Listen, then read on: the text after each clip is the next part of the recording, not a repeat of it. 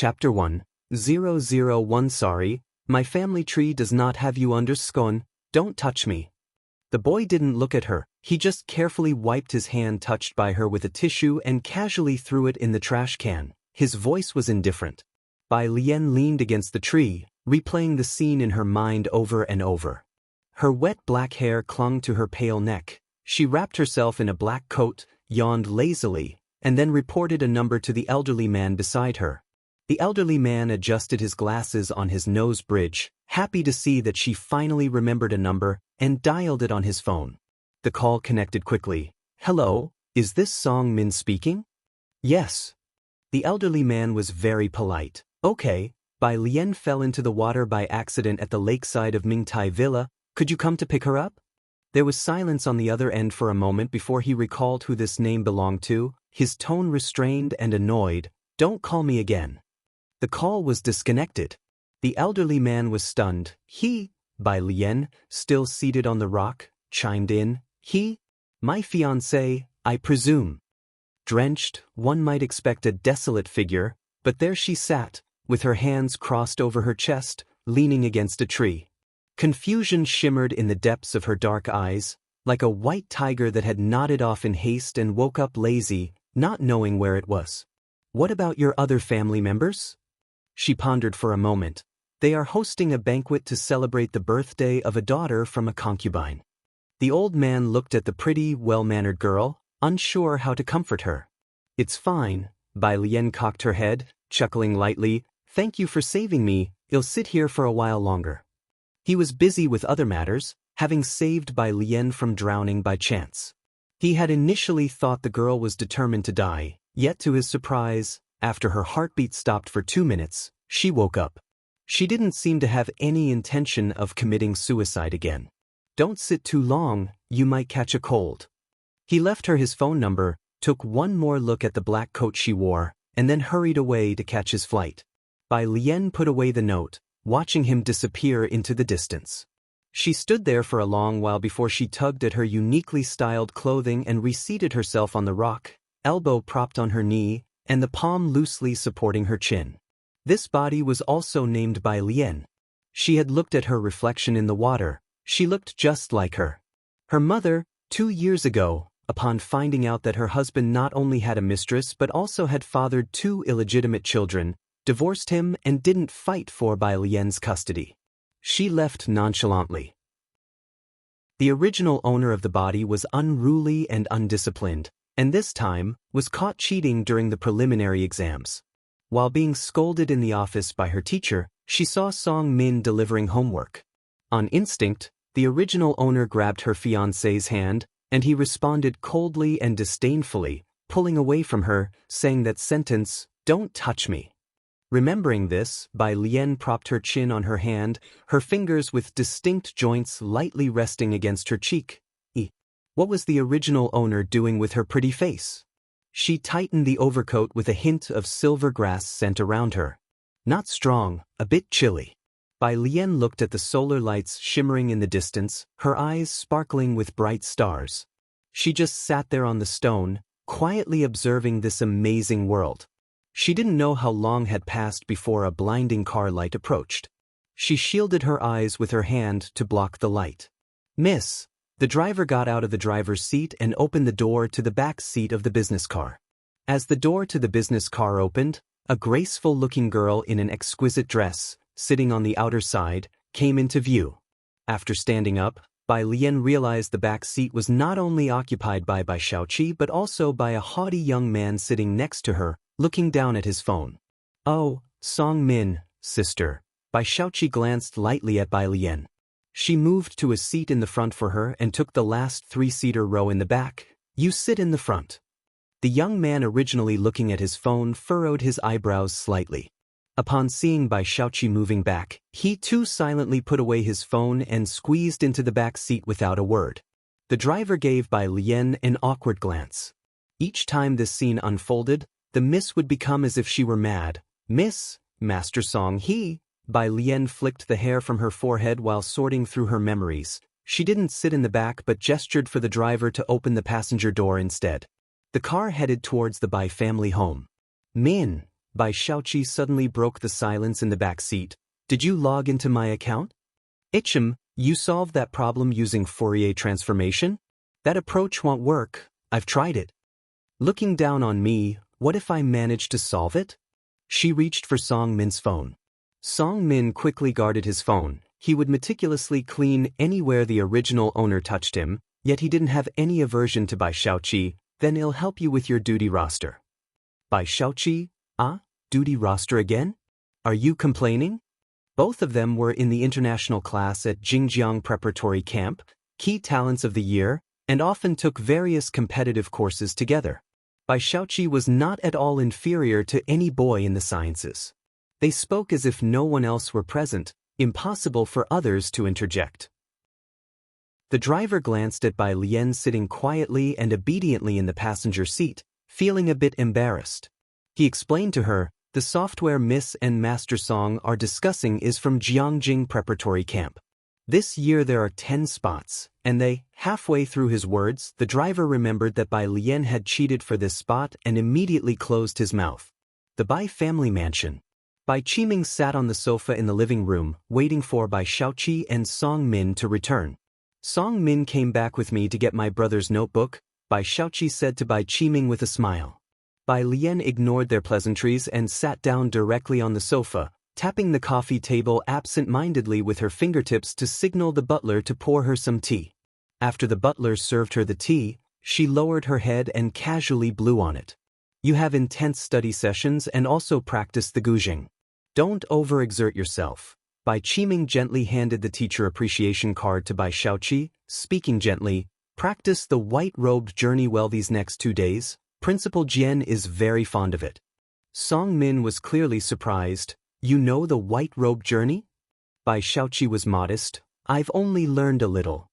Bai Lian leaned back on the sofa, gathering her half-dry black hair behind her ear, gazing at the teacher appreciation card for a long while before lazily interrupting their polite chat with a tap on the rim of her cup. That appreciation card was my birthday gift from 2 years ago. Bai Xiaoqi's voice paused, and she narrowed her eyes at Bai Qiming's teacher appreciation card. Then, with a smirk that was not quite a smile, she said, Sister also learned to play the Chinese zither? Upon hearing this, Song Min, who was standing nearby, lowered his head. Everybody in Beijing knows that Bai Lian has no real skills. Bai Qiming cast a reassuring glance at Bai Xiaoqi and then turned his gaze to Bai Lian, his voice turning cold. Principal Jian is a professor at Jiangjing University. She's very strict with her students. You have no musical talent, so it's useless for you to have it. Xiaoqi is more suitable than you are. Bai Lian held the teacup, looking very harmless as she replied, no musical talent? She chuckled. Quite interesting. She had switched bodies. Did I say something wrong? Bai Qiming's eyes were heavy, but he thought she was being evasive. You drove away 3 teachers, even fell asleep in Teacher Li's music room, and after studying for a year, tell me, do you even know how many strings a guzheng has? So that was it. Bai Xiaoqi withdrew her gaze. Dad, if sister wants to learn, then let her have it. I'm going upstairs. Lowering her eyes with an openly mocking smile, she touched her sleeve, clearly disgusted by Bai Lian's behavior. It was nothing more than parroting. She went upstairs, not in the best of moods. Seeing her leave, Song Min followed her. He indifferently walked past Bai Lian without sparing her a glance. Song Min had known since childhood that Bai Lian was his fiancée. Others said his fiancée was quite attractive, but to him, Bai Lian was just that, a title, a fiancée.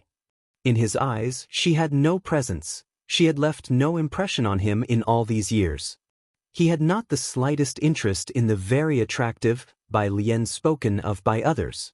Once the two left, Bai Qiming's face darkened, and he handed the teacher appreciation card he was holding to the butler. He looked at Bai Lian indifferently. Why did you cheat? Bai Lian retorted, I didn't.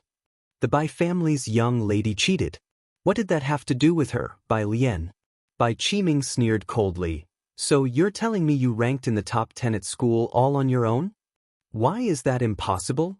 Bai Qiming found her refusal to admit any wrongdoing utterly hopeless. Come with me to the ancestral hall. the ancestral hall contained many spirit tablets. Bai Qiming took 3 sticks of incense, solemnly paid his respects, and then said to Bai Lian, you're 18 now, not 8. When your elder brother was your age, he had already won several awards and handled several cases. He meant no sarcasm, he was simply telling the truth. When Bai Lian was in her first year of high school, Bai Qiming also put in a lot of effort, specially arranging for her to be in the same class as Song Min to foster affection. But Bai Lian did not keep up with the international class curriculum and fell to the regular class after the first exam. In contrast, Bai Shaoqi thrived, getting into the international class on her own merit and participating in various extra-credit competitions. Bai Lian was looking at the spirit tablets behind him, his every word treading upon her minefields. Don't talk nonsense. Can the son of a mistress also count as my elder brother? Don't you have your own family tree? Or do you have to piggyback on mine? She said, still in her clothes from outside, the black hair winding about her slender, pale neck. She leaned on her overcoat, against the door frame, and lightly laughed at Bai Qiming. The family butler watched from the side, his heart racing. The recognition in Bai Lian's strikingly beautiful face as she smiled was akin to that of a highly intelligent psychopath. A scent of blood was in the air. Bai Qiming had never been defied like this before, especially by Bai Lian, the daughter he least respected. His face turned red with anger. Rebellious child, you're completely unreasonable. He placed the incense properly. Not to mention competing with Shaoqi, even if you had 1/10 of her. But throughout Bai family's 200-year history, there has never been someone like you. He looked Bai Lian up and down, defining her word by word, a cheat in exams, a good-for-nothing scholar. Repent properly in front of your ancestors, and don't come out until you realize what you've done wrong, otherwise. He looked down at Bai Lian from his superior position as if appraising an inconsequential product. Go back to Xiangqing and don't ever set foot in the Bai family mansion again. Chapter 2, 002 Did Miss admit her mistake? _1 The ancestral shrine doors were closed. The butler's anxiety, which had risen to his throat, slowly settled down. He looked at Bai Lian, his gaze equally complex. Xiangqing, the most remote and also the furthest city from Jiangjing on the border of Beijing. Dirty, chaotic, a haven for crooks and criminals, the most corrupt place in the country, that even lacked a high-speed train station. Bai Lian seemed contemplative as she looked at the Bai family ancestral tablets, with only 200 years of history. With complex emotions, she asked the butler, "Is white clothes still around?" White Clothes is one of the 10 most famous ancient tunes, the school song of Jiangjing University, known to any schoolchild, so the butler thought she was making conversation and replied, "Miss, why must you create such a spectacle? A person's destiny is what it is from birth.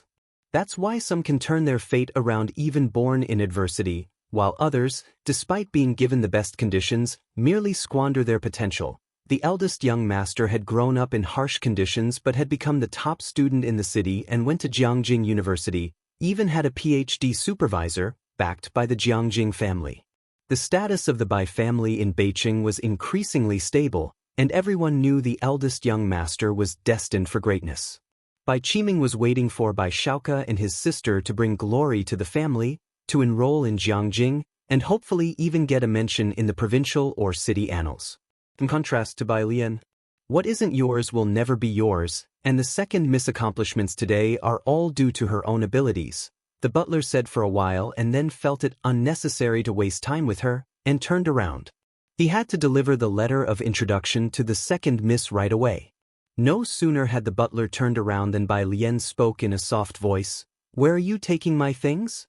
The butler was stunned.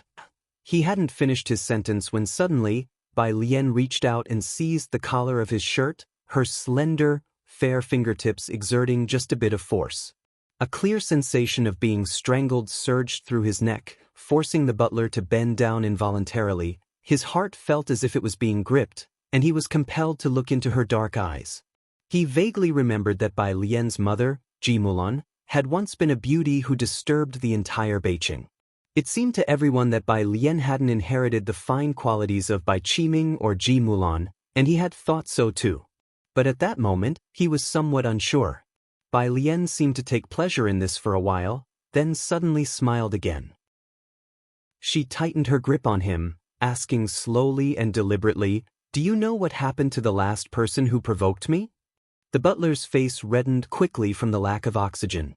She let go of his throat, still unhurried, and she adjusted his collar for him, her voice soft and gentle. "You see, I was just making a little joke. What are you afraid of?" The move could be described as gentle. Yet inside, the butler felt his hair stand on end, and the alarm bells in his head were screaming wildly. He covered his neck with his hand, coughing continuously. Once again, his gaze towards Bai Lian was filled with fear. Bai Lian pushed him away and suddenly retracted her smile. Like boiling water suddenly turning to ice. She picked up the letter of introduction from his hand lazily with 2 fingers, casually blew off the non-existent dust from the name card, and said with an unclear meaning, "Make arrangements. I'm going to Xiangqing." 2 days later, Xiangqing, the most remote border city in the country, untouched by 3 years of poverty alleviation efforts. There were no developed transportation systems here, not even many slightly taller buildings. Bai Lian stood beneath the city wall, flipping back the hood of her sweatshirt and looking up. The ancient walls, weathered through thousands of years, collapsed stones, moss thriving in the shaded areas, flanked by rows of languid banyan trees, through whose gaps light and shadow flickered and danced. She held a black backpack in one hand, and beneath her feet, 5 sticks of incense burned, their smoke spiraling into the clear sky. A little boy squatting on the ground, fixated on a large water wheel, glanced at her twice, and seeing that Bai Lian hadn't moved on, continued to stare at the water wheel. A cell phone ringtone roused Bai Lian from her reverie. "Alien, haven't you arrived yet?" It was the voice of her maternal aunt in Xiangqing, tentative and cautious. Bai Lian scooped up her backpack and swung it onto her back. "I'll be right back." In the distance, a drop of water plummeted down, melting into the dust. She watched the incense burn down to stubs before she slapped the hood of her sweatshirt onto her head and walked toward the bus station. Outside of Xiangqing ran a moat, split and diverted into the city. Inside the city gates, a large wooden windmill was perched over the water. As the water flowed, the windmill rotated at a leisurely pace. The little boy, Yu Guang, noticing her departure, finally decided to move, following her to the bus stop. Bai Lian stood in the shade of the trees, looking down at the little friend who barely reached her waist. Her slender fingertips rested against her phone, tapping away casually. This little friend had been following her since he got on the bus with her from the train station. Chapter 3, 002 Did Miss admit her mistake? _2 His eyes were dark and bright, with a buzz cut, dressed in a white shirt, with a small blue knitted vest over it and black leather shoes, clean and tidy. Exquisite and beautiful. Everywhere was a sense of dissonance with the rundown town. "Why are you following me?" The child lowered his head, repeatedly unbuttoning and then fastening the cuff button, focusing on it as he said, "This morning my brother gave me half a banana, half. There were no seats at this bus stop. Quite simple, not many cars on the road, just a few here and there." Bai Lian leaned lazily against the bus sign, dozing off. "I don't understand." "Oh, I'm waiting for my parents to pick me up and take me to their world," he said, still staring at a red ribbon on Bai Lian's left hand. "My brother can know where I'm at, he just can't be bothered with me." "Ah." Bai Lian tilted his head, suddenly opened his eyes to stare at him for a bit, then reached out to flick his forehead. "Then your brother is pretty cool." "Oh." The child's gaze shifted to a black car slowly approaching from across the street, silently rebelling against her last statement. Across the street, a black business Maybach. The buzz-cut driver rests one hand on the steering wheel, on high alert even in these harmless streets. He breathed a sigh of relief only when he saw the child across the street, pressing his Bluetooth earpiece. "All pull back, turn off the infrared, don't aim at the ordinary crowd." There was only a young man in the back seat, with a notebook in front of him that bore no logo, his white shirt buttoned up to the top button, with light-colored eyes and a pale complexion. He casually swiped the laptop screen, opening files. The email documents showed complex numerical formulas. He glanced over them, his thick eyelashes drooping slightly, typing comments with one hand. Stop sending me junk. Jiang Fulai casually pressed a few keys, and a voice pop-up window appeared in the lower left corner of the computer, featuring a man in a lab coat, who complained, I say, what did you do to those our country researchers? Speak. Jiang Fulai was a man of few words. Damn. The man laughed uncontrollably, as if recalling something amusing. Today they collectively filed a complaint against you to the Mensa Alliance. You know I can't reach the Alliance threshold. I heard from a teacher. Could this affect you? The Mensa Alliance, a global alliance of top intellects. The entry requirements were extremely harsh, with only 100 members worldwide. Many countries didn't even have a single individual who could meet the threshold. In our country, only 3 people passed the assessment. Jiang Fulai tapped idly on the tabletop with the tips of his fingers, giving a sharp comment. Then I wish them success.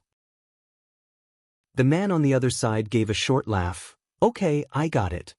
Jiang Fulai turned off the computer screen, his gaze lazily moving to the window, his light-colored phoenix eyes veiling an inherent indifference. The one-way glass provided a clear view outside. The girl wore a white sweater, a bag casually slung over her right shoulder. Her left hand rested on the child's forehead. Her action revealed a glimpse of the wrist and the red ribbon tied around it, a vivid red about an inch wide, loosely wrapped twice around her pale wrist, fluttering gently with the wind. She sensed something and carelessly glanced this way. A fleeting glimpse. Jiang Fulai's fingertips paused on the black flip of the laptop.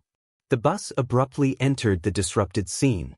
The child looked at the bus wavering exhaust fumes, really wanted to follow Bai Lian onto the bus, but didn't dare. So he stood still. The car opposite was in no rush, content to sit there unhurried. He unbuttoned and rebuttoned his jacket, dawdling for about 10 minutes before finally lifting his foot to walk towards the opposite car. The rear door opened automatically, and he climbed in, hands and feet working together. Young Master Jiang He, the crew-cut driver, glanced back and greeted. The little boy took a while before he let out an, "Oh," his reply slow, "Uncle Ming." Meanwhile, at the Bai family's residence in Beijing, family conference room, the meeting was drawing to its conclusion. Bai Shaoqi entered with her test papers in hand. An elder's eyes brightened immediately. He spoke up, "Shaoqi is back from school. Come in quickly, we've just finished the meeting." The others all stood up to greet Bai Shaoqi in turn. "You're in your senior year now, aren't you?" The elder then said to Bai Qiming, "Qiming, our Bai family clan fully supports you. Whatever Shaoqi needs, just mention it." The Bai family lineage already spanned 200 years, but it was only with the appearance of a scholar in the first generation that their ancestral records began. This scholar was also their founding ancestor. Since then, no one of note had emerged from the Bai lineage. Until Bai Shaoka appeared. "Thank you, Grand Elder." "Yes, she's in her senior year," Bai Qiming smiled, then shook his head. "However, the competition in her cohort is too fierce." Just from what had heard, there were already 10 individuals contending for the valedictorian title, including Song Min. Why haven't I seen Alien? The Grand Elder looked towards the open doorway, puzzled at not seeing Bai Lian. Talk about jinxing the moment. Bai Qiming's mood plummeted, the smile fading from his lips. The conference room fell silent as the others dared not speak. "Let's leave first, Grand Elder." Bai Qiming, now riding high because of Bai Shaoka, was not someone the others in the clan wanted to irk. With the meeting over, they hastened to pull the Grand Elder out. Once outside the conference room, someone explained to the Grand Elder, Bai Lian was caught cheating on an exam at Beijing High School and might be expelled. Beijing High School was one of the top 10 schools nationwide, not easy to get into. The Bai family had put in great effort to have Bai Lian admitted, only for it to lead to such a scandal. I originally thought that a genius like Ji Mulan wouldn't have descendants who lagged behind. The Grand Elder's face showed both annoyance and scorn upon hearing the news. He sighed. "It seems that small households truly cannot stand on the same stage as us." Inside the conference room. "You did very well." Bai Qiming took Bai Shaoqi's test paper, unsurprised to see a perfect score. After signing it, he handed it back to Bai Shaoqi. "Don't take your sister's behavior to heart." "I know," Bai Xiaoqi nodded indifferently. She never considered Bai Lian as a rival, so there was no question of harboring any grudges. Bai Qiming then comforted his daughter, even though competition is fierce in your grade, if you can pass the interview with Principal Jian and receive her teaching and recommendation, you might still make it into Jiangjing. I will do my best. Her expression was proud and ambitious. Bai Xiaoqi had always believed she would not end up like Bai Lian, stuck in place and looking up at others. Bai Qiming naturally believed in her as well. Had raised his children well from a young age, and they had never caused him any worry. He sent Bai Xiaoqi back to her studies. After everyone had left, the butler came in to refill Bai Qiming's teacup.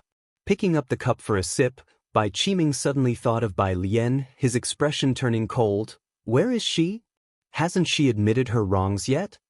The butler knew that she referred to Bai Lian. He dared not speak.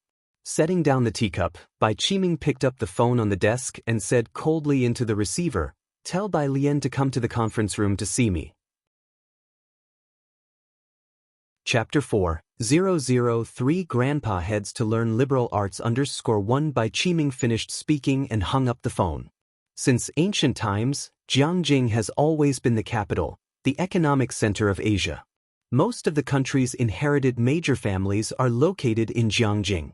Centering on Jiangjing, for cities in the southeast, northwest form a clear-cut circle of power and nobility, which to this day remains a chasm that one cannot cross. Almost everyone strives from birth to attend Jiangjing University, that emblem of status and identity. And Xiangqing, a border town, inhabited by all sorts of people, swarming with international fugitives, where countless people go missing each year, and most people earn a fixed salary, their lives set in stone once they enter the city. Naturally, Bai Qiming didn't think Bai Lian would go there. Businessmen prioritize profit, and his love for Ji Mulan had been wearing thin day by day. Accordingly, Bai Lian's status fell day by day. Even ordinary families can't treat everyone equally, let alone a grand household like the Bai family. Otherwise, he wouldn't have been unaware that Bai Lian had left the Bai family long ago. The servants downstairs were also restless upon receiving the call, not understanding Bai Qiming's intention, only exchanging worried glances. Where could they find another young miss to bring back? Shortly after, the servant who answered the phone nervously went upstairs to knock on the study door. Where is she? Bai Qiming glanced at him. The servant was on the verge of tears. The young miss, Butler Bai was by the side, his voice hoarse and his expression complex as he explained, "Sir, the young miss, she set off for Xiangqing that night." As for the ancestral hall, she didn't even give it a glance. The study instantly fell into a cold silence. Good, very good indeed.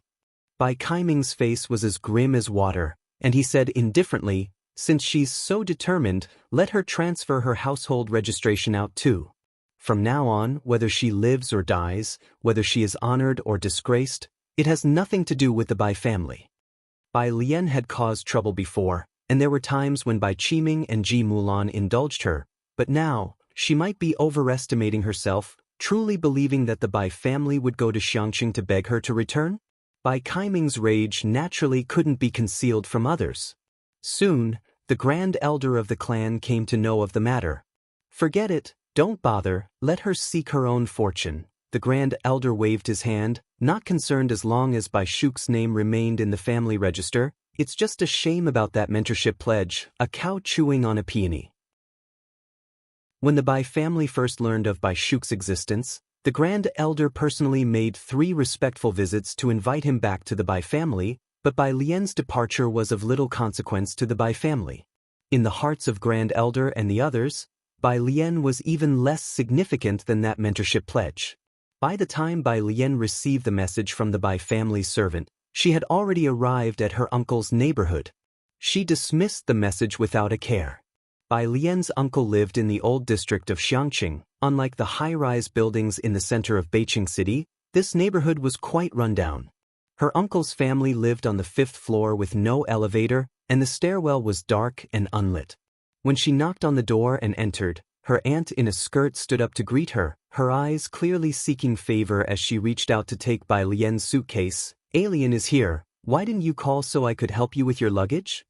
Bai Lian didn't hand it over, and her aunt chuckled awkwardly, stepping back. Bai Lian looked up. Hello.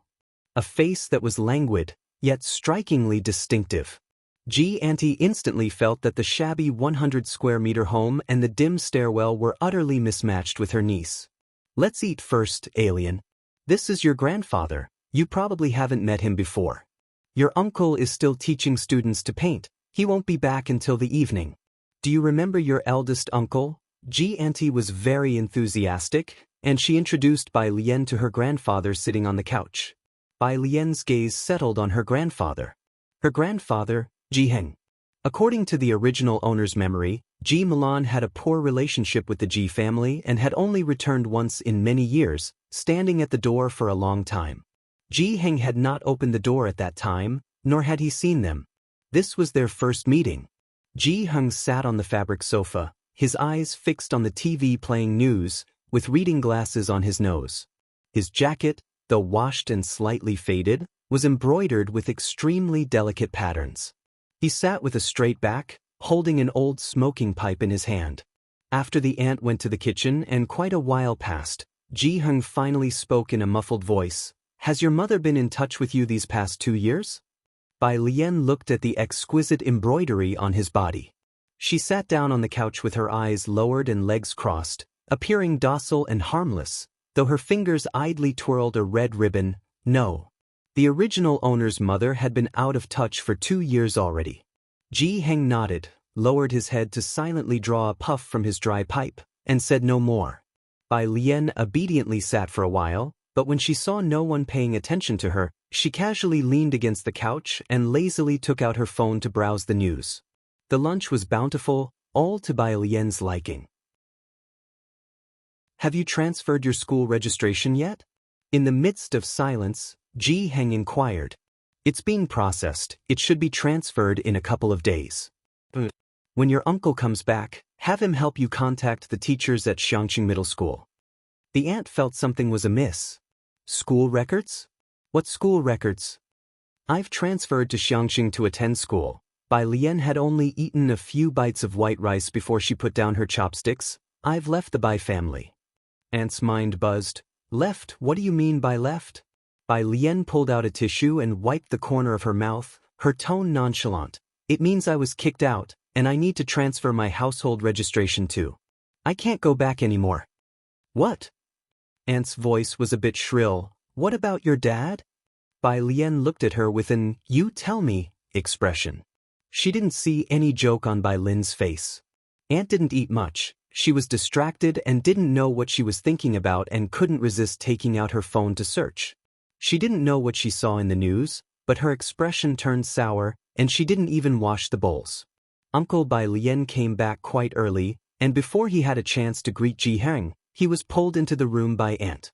The soundproofing wasn't very good, and from the room came the muffled voice of Aunt. Ji Xiaojun, did you already know she would be staying here and had me prepare a room for her?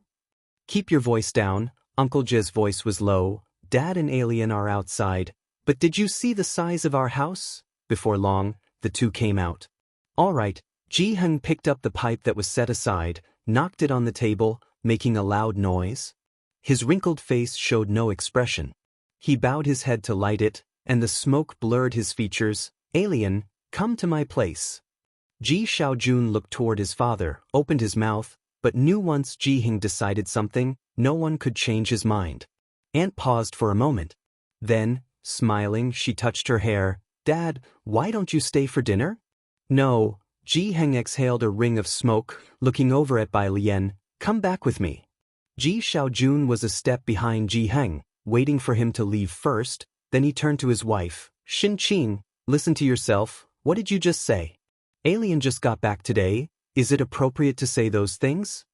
After many years of marriage, his wife wasn't without emotional intelligence.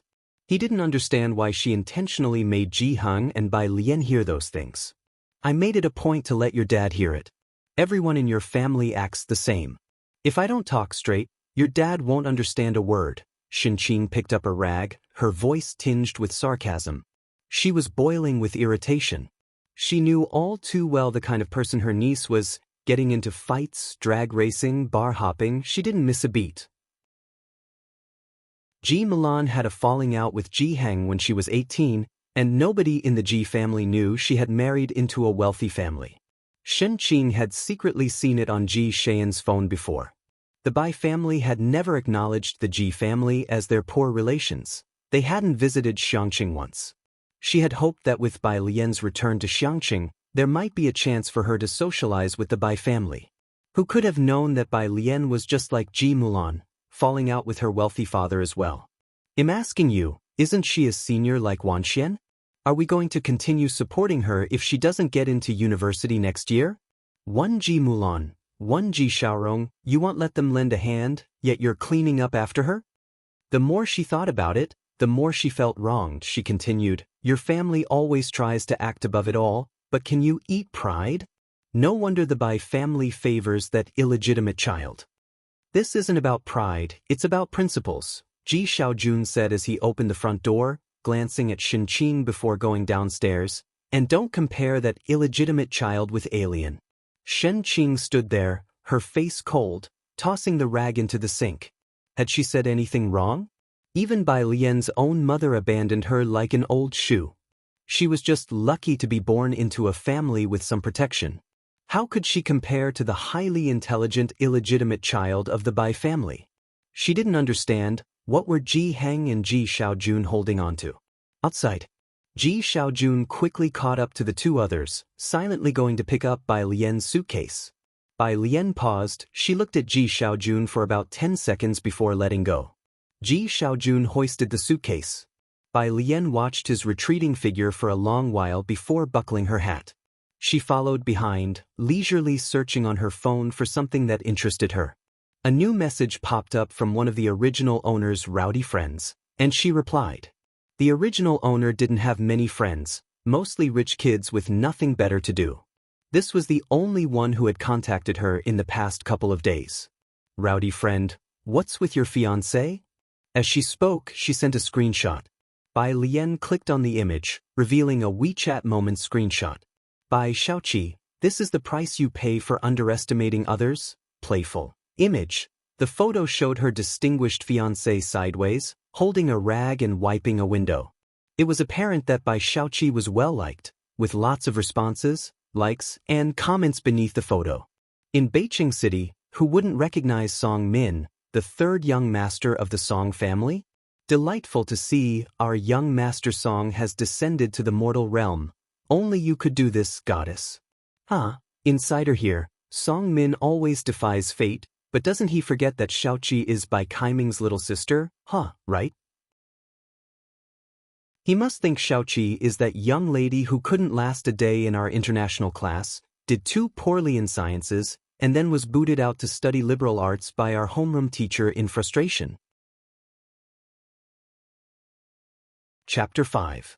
004 Purist Street Tyrant. How it's made _1. What? She used to be in the international class? Confused face. How did she get in there? Listen to me. Class 2 is the real victim here, being dragged down by an aircraft carrier. Class 2 class representative. It's so annoying. Our humanities class grades were dragged down by her, and this time it's even better. She scored 0. She cheated alone and our whole class has to face the ridicule. Bai Xiaoqi replied to Class 2 class representative, sister has already gone to Xiangqing. This is the entire content of the screenshot. The original owner didn't add Bai Xiaoqi on WeChat, nor did they add Song Min. The friend then messaged Bai Lian. I'm so pissed, she just deliberately replied to that message from the Class 2 representative, and everyone is spreading it like crazy. What's really going on? Are you actually in Xiangqing? Bai Lian, as you can see, I'm in Xiangqing. The friend, are you a fucking idiot for going to that back of beyond place? The friend? Bai Lian, smile? The friend, you send me a smile? Miss Bai isn't too familiar with modern people's smiles. She typed a question mark and went back to the search engine, looking up topics of interest. Ji Heng doesn't live in a complex, he lives on Purist Street. In an undeveloped slum of Xiangqing, there is a large area of bungalows, dark and damp, with a street outside, a no-man's land, full of bars and black markets at the end of the street, very chaotic. The river that faces Pura Street from afar marks the boundary between two countries. This area is particularly chaotic. Most of the time, even the police don't dare to interfere.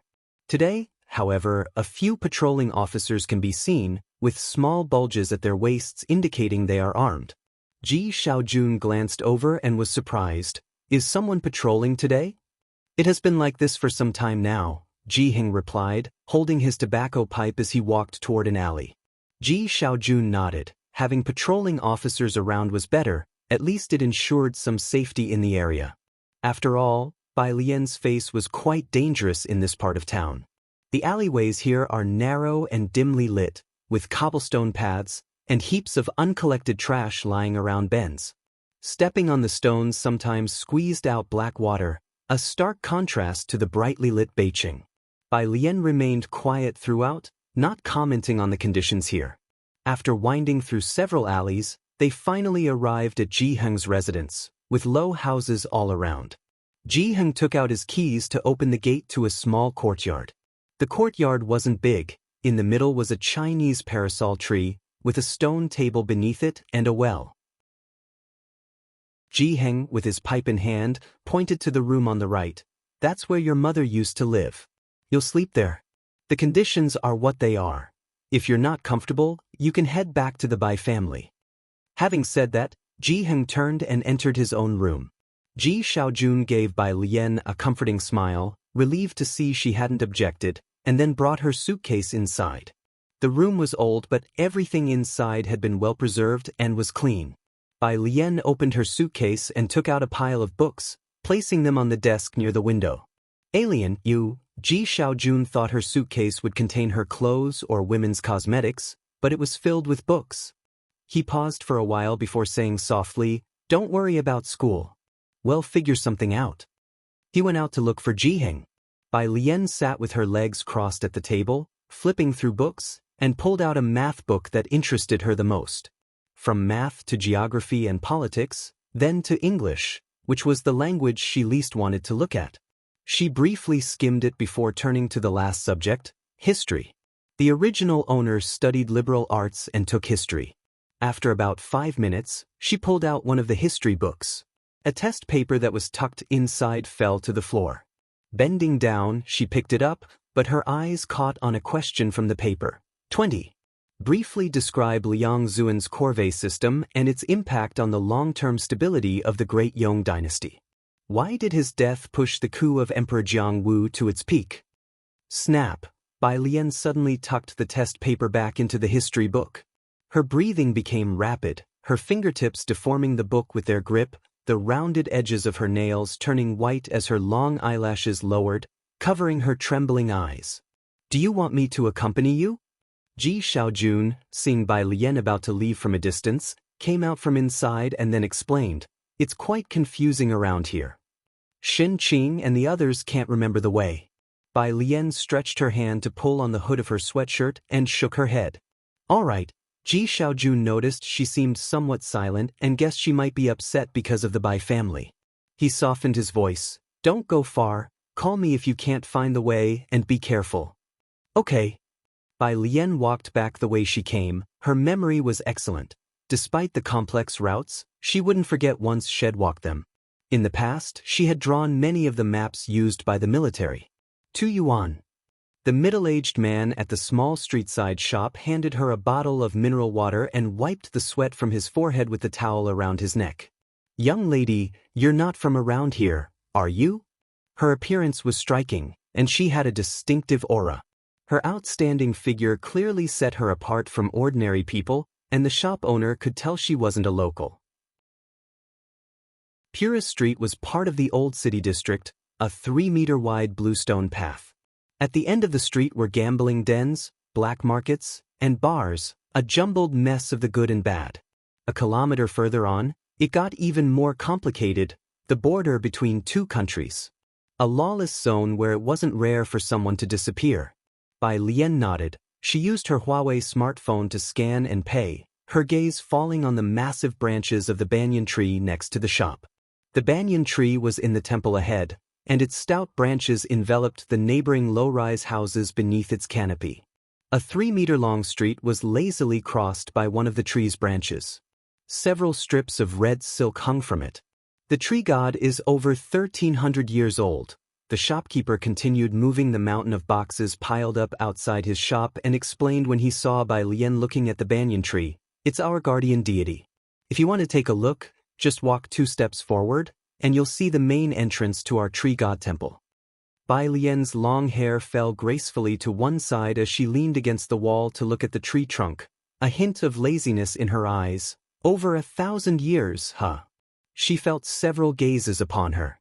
The shopkeeper put down a box and turned around, involuntarily tightening his grip on the towel around his neck. A few people appeared on the street. It wasn't too hot, but the leader wore a white tank top.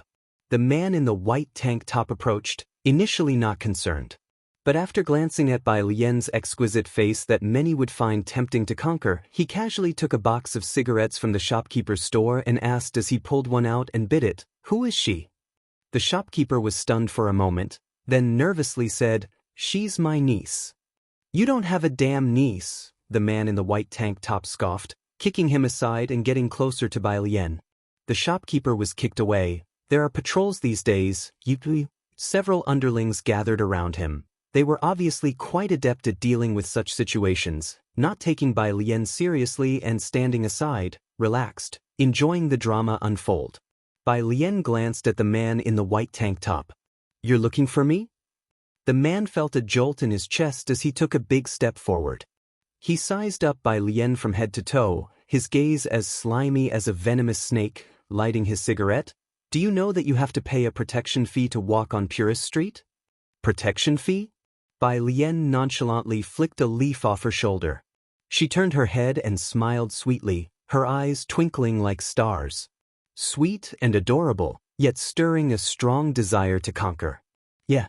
The man in the white tank top, unable to hold back, reached out to touch Bai Lian's face. At that moment, Bai Lian twisted the empty bottle and threw it into the trash can.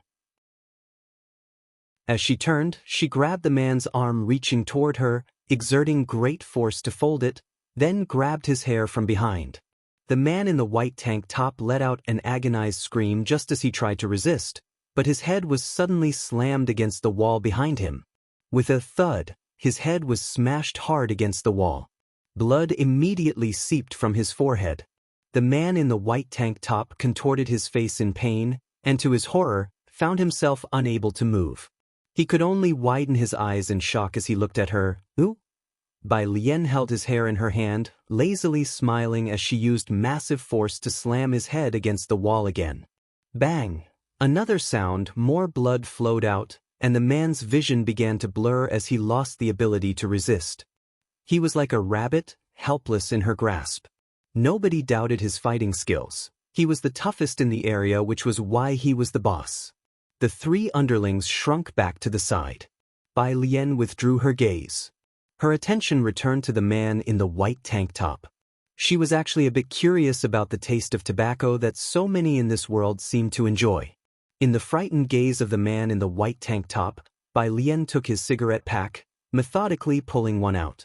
With her rosy lips gently biting the tip, her eyelashes casually drooped as a nearby underling immediately stepped forward to light it for her. Her hair slightly disheveled, she exhaled a thin stream of smoke from her mouth, casually holding the cigarette between her clean, slender, and pearly white fingers. With her other hand, she lazily held the man's hair as his blood dripped down his face, drop by drop, to the ground. She lazily flicked the ash. "So, now, do you still want that protection fee?" Chapter 6, 005 From Arts to Science. Witnessing the deification undergone, Bai Lian lazily tilted her head, her left hand grasping her hair faintly revealed a streak of crimson, the smoky haze softly blurring her exquisite and radiant features. It was a kind of breathtaking beauty. Yet reflected in the eyes of the man in the white tank top was Bai Lian's quasi-smiling face, and he could no longer harbor any other desires. He couldn't speak, only shook his head frantically in terror. "Is that so?" Bai Lian let go of his hair. The smell of smoke was not to her liking. She lazily tossed the cigarette on the ground and stamped it out. "Know how to clean up a scene?" Her polite demeanor genuinely frightened others. They nodded obediently. Bai Lian dusted off her sleeves, glancing at them before leaving, and said lightly, "What are you scared of? It's not like I chopped off your heads." Her attitude was very laid back. Of course, only if she hadn't spoken with the same tone one would use when chopping up cabbages. Only after she left did the man in the white tank top slump against the corner of the wall, fearfully moving his numb fingertips. It took his younger brother a long time before he dared to quietly move over, squatting at his feet, and lighting a cigarette to quell the shock. "Why did you provoke her?" The man in the white tank top. 15 minutes later. When two patrollers came back around, they stared dumbfounded at the entrance of the small store on Purist Street. The rather troublesome gang leader with some backing was nursing an injury, diligently helping the shopkeeper sweep the floor, move objects around. The other lackeys were also busily engaged in work. "What are you looking at?" The man in the white tank top, clutching a cigarette, glanced at the two officers and grumbled irritably, "Damned cops." After cursing, he continued moving boxes. The shopkeeper standing nearby, trembling with fear, was just about to lend a hand. The man in the white tank top returned the money he owed the shopkeeper for cigarettes, looking fierce and menacing. "Did I ask you to clean up?" He continued unloading the goods, unable to understand even after a puff on another cigarette. What, is she crazy? How can she smile so sweetly and fight so savagely? The man in the white tank top thought expressionlessly. She even wanted to chop off his head. Not far away. "Hello? Captain." The young officer watched the small shop warily, took out his walkie-talkie with a grave expression. "Yes, request a thorough check on the owner of the small store at 112 Purist Street. No, I'm not joking." It wasn't yet dark when Bai Lian got back. Ji Xiaojun was just stepping out to look for her. He noticed that after a short outing, Bai Lian seemed to be in a better mood again. Ji Xiaojun felt a bit more at ease. Knowing life in Xiangqing Beiqing varied greatly, he truly feared Bai Lian might struggle to adjust.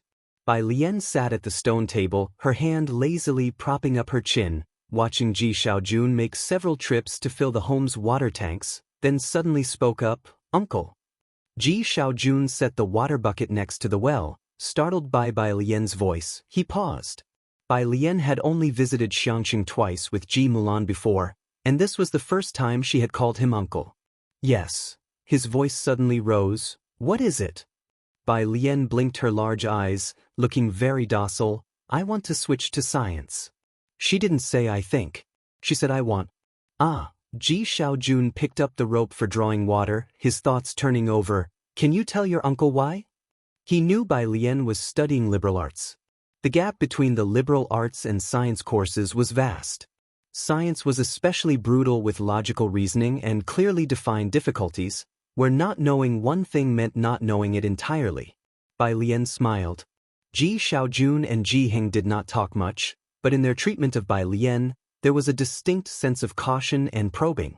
This gave her a sense of acceptance and recognition in a strange world. She didn't dislike it, she even felt a bit of belonging. Of course, she didn't understand why the original host abandoned such good family members and died in the lake for a few unrelated people. "No particular reason." Bai Lian titled her head and asked again, "Can't I, uncle?" Ji Xiaojun, "Good, you can. Leave it to me." Watching Ji Xian's retreating back as he went to find Ji Heng, Bai Lian withdrew her docile gaze and smiled lazily with her chin propped up. Being alive seemed not too bad after all. "That's your reason for agreeing?" Ji Heng held a bolt of fabric, looking at Ji Xiaojun, his deeply lined face showing a look of incomprehension. There weren't many people in the courtyard. Besides the kitchen to the left, there was also a small storeroom, filled with brightly colored fabric despite being somewhat aged. Ji Xiaojun would help Ji Heng clean whenever he had time. He let out a sheepish laugh, adjusted a dust cover and muttered quietly, "But she called me uncle." "Nonsense." Ji Heng's face tightened with sternness, his authority undiminished. "She's in her 3rd year of high school and knows no better, do you not? Switching from liberal arts to science at this stage, is that a joke?" Switching subjects in the senior year of high school was quite an absurdity indeed. His son was highly intelligent, so why be so muddled on this matter? Ji Xiaojun was also puzzled by Lien's sudden change of heart. She had been out, came back in a good mood, and then suddenly wanted to switch subjects. He silently continued with the task at hand, then suddenly recalling something, he hesitantly spoke up, "The two illegitimate sons from the Bai family, aren't they all studying science?" Bai Xiaoke became the top scholar in the city last year and was admitted to Jiangjing University. The Bai family had made quite a stir online. Even here in Xiangqing the news spread, and people said the illegitimate daughter was exceptionally good in the sciences. As Ji Heng caressed a piece of fine satin, he heard this but didn't immediately respond. His hands were already lined with deep, rugged wrinkles. After a long while, he said, "Her temperament, Dad." Ji Xiaojun had some regrets about bringing it up. "I think Alien has become more sensible this time. She's thoughtful, a late bloomer. You should give her a chance. Let her retake the exam next year. She might still achieve an ideal score." Of course, he was just casually mentioning it. He knew what his niece was like. If she could quietly finish her senior year, that would be quite an achievement. Their family didn't expect her to come back with any top scholar honors for them. If she was happy, then they would let her be. Whether she studied literature or science didn't matter. Ji Heng turned around and cautiously pulled out a small oil paper package from the cabinet behind him. He then opened the package and drew out a slender needle. He didn't argue any further. Ji Xiaojun could tell he had agreed when he saw this. As he put away the fabric, he looked at Ji Heng with the needle in hand. "Shall I help you bring out the embroidery frame?" Ji Heng did not immediately answer. After a good while, he gave a nearly imperceptible nod. "Go ahead." Ji Xian's eyes lit up. "Okay, they'll go right now." It was already dark. Ji Xiaojun called Shun Qing to say he'd be home late and stayed to help Ji Heng tidy up the warehouse. They took out things like the embroidery frame, cleaned them, and then set them out to dry in the courtyard. He hummed a tune as he wiped down the dark-colored embroidery frame. The light in Bai Lien's room was also on. He could see her reflection in the window, reading at her desk. Bai Lien was different. Ji Xiaojun felt it. Even today, when she stepped into the dark water on the cobblestones, she didn't frown at all. She was different from her mother. Suddenly, Ji Xiaojun felt that Bai Lien being sent back by the Bai family might not be such a bad thing after all. Ji Xiaojun was helping Bai Lien contact schools and teachers. Additionally, there was the matter of her household registration, which needed to be transferred to the Ji family. These past days, Bai Lien had been in the library. The astonishments of this era were not just limited to mobile phones and computers, but included the library too. She had never seen a library with such an extensive collection that was also open to the public. This really was a wonderful era. There was just one problem. Bai Lien looked down at the physics book beside her, then at the physics problems. After writing a couple questions, she put down her pen and murmured softly, "Now, am I finally going to start tarnishing my teacher's reputation?" She wouldn't dare to claim a deep mastery over the refined arts and sciences expected of a scholar as in the past, but at least she had become proficient. As for the knowledge in the modern era of rapid technological advancement, the original owner of the body had a mind completely empty of information. She had been reading books in the library for a few days now, and could understand most of it. She felt the books she was reading were not necessarily difficult, but the problem was this. The knowledge and examples she studied. 1 + 1 smiley face. The questions she was doing. Prove I pi plus 1 is equal to 0, Bai Lien idly pondered. Would the teachers forgive her for disgracing them in the modern world if she burnt a few more incense sticks for them when she returned? The library had a vast collection of books, but there were shortcomings. For instance, the depth of knowledge and the volume of problem sets were lacking. She hadn't come across them. Hearing her sigh, the child next to her with a paintbrush turned his head, looking at her with big, clear, sparkling eyes. "Choose C." He suddenly spoke. Bai Lien paused. She flipped to the answer key. C was correct. So she turned to him. Mental calculation? On her first day at the library, she had seen this kid, a little friend who had followed her from the train station to the city gates since her arrival in Xiangqing, quite a fate. In the days following, both of them would appear right on time at 8 o'clock when the library opened. They studied and read together, not much for talking. The little brat shook his head. After a pause, he explained, "My brother created a rapid recollection model for these kinds of questions, using a special algorithm." Whose ordinary kid memorizes rapid recollection models? Yet Bai Lian accepted this readily. Really? Do you want some milk tea? No. Bai Lian didn't give him a chance to object. She leaned on the desk with a smile light as spring rain. "Oh, by the way, I've always considered you a good friend." She hesitated for a moment. "What's your name?" "Jiang He, as in the crane that leaves for the lone mountain and has yet to return." "Ah, Jiang He, I've always considered you a good friend." Bai Lian crumpled the piece of paper in her hand and threw it casually behind her, tapping his head. "Come on, let's go outside." The two left their seats. The paper ball smoothly landed in a red hollowed-out wastebasket in the corner. A ring came from the mobile phone in her pocket, an unlisted number. Bai Lian casually answered, "Hello." The person on the other end hadn't expected her voice to be so calm. There was a pause before the dispassionate voice said, "It's me." "Who?" Bai Lian wasn't very patient. "Bai Lian, I have more in common with Bai Xiaoqi. Even without her, our relationship wouldn't change." On the other end of the phone, Song Min didn't believe that Bai Lian didn't have his number, he just thought she was pretending. Pressing the center of his forehead, his voice was cold and exasperated. "You think it's very childish to take the master's token to Xiangqing because of this?" Chapter 7. 006 treats everyone equally. Jiang Fulai _1 huh? Bai Lian was so angered she laughed. She had figured out who the person opposite her was. Clutching Jiang He's head, did this Song person think she had become jealous of Bai Xiaoqi, and that's why she deliberately took away the apprenticeship token? First of all, you need to understand one thing. The apprenticeship token was left to me by my mother. Bai Lian stepped out of the library, glancing at the milk tea shop across the road with her slightly squinted eyes that were pitch black and deep. There was a shallow defiance hiding within her clean and cold beauty. "And another thing, as for my belongings, it's not just about me taking them away. Even if I burned them, what could you do about it?" There was a pause at the other end of the phone where Song Min was.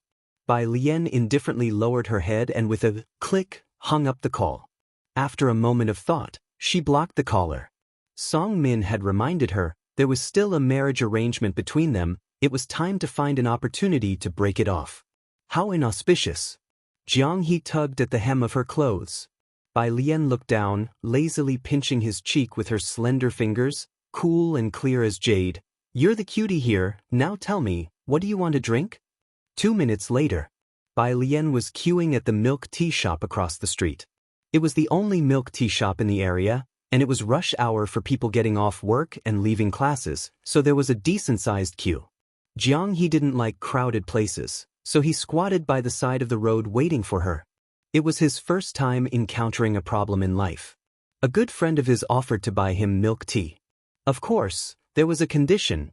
Jiang He poked his black wristwatch on his right hand, which immediately displayed a floating lightweight three-dimensional interface. He opened WeChat, hesitated for a long time, and finally sent a message. How to quickly learn physics, in the center of Xiangqing. A standalone Chinese-style manner. Several people were waiting across the road. "Dr. Gao, I didn't expect you to visit Xiangqing. I just received the news yesterday," said a well-dressed elderly man, looking at the young man with exceptional politeness. If other residents of Xiangqing were there, they would have been greatly surprised. For this elderly man was Ren Qian, a frequent figure in Xiangqing news, and one of the city's administrators. Dr. Gao was quite young and not tall, with glasses perched on his nose.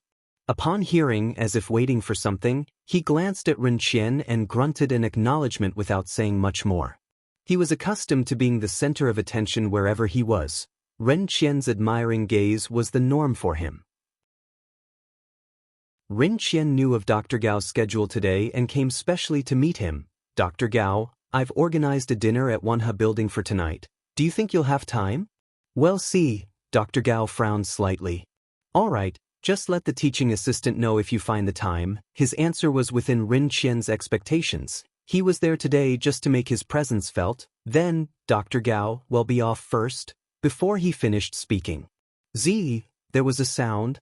A black car stopped at the entrance of the manor across the street. Seeing the young man in a black t-shirt stepping down from the car, Dr. Gao suddenly perked up, stood up straight, and strode towards the other side. Seeing Dr. Gao's reaction, Ren Qian was taken aback and looked over. Who could make Dr. Gao wait here for 2 hours? On the other side, Dr. Gao was wearing his lab coat, squeezing his way to the entrance of the manor. Following the young man in the black t-shirt inside, he carried with him the pride of his age. Mr. Jiang, you accepted other countries into CIFs but rejected our country, merely because you dislike its people. Don't you think it frivolous to let personal feelings interfere with international cooperation? As the assistant handed over the letter to Jiang Fulai, he was shocked at the forthright challenge. Jiang Fulai took the letter, ignoring him. Continuing to walk, bodyguards blocked Dr. Gao. Dr. Gao took advantage of a momentary lapse in the guard's attention to break free. As he opened his mouth wide, the assistant, sensing danger, was about to intervene. However, Dr. Gao's next words were already out, tinged with scorn and anger. Have you forgotten our university's motto that before scientific research there are no borders? You've long forgotten your original aspiration. There was a dead silence. The atmosphere was as if they had suddenly been plunged into a snowy mountain at 6,000 meters above sea level, the pressure heavy, the icy wind howling and piercing. Jiang Fulai finally stopped, raising his hand to stop his subordinates, and looked down at the other man with an unflappable air. Who are you? He asked. Dr. Gao had been a genius from a young age, skipping grades and returning from studies in our country at 26, participating in several global research projects. Just last year, his teacher was elected an academician.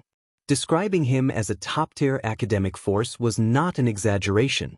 His resume at Jiangjing University was well regarded, and all the deans paid him some respect. Yet in front of Jiang Fulai, he was nameless. Opening his mouth, almost humiliated, he said, Gao Zhechen. Gao Zhechen. Jiang Fulai nodded. He had particularly pale eyes that emitted a cool mist, and his lips were also pale. He asked calmly in return, and why would you think I need to explain myself to you? Chapter 8, 006 treats everyone equally. Jiang Fulai understood. Gao Zhechen swallowed, taken aback as he, who had always been the center of attention, stammered in confusion. But, you? It's hard for me to trust you like this. Jiang Fulai cut him off. Do you think your trust means a lot to me? Gao Zhechen was stunned, completely unprepared for this side of the legendary Jiang Fulai. But you do have a point. Discriminating against them alone is not right. Jiang Fulai methodically folded the letter in his hand and then bent down to elegantly slip it into Gao Zhechen's pocket, his eyes slightly downcast, cool and detached. The envelope has the International Alliance's contact information. Feel free to lodge a complaint. He stood up straight. His black clothes gave him a lonely and unapproachable air as he strode back into the house. Take down his name. He's permanently blacklisted from my projects from now on. The cell phone in his pocket rang. Jiang Fulai lowered his gaze. It was a message from someone who never texts him. How to learn physics quickly. Jiang Fulai casually sent back an image and turned his head. What is Jiang He up to? His subordinate, who was always informed of Jiang He's whereabouts, said, The young master is in the library, with Mr. Ming following him. Jiang Fulai tapped on his phone screen unconsciously, his nails neatly trimmed and his hands showing a pathologically pale hue through which faint blue veins were visible. He nodded and then fell silent. Behind him, Gao Zhechen watched Jiang Fulai's retreating figure in alarm. This time, he was truly panicked. Jiang's young master.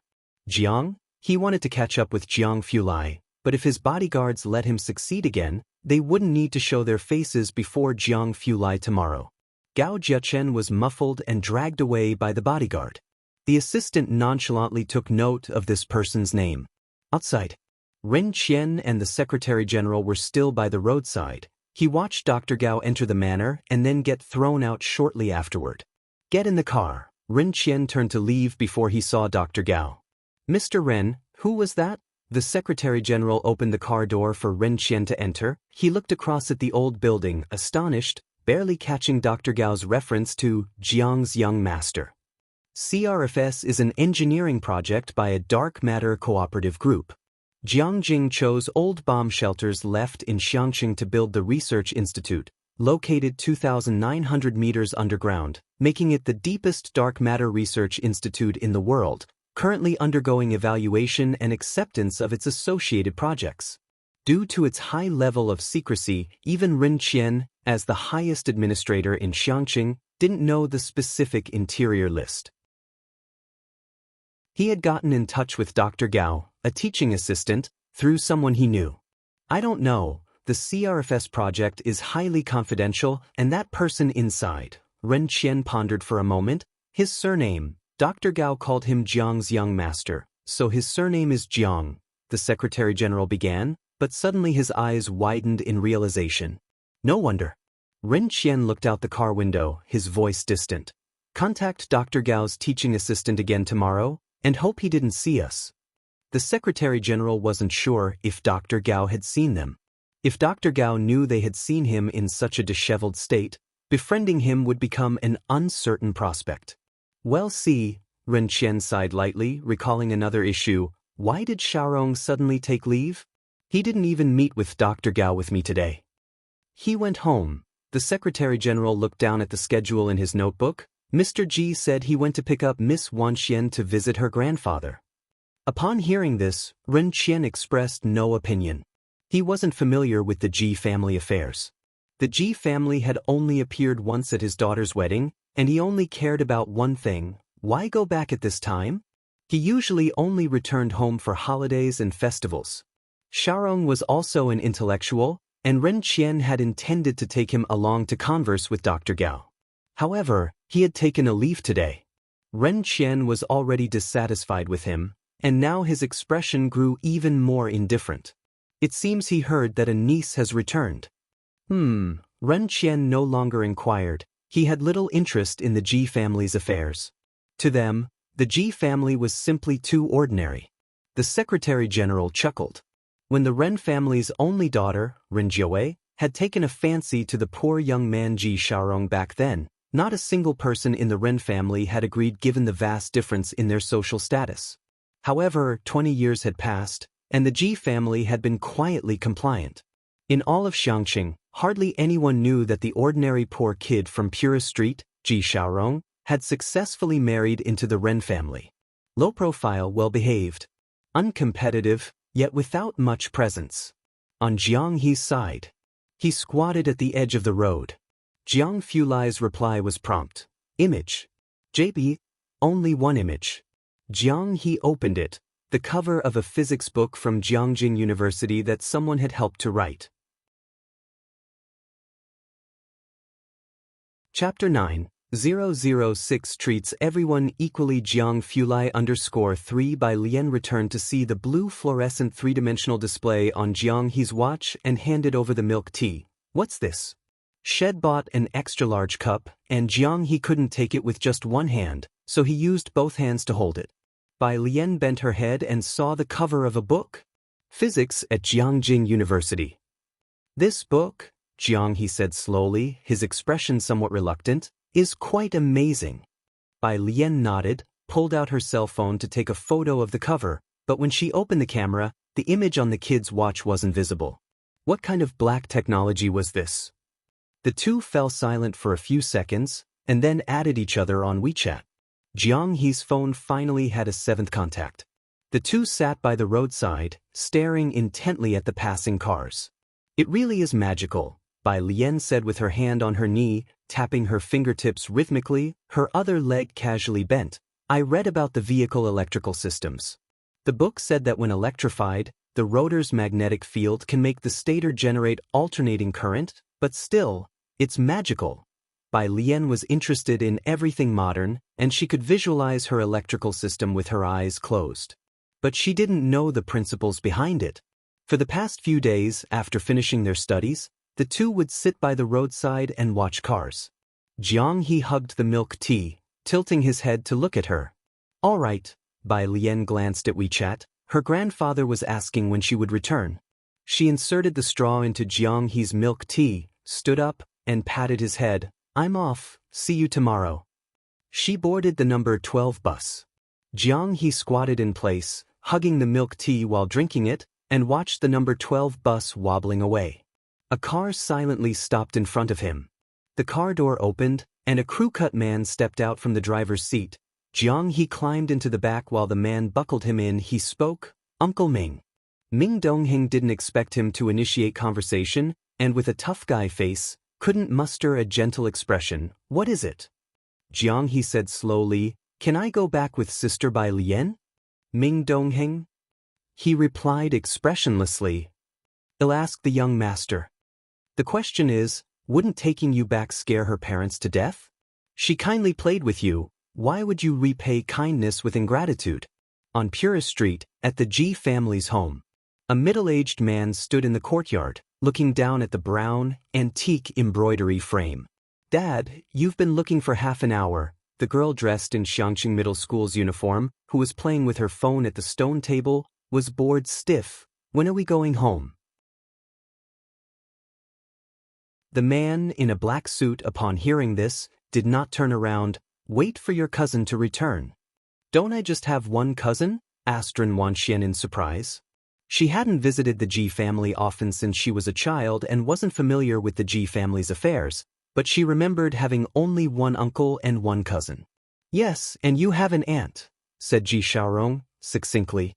While they were talking, Ji Heng came out from inside and handed Ren Wanxian a small gift box. "Thank you, grandfather." Ren Wanxian smiled sweetly, took the gift box, and then casually placed it on the stone table. But she didn't really care. Her personal items were all custom-made by the Ren family, and as the Ren family's only daughter, every piece of clothing was custom-made by renowned brands. Yet, every time she came here, Ji Heng would make clothes for her. Ren Wanxian naturally didn't like them, and the clothes were put into storage by her mother and never worn. Still no news about the young sister? Ji Xiaorong's gaze shifted away from the embroidery frame. He frowned, knowing little about Ji Mulan. She had been proud since childhood and didn't get along with him. Ji Heng picked up his smoking pipe. "None. I heard Big Brother say that her daughter is transferring here?" Ji Xiaorong shifted the subject away from Ji Mulan. Ren Wanxian half listened to their conversation, catching the gist. This relative was 2 years older than her, currently a senior in high school. She listened for a bit, lost interest, picked up her phone to chat with a friend, and then raised her eyebrows. "Senior brother, do you think she might want to transfer here because she heard my grandfather is Ren Qian?" She typed and asked. Chapter 10, 007 Ren Family. Enroll under *1. Ren Wanxian never wanted to speculate about others with malice, but she knew what Xiangqing was like. The teaching intensity at Xiangqing Middle School was average, but the Ren family would hire the best private tutors for her. However, those with even a slight connection mostly transferred to places like Beijing to attend school. Who would want to come back? Just as Ren Wanxian finished typing, Ji Heng suddenly looked towards the door. "Alien is back." Ji Xiaorong paused, turning his body to look at the courtyard gate. A girl pushed the door open and entered. As the girl entered, it was as if a flash of lightning had suddenly streaked across the dark sky. She was wearing a light blue top with neat, orderly buttons, and the three-quarter sleeves were slightly wide with a white auspicious cloud pattern on the cuffs. Below, she wore beige casual pants that reached her ankles, embroidered with lifelike pink apricot blossoms that seemed to surge with her every step. In her hand, she casually toyed with a pair of white headphones, and a touch of red on her wrist was like a red plum in the snow. Ji Xiaorong's gaze fell on her clothes, and he instantly recognized that the meticulous stitches were the work of Ji Heng's hand. Ji Mulan really did give birth to a well-behaved daughter. "This is your second uncle," Ji Heng introduced, pointing at Ji Xiaorong with his tobacco pipe for Bai Lian. Ren Wanxian didn't look at the so-called cousin. She was still thinking about matters, so her expression was somewhat indifferent. When she noticed Ji Heng once again pointing at Ji Xiaorong with his tobacco pipe, she frowned slightly. She had been taught etiquette by instructors hired by the Ren family since she was young, learning the aristocratic etiquette of Jiangjing. Pointing at someone with a tobacco pipe was simply too vulgar. Even a servant in the Ren family wouldn't commit such a crude act. When she first saw Ji-heng take out a chipped blue and white porcelain bowl as a child, Ren Wanxian told Ji-heng that it was too dirty and unhygienic. She was severely scolded by Ji Xiaorong. After that, Ji-heng never used that bowl to entertain her again and bought a clean white porcelain bowl instead. But Ren Wanxian also didn't dare to speak out of turn anymore. Today she could only suppress her feelings, then go home and complain to her mother, who rarely let her visit the Ji family. Bai Lian clasped her headphones, glanced at the second uncle Ji-heng had mentioned, and curved her lips into a smile, brimming with amiability. Hello. She didn't call him second uncle.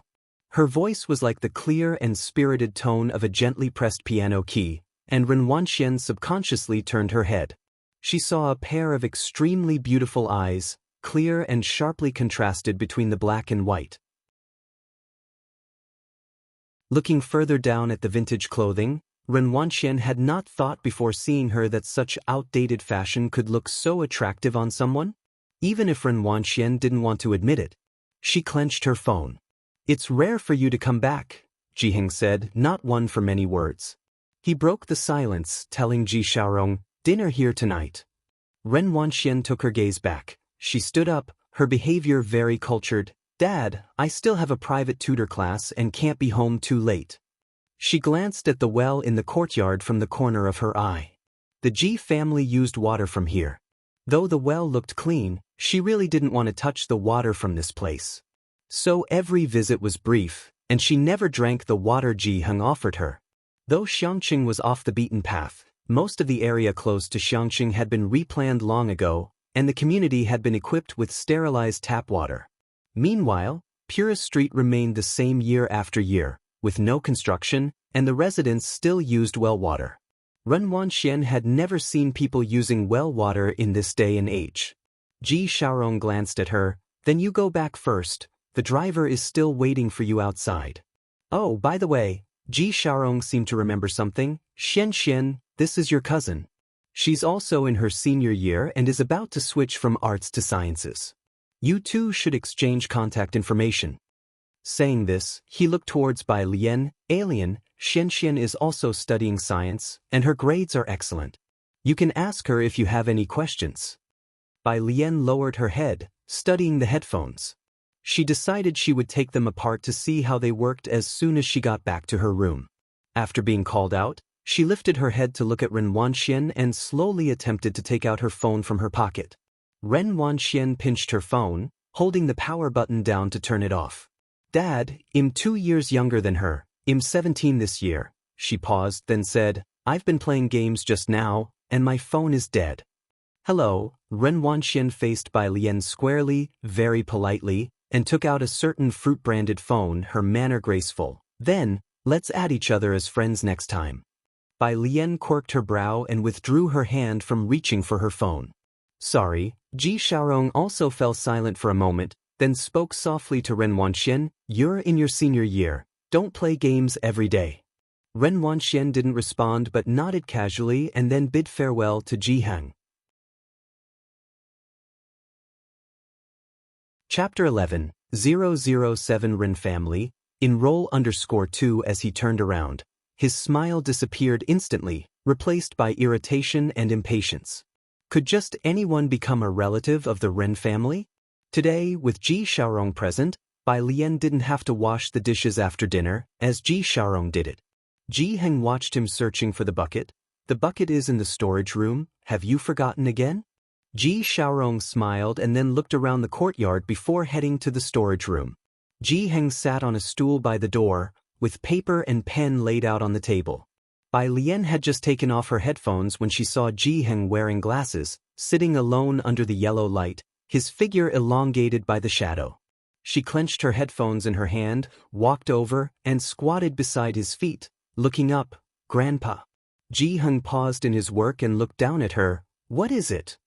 Here. She opened her palm to show him a little blue toy. I got this with my bubble tea today. Ji-heng looked at the little blue rabbit in her hand and reached out to take it. Look at this pattern, do you like it? He showed Bai Lian the painting on the table. Bai Lian glanced at it. It was a meticulous traditional Chinese painting of plum blossoms, the yellow stamens distinct and lifelike. It's beautiful. Well then, I will submit it for printing tomorrow. Ji Heng shifted his gaze away and gestured for Bai Lian to return to her own business. Go back to your reading. Remember to get up early tomorrow, your uncle is taking you to school. He was talking about Ji Xiaojun, whose school registration had already been transferred. Oh, Bai Lian stood up, and as she went back to her room she made a request. After that is mounted, can you stitch me a peony? I like peonies too. Make one for me next time. You're picky now? Ji Heng glanced at her. After she went inside her room, Ji Heng stayed sitting where he was, motionless for a long while. Mounted on a frame. It had been so long since Ji Heng had heard this term. He seemed to have gotten used to people nowadays liking fashion, preferring high-end dresses and haute couture clothing. No one liked the flowers he embroidered, and no one appreciated the clothes he made. Even the ones he made for Ji Mulan, she didn't take a single piece when she ran away from home.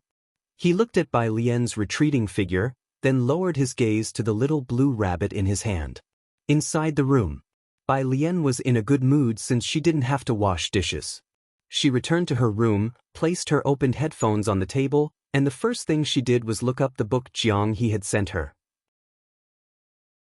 She opened Baidu and searched Jiangjing University Physics. However, the results were bizarre. There was everything except for the book from Jiangjing University and Jiangjing University Physics. She glanced at her phone screen and there was even a result. Got 17 points in physics, Bai Lian, good for you classmate.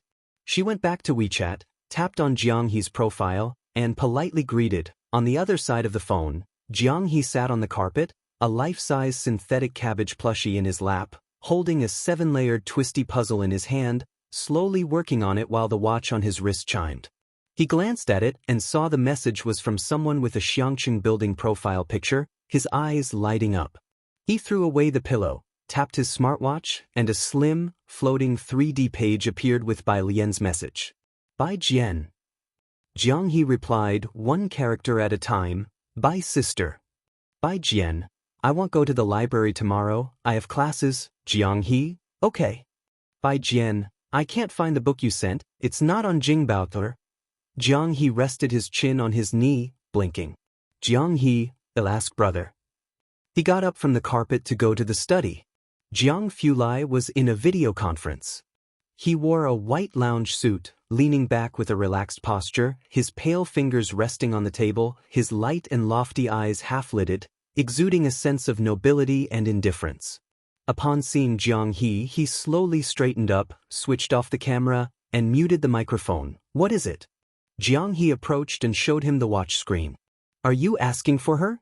Jiang Fulai raised an eyebrow, his soft lounge suit making his coldness seem a bit diluted. Jiang He nodded. Jiang Fulai took from him the half-solved twisty puzzle. I hear you want to go back with them? Jiang He nodded again. Jiang Fulai methodically restored the puzzle to its original state, casting him a glance in between. You can't. Jiang He looked at his puzzle, this time not nodding. Go back to bed. Jiang Fulai handed the puzzle back to him. He'll have someone send the book over tomorrow. The delivery of his laboratory detector did not meet his standards this time.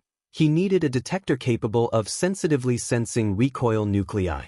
But the detecting medium in the laboratory was not large enough. So he was altering the design to ensure the detector was large yet had a very low detection energy threshold. There was not much time. Conveniently, Jiang He had recently found a playmate, so he didn't need to be distracted by looking after him.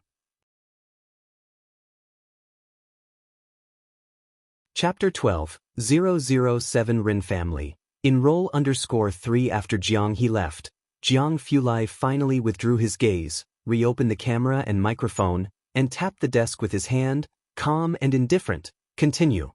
The following day at Xiangqing Middle School. The largest high school in Xiangqing, Bai Lian followed Ji Xiaojun into an office. In the office, Lu Lingxi wore glasses, had short hair, and despite trying to hide it, there were visible whites in her hair. She looked at Bai Lian with a gentle gaze. Bai student, can you tell the teacher why you want to switch to science? Why switch to science? Bai Lian half lowered her eyelids, her lashes slightly drooping, long and curled, masking the darkness at the bottom of her eyes. If initially, it was just about not wanting to see history now. Curious, she spoke quietly. Curious. This was a response Lu Lingxi hadn't anticipated. Yes, Bai Lian said, looking at the computer on the neighboring office desk, like how I really want to know how computers transmit information. Her black pupils reflected the sun's rays from outside the window, resembling a lazy white cat. Things had changed, and no matter how frightened or unsteady she had been when she first crossed into this world. But she was earnestly exploring this era, and undoubtedly, she was now filled with curiosity about it. Ji Xiaojun was hearing Bai Lian's reason for the first time, and he couldn't help but tilt his head, looking at the serious expression on his well-behaved niece's face. After a moment of silence, he remembered how she had answered him last time. Oh, so what? He giving him the runaround? Good. Lu Lingxi looked at Bai Lian calmly, seeing her seriousness. How about you do a set of comprehensive science papers for me to look at? She found a comprehensive science exam paper on the desk. Bai Lian took 20 minutes to complete it and returned it to Lu Lingxi. Lu Lingxi was a language teacher. She took the paper and handed it to a physics teacher in the same office, asking him to help review the exam. Then she said warmly to Bai Lian, "Let's go, I'll take you to our class. There are a total of 20 classes in Senior 3, and we are in Class 15. Ji Xiaojun followed as well. Senior 3 had its own building with a total of 5 floors from top to bottom, 4 classrooms per floor, 2 stairways, and offices in the middle. Teacher Lu's office was on the 2nd floor, and Class 15 was in the middle of the 3rd floor. As they passed a stairway, there was a girl in a school uniform coming upstairs with a composition book in her arms. Teacher Lu. Ren's student. Lu Lingxi adjusted her glasses and stopped, her voice tender. "Leave your homework book on my desk. Wait for me a moment, I have something to tell you." "Okay." Ren Wanxian looked up, but her gaze fell on Ji Xiaojun. She hadn't seen Ji Xiaojun many times, but he looked similar to her father, so she could recognize him. However, at that moment, her attention was on the person beside Ji Xiaojun. It was her, Bai Lian. Ren Wanxian paused, her mind racing with thoughts. Had she really transferred to this school? Did the Ji family ever mention the Ren family to her? Ji Xiaojun saw Ren Wanxian, and from her look alone, he knew what she was thinking. He calmly shifted his gaze away. He used to be kind to Ren Wanxian. Once when he had a matter and wanted to ask Ji Xiaorong for help, he went through great lengths to get through the Ren family's doors. Then, in the Ren family's trash can, he saw the drawing he had gifted to Ren Wanxian. Since then, he had never visited the Ren family again. Lu Lingxi then explained in a low, smiling voice to Bai Lian and Ji Xiaojun, sighing, "That's Ren Wanxian. She's really very, very smart. Skipped 2 grades in middle school. By student, you'll get to know her after 2 days in school. If there's a chance, you could ask her for some study tips." Ren Wanxian did not care about Ji Xiaojun. She smiled at Lu Lingxi, retracted her gaze, and headed to the office. After placing her homework book on the desk, she noticed a set of comprehensive science exam papers there. Chapter 13, 008 Vine Emperor _1 Class 15.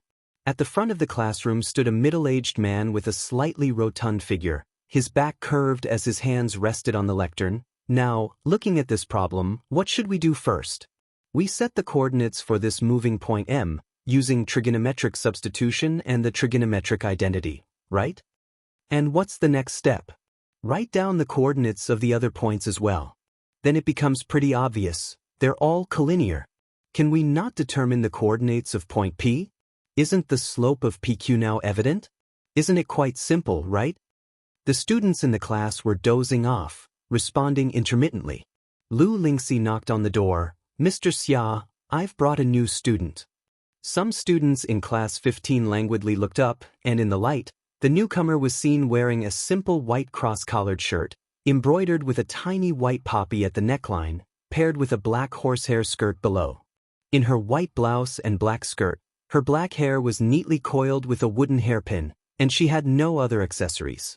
Her features were pretty and she exuded a lazy elegance, giving her an irresistible aura. The math teacher momentarily felt as if he had time traveled, as if he were in the Imperial College, and approaching him was his most spirited female disciple. She entered the classroom and spoke in the midst of a profound silence. "Hello, everyone. My name is Bai Lian." At the sound of bang, the atmosphere instantly exploded. "May I ask, Lian from which Lian?" A girl sitting in the back excitedly raised her hand to ask. Standing politely at the lectern, Bai Lian casually tilted her head upon hearing the question, the Lian as in the vines of an emperor's home. "Wow! Cool!" Some boys even started banging on their desks and shouting. Some girls, seemingly composed, bowed their heads, but had already taken out their phones to frantically communicate in chat groups. "All right, calm down, you lot," Lu Lingxi said with a smile. "Bai Lian, take the empty seat in the fourth group." She looked at the girl with her head down by the window, her voice softening, next to Yang Lin. Bai Lian walked towards the only empty seat in the classroom with her backpack. "If you need anything, you can come to me." Yang Lin spoke in a delicate and gentle voice, and after she finished speaking to Bai Lian, she kept her head down, continuing to do her homework. "Thank you." Lu Lingxi returned to the office. "Wan Xian, you'll have to write on the bulletin board at the intersection later." Ren Wan Xian had studied under a famous teacher since she was little and had good handwriting. Lu Lingxi was also partial to her. "Also, you're aware of the Jingjiang preparatory camp, aren't you?" Ren Wan Xian nodded. "I know." She didn't just know, her grandfather was also actively communicating with a doctor from Jiangjing. Some schools use software from the preparatory camp to drill their top students with questions. Lu Lingxi spoke slowly. "Our school recently got a spot, but there's only one, so the school will decide who gets it after another month." The spot for Jingjiang preparatory camp was basically a guaranteed ticket to Jiangjing University. There were very few opportunities to get this software spot. Ren Wanxian remembered that even Beiqing High School only had 10 such spots. She was surprised that Xiangcheng School actually had a spot. Ren Wanxian was quite taken aback. "I understand, Ms. Lu. Stay a bit later after school. There's a training session targeted at those of you who can compete for the spot." "That's it, you can go back," Lu Lingxi said with a smile, sending her off. Lu Lingxi was not only the homeroom teacher of class 15 but also taught Chinese to 3 classes, concurrently holding the position of grade director. She was in charge of all the significant issues of the senior year. "Ms. Lu, I've placed the transfer student's test paper on your desk," the physics teacher reminded Lu Lingxi. Lu Lingxi quickly put on her glasses and picked up the exam paper. "Let me take a look." The first thing she noticed was the handwriting on the paper. This handwriting? Upon hearing this, Ren Wanxian slowed her steps. "So that test paper belonged to Bai Lian?" The physics teacher, holding his teacup, said with a smile. 85 points. The paper is simple, the score is a bit on the low side, but the fundamental knowledge is well learned." Ren Wanxian paused at the door, a hint of mockery in her eyes. She closed the door, thinking nonchalantly, what a refined way the physics teacher phrased it. How is that a bit on the low side? In Xiangcheng's initial exams, the science comprehensive is very simple, consisting entirely of basic questions, with a total score of 300 points, and in their class. There's no one below 150. In the office, however, Lu Lingxi was quite surprised. 85, that's also enough, Lu Lingxi said, holding the exam paper and smiling. "You don't know, but Bai Lian switched from liberal arts to science. I thought if she could score 50, I wouldn't persuade her to go back to arts." She didn't have high expectations for Bai Lian, especially since she had switched from literature to science. She hadn't expected Bai Lian to score as high as 200. Lu Lingxi wasn't pursuing graduation rates either. Chapter 14, 008 Vine Emperor _2, Academic Transition from Humanities to Science? No wonder the handwriting is so neat, it's even better looking than print. The physics teacher had just been preparing for class and hadn't heard the conversation between Lu Lingxi and Bai Lian. It looks even more pleasant than Ren Wangshuan's test papers. He also found it strange that the transfer student had switched from humanities to science. Although the test itself was simple, covering mostly basic knowledge, and she didn't do many of the major questions. In fact, whenever she did answer, everything was correct, especially in physics. She used authentic Guanga style. As a language arts teacher, Lu Lingxi did consider her to be a good student, with handwriting so well behaved. In the past, scholars who took the imperial examinations would use this type of font. Previous top scholars knew several styles of calligraphy, but would all use Guanga style during the palace examination. Lu Lingxi had never considered that Bai Lian knew several styles of handwriting. Nowadays, it was remarkable for young kids to learn even one style properly. But now, very few people learn Guanga style anymore, as they prefer Liang style. Lu teacher, don't worry too much. The physics teacher unscrewed the teacup. Since she wants to study science, she'll definitely be diligent. Don't look at her score of just 85 now. I see that she's not completely lacking in insight. Just you watch, by next year's college entrance exam, she should be able to raise her score to 170, and with some effort, reaching the second tier of universities is quite possible. He decided to pay more attention to this transfer student. Of course, they did not know. Making the transition from humanities to science, scoring 85 on a test of moderate difficulty, indeed also indicated some talent. In their minds, the biggest challenge for Bai Lian would just be the transition from humanities to science, as it was already difficult enough to score well legitimately, let alone considering that these 85 points were entirely the result of 5 days of study by Bai Lian. And as for the many questions she hadn't answered, it was simply because she hadn't started learning that material yet. Bai Lian, relying on her own efforts, had carved out a territory for herself on the Xiangqing Middle School forum. Today, of 10 posts on the number 1 middle school's board, 8 are about Bai Lian, the Empress. Bai Lian herself was not aware of these discussions. Although she was good-looking, she emanated an aura that made her difficult to approach. Like her desk mate Yang Lin, she was either reading or solving problems, appearing very much like a top student. Carrying the aura of a top student naturally, other students didn't dare to strike up a conversation. After school in the afternoon, Bai Lian had just been measured for size. Her school uniform would not be issued for another 2 days. Among the sea of uniforms, she was the only one in her own clothes, a bit taller than the average girl, clean and strikingly beautiful, standing out like a crane amongst chickens. Jiang He was squatting on the street corner opposite, and he spotted Bai Lian, shining brightly amidst the crowd, in a glance. "Why are you alone?" Bai Lian didn't see the others who had been following Jiang He around, so she took him to the milk tea shop around the corner. "My brother is picking me up later." The milk tea shop was crowded just after school let out, but they waited a few minutes for people to leave. Bai Lian found a quiet table and sat down with Jiang He.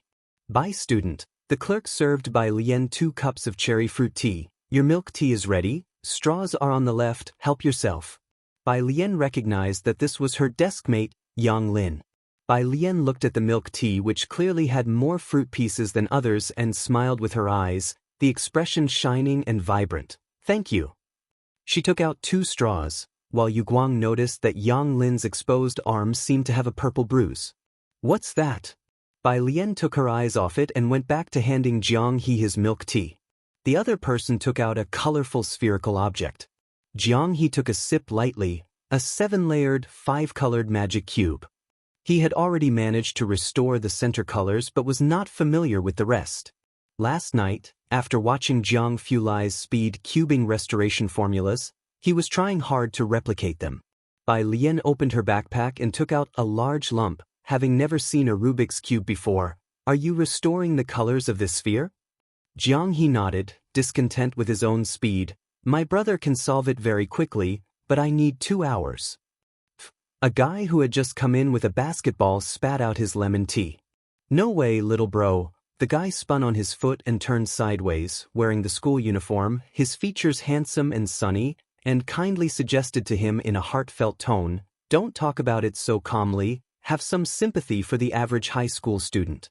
Jiang He glanced at him and said nothing. "Boy, what's with that look?" "Look. Hey." The boy got choked up for a moment but then greeted Bai Lian, introducing himself. "Bai classmate, I am your Zhang Xiai's." Bai Lian recognized him. He was the guy who sat behind her. She had remembered everyone who introduced themselves to her. Zhang Xiai scratched his head. "Oh, so you did hear us talking." Luma said that if you ever need anything, just ask me. I'm the sports committee member. They called Lu Lingxi Luma in their class. As Zhang Xiais was talking, he saw the object that Bai Lian took out. It looked like a motor. Bai Lian inserted the straw with one hand and played with the coils of the motor with the other. What's wrong? Zhang Xiais, who carries this kind of stuff in their backpack?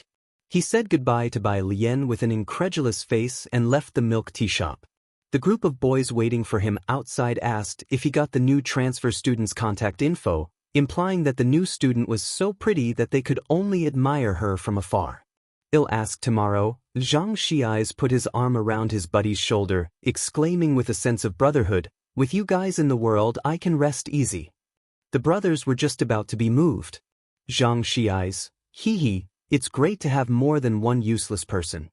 As darkness gradually fell at the school gate, students who had been staying late for the honor student training had just finished their classes. Ren Wanxian was picked up and dropped off by a personal driver every day. She was on the phone with the driver. I've finished my tutoring class. Come to. Her eyes caught sight of a girl sitting under the streetlight at the corner of the crossroad, apparently waiting for something. How come she kept running into Bai Lian at this huge school? Could it really be such a coincidence? Ren Wanxian suddenly felt an irritation. Observing the other's silhouette, she pondered for a while and then instructed her driver, take the car to the back gate. I'll wait for you there. What's wrong? The boy next to her asked her. Nothing. Ren Wanxian shook her head, not wanting to mention Bai Lian at all. Let's go to the back gate. She turned coldly, re-entering through the school gate. The boy, after a thoughtful nod, glanced faintly at the corner of the crossroad and said, then I'll have my driver wait for me at the back gate as well. Meanwhile, at the crossroad. When is your brother coming? Bai Lian sat beside Jiang He by the roadside, watching the passing traffic. The streetlights lit up one by one. Jiang He reluctantly lit up his watch. Another 10 minutes. Okay. Bai Lian leaned lazily against the lamp-post, taking out the coils again to play with. When Jiang Fulai came to pick up Jiang He, what he saw was this scene. The girl sat casually by the roadside. Her ink-black hair was casually held up by a brown wooden hairpin.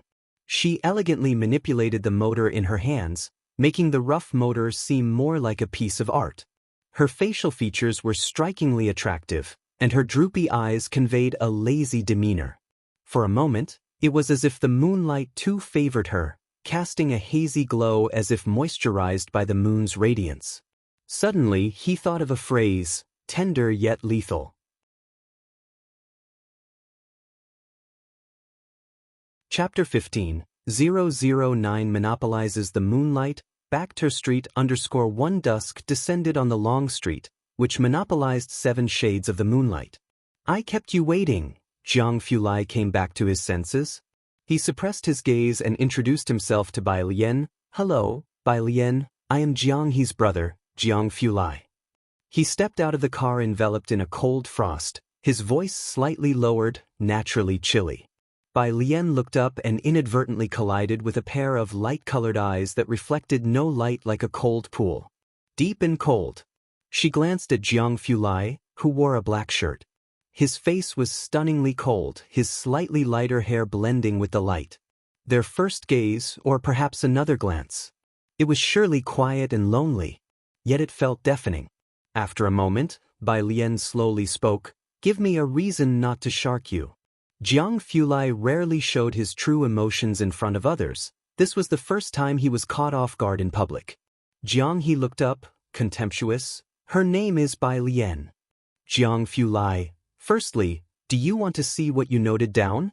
Sorry. Realizing what had happened, Jiang Fulai lightly chuckled. A rare smile tinged his usually indifferent and ice-cold phoenix eyes. Jiang He is sensitive to numbers, but he never went to kindergarten, so... He paused, then simply assessed, he is semi-illiterate.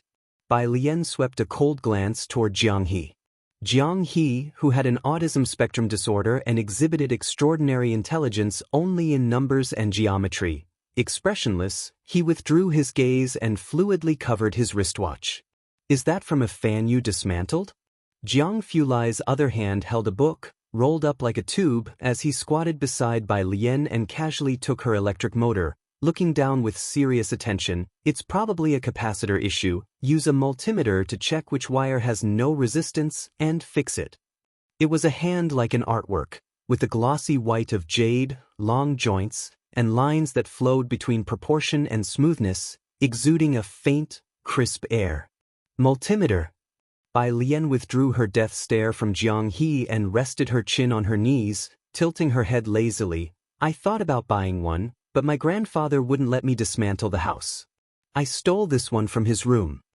There was no other emotion on her face, her black pupils reflecting the streetlight above, lazy and beautiful. She just wanted to stealthily dismantle an electric fan.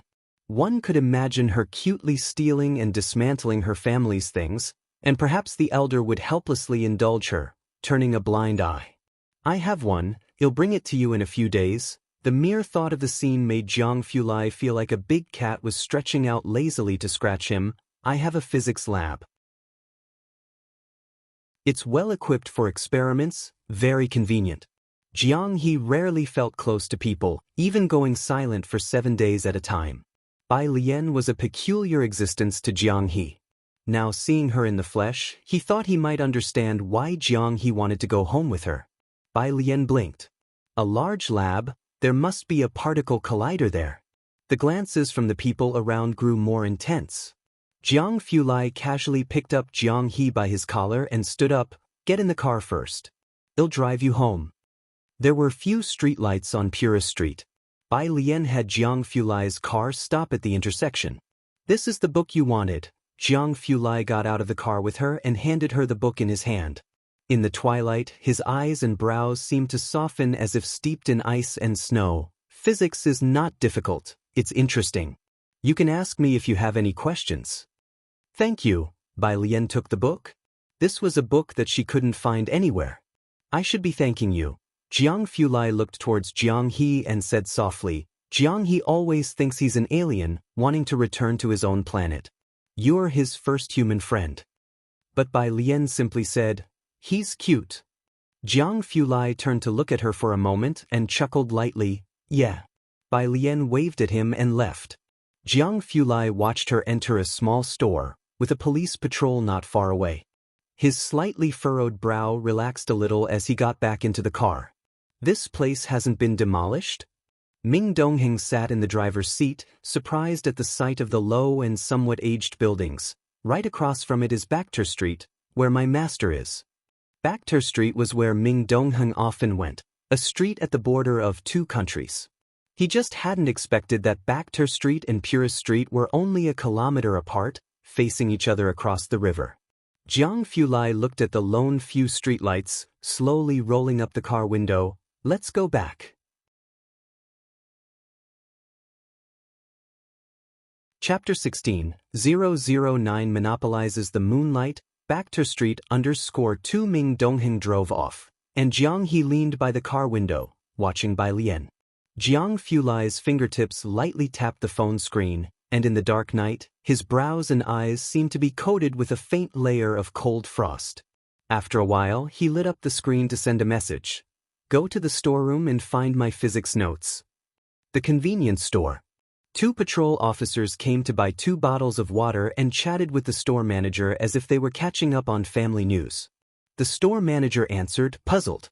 Today, before leaving, Bai Lian had asked the store manager to bring her some electric cables. The manager handed them to her, along with a lollipop, covering the QR code and refusing to let her transfer the money. Hurry back home, it's already dark. Oh, Bai Lian put away the cables. The patrol officers didn't find out anything and left to finish their shift. Once they were gone, a neighbor dared to come over. What did you do? Went across the river to steal something? Why are the police always watching you? But I am a law-abiding citizen. The store manager opened his mouth in grievance. He was also confused. I can't figure out what I've done wrong. Sucking on the lollipop, Bai Lian lowered her pretty eyes and walked innocently into the alley. Just reaching the entrance of the alley, she saw the old man waiting there. It was Ji Heng. Bai Lian hesitated, then quickened her pace. Ji Heng held a flashlight, only turning it on when he saw her, lighting the pitch-dark alley to guide her home. You can't rush your studies, take it slow. Pura Street had streetlights, but the inner alleys did not. Only the dim yellow light from the homes occasionally flickered. I want. Bai Lian took out her earphones, ready to listen to English vocabulary words and rejecting the suggestion. Ji Heng, seeing Bai Lian eyeing his flashlight, he warned, "This can't be taken apart." Bai Lian's gaze was a bit elusive. Am I that kind of person? But I woke up this morning to find the corpse of my fan. Ji Heng ruthlessly exposed her. You just looked at the wrong time. Don't believe me, check again in a few days. Bai Lian stubbornly retorted. Meanwhile, in Xiangcheng's only villa district, the Ren family. Ren Qian, as usual, inquired about Ren Wangshuan's studies and explained about Gao Jiechen's situation. Dr. Gao has not yet replied, you have to strive at school. Ren Wanxian nodded, which would normally signal it was time to leave. But today, she hesitated. What's wrong? Ren Qian was surprised. It's about the affairs of my dad's family. Ren Wanxian shared the matter regarding Bai Lian with Ren Qian. Hearing the full story, Ren Qian put down the document in his hand, switching from arts to sciences. Ren Wanxian wasn't too concerned, but thinking about the other person's science score of only 85, she shook her head.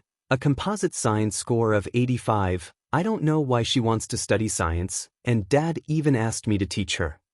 Don't listen to him, he has become increasingly muddled these past 2 years, not knowing the severity. Ren Qian's expression chilled. He valued Ren Wangshuan's academic performance, naturally aware that she had scored a perfect 300 in the science composite. Doesn't he know how important your studies are? He hadn't yet met Bai Lian, but he already had a rather poor impression of her. For young people, it's important to be stable and pragmatic. Ren Wanxian quickly started to rub Ren Qian's shoulders. Don't be angry, Dad didn't mean to, you know him, he's only focused on his research, he doesn't even remember how old I am. For many years, indeed, the Ji family hadn't taken advantage of the Ren family to cause any trouble. But Ren Qian was not concerned about the Ji family's affairs. He softened his tone, advising Ren Wanxian, all right, don't worry about the Ji family's matters. Your father is not clear-headed, but you need to be clear about what is truly important. Next year is the college entrance exam, don't get distracted by other things.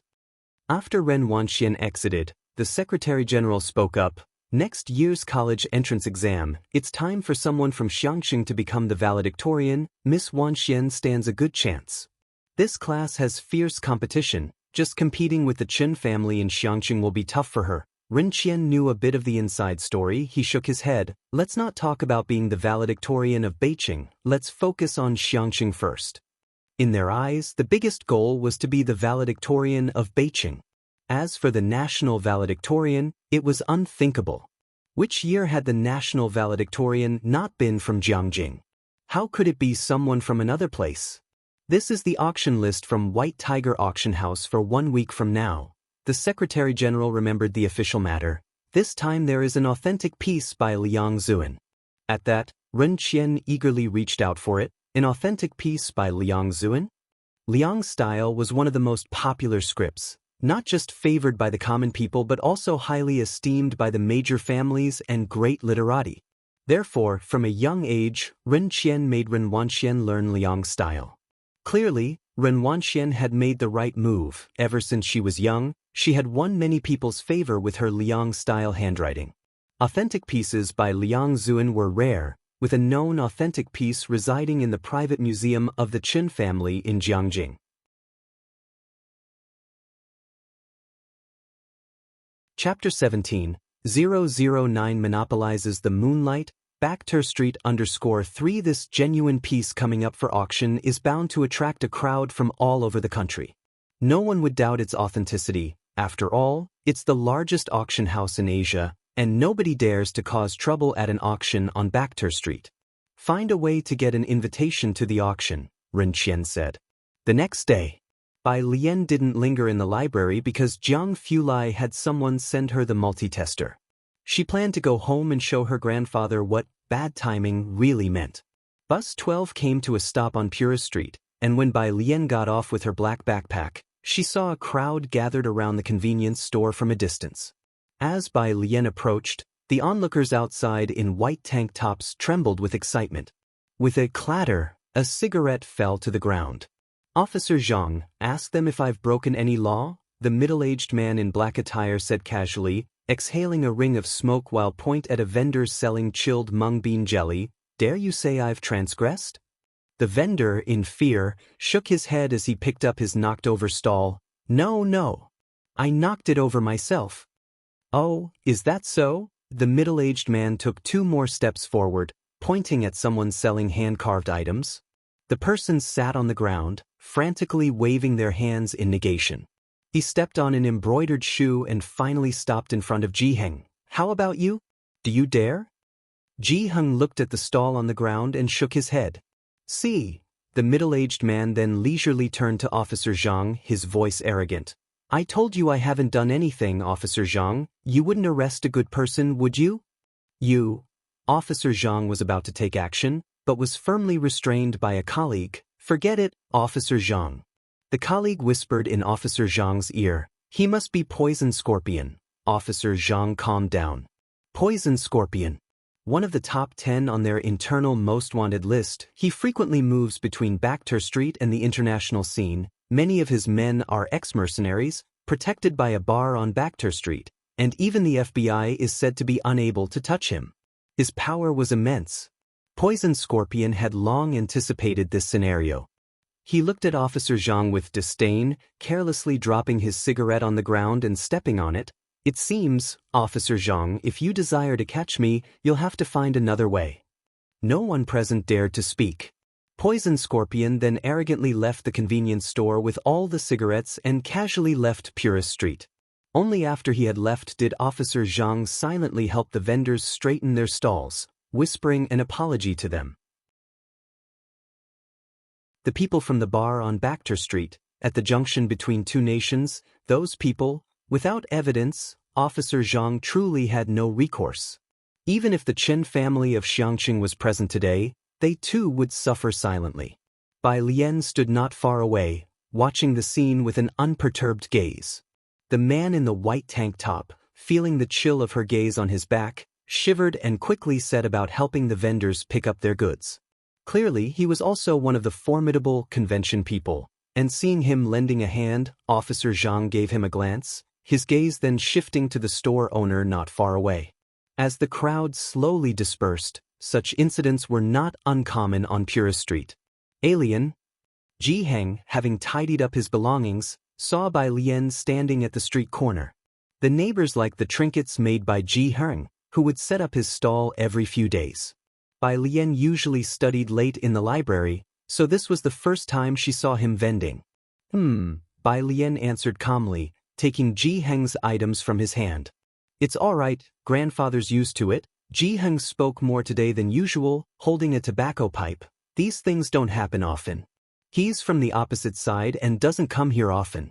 You should be more careful when you go out. It's better for ordinary folks like us to avoid provoking them if we can." He comforted Bai Lian. Bai Lian hummed in agreement once more, but the chill in her pitch-black eyes grew colder. Ji-heng was at ease with her. 11 o'clock at night. The lights in Ji-heng's room went out, and in Bai Lian's room, she tightened the last screw on the electric fan. Then, taking her mobile phone, she quietly closed her room door behind her and left. Crossing the bridge at the end of Purist Street, a street stretched out in front of her, resplendent with golden light. Although it was 10 o'clock at night, it was as bright as day. The entrance bore the name in 2 languages, Baekter Street. The man in the white tank top had been waiting here. He looked up to see the girl in the flowing moon-white dress, so out of place in this street. "Sis," the man in the white tank top approached, handing Bai Lian a cigarette and lighting it for her. With a slender cigarette grasped between her fingers, Bai Lian appeared utterly nonchalant. As the flames sparked and smoke began to curl up, she lazily tilted her head. "Where is he?"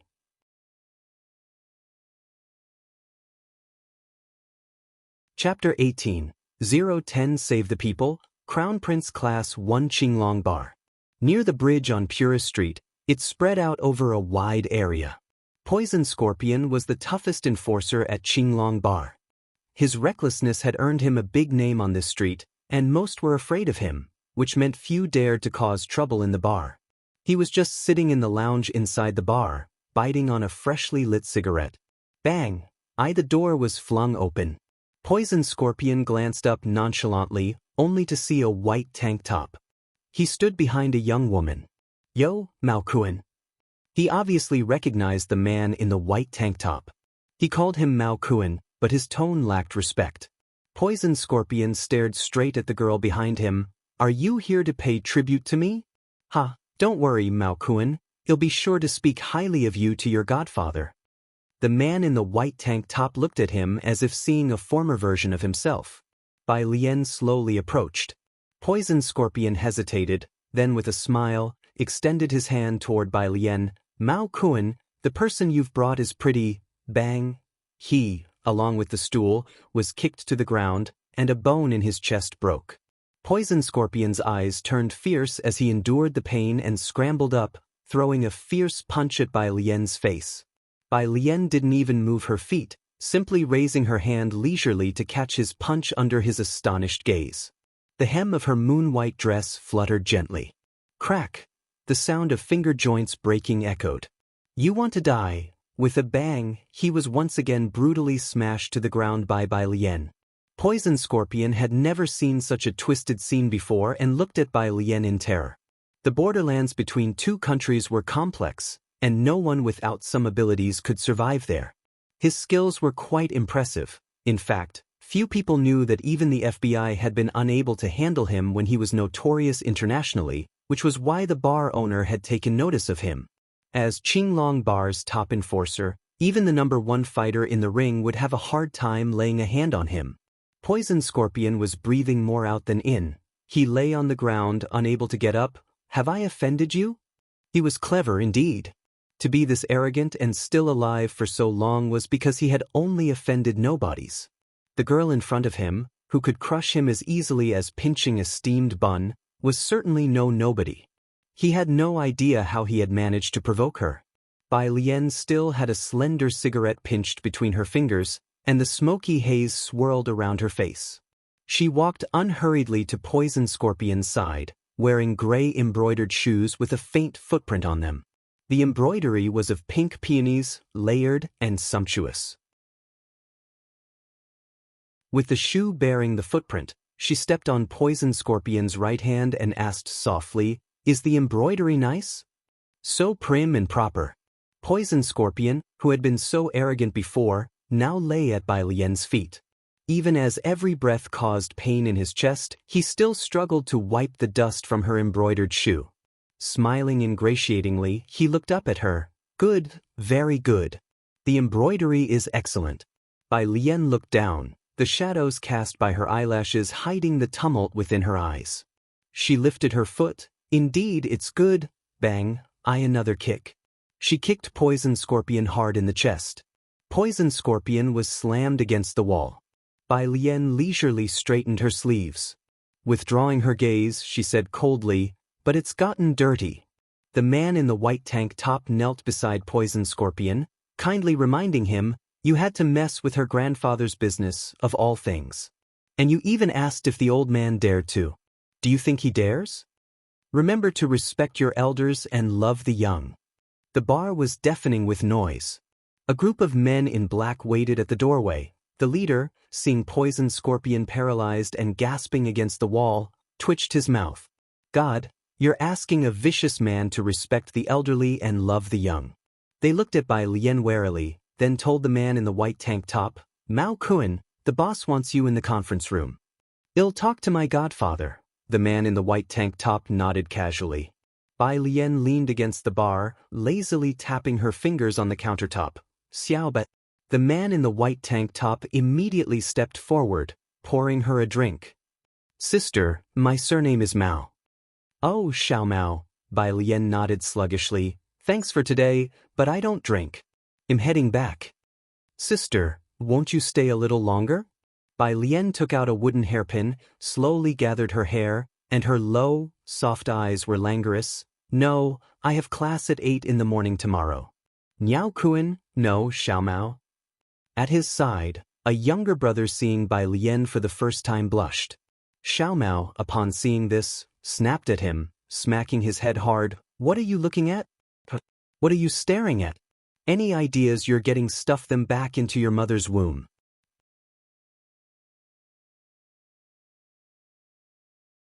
Chapter 19. 010 Save the People, Crown Prince Class 2 Purist Street. The night was dark and the wind was high. Bai Lian took out her earphones to memorize English vocabulary. It was nearly 1 in the morning, and faint sounds of a scuffle were coming from the narrow, dark alley ahead. Ordinary people would have taken a Bai Lian wore her earphones, halfway through her vocabulary listening, when her phone rang. It was Mao Kuan. She answered and calmly walked past them.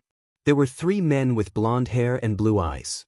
Because of the girl's excessive calm, they were clearly stunned for a moment. The next second, one of them came to his senses and reached out to grab Bai Lian's neck. Bai Lian tilted her head sideways, grasped the man's hand. "Sister," Mao Kun's voice came through.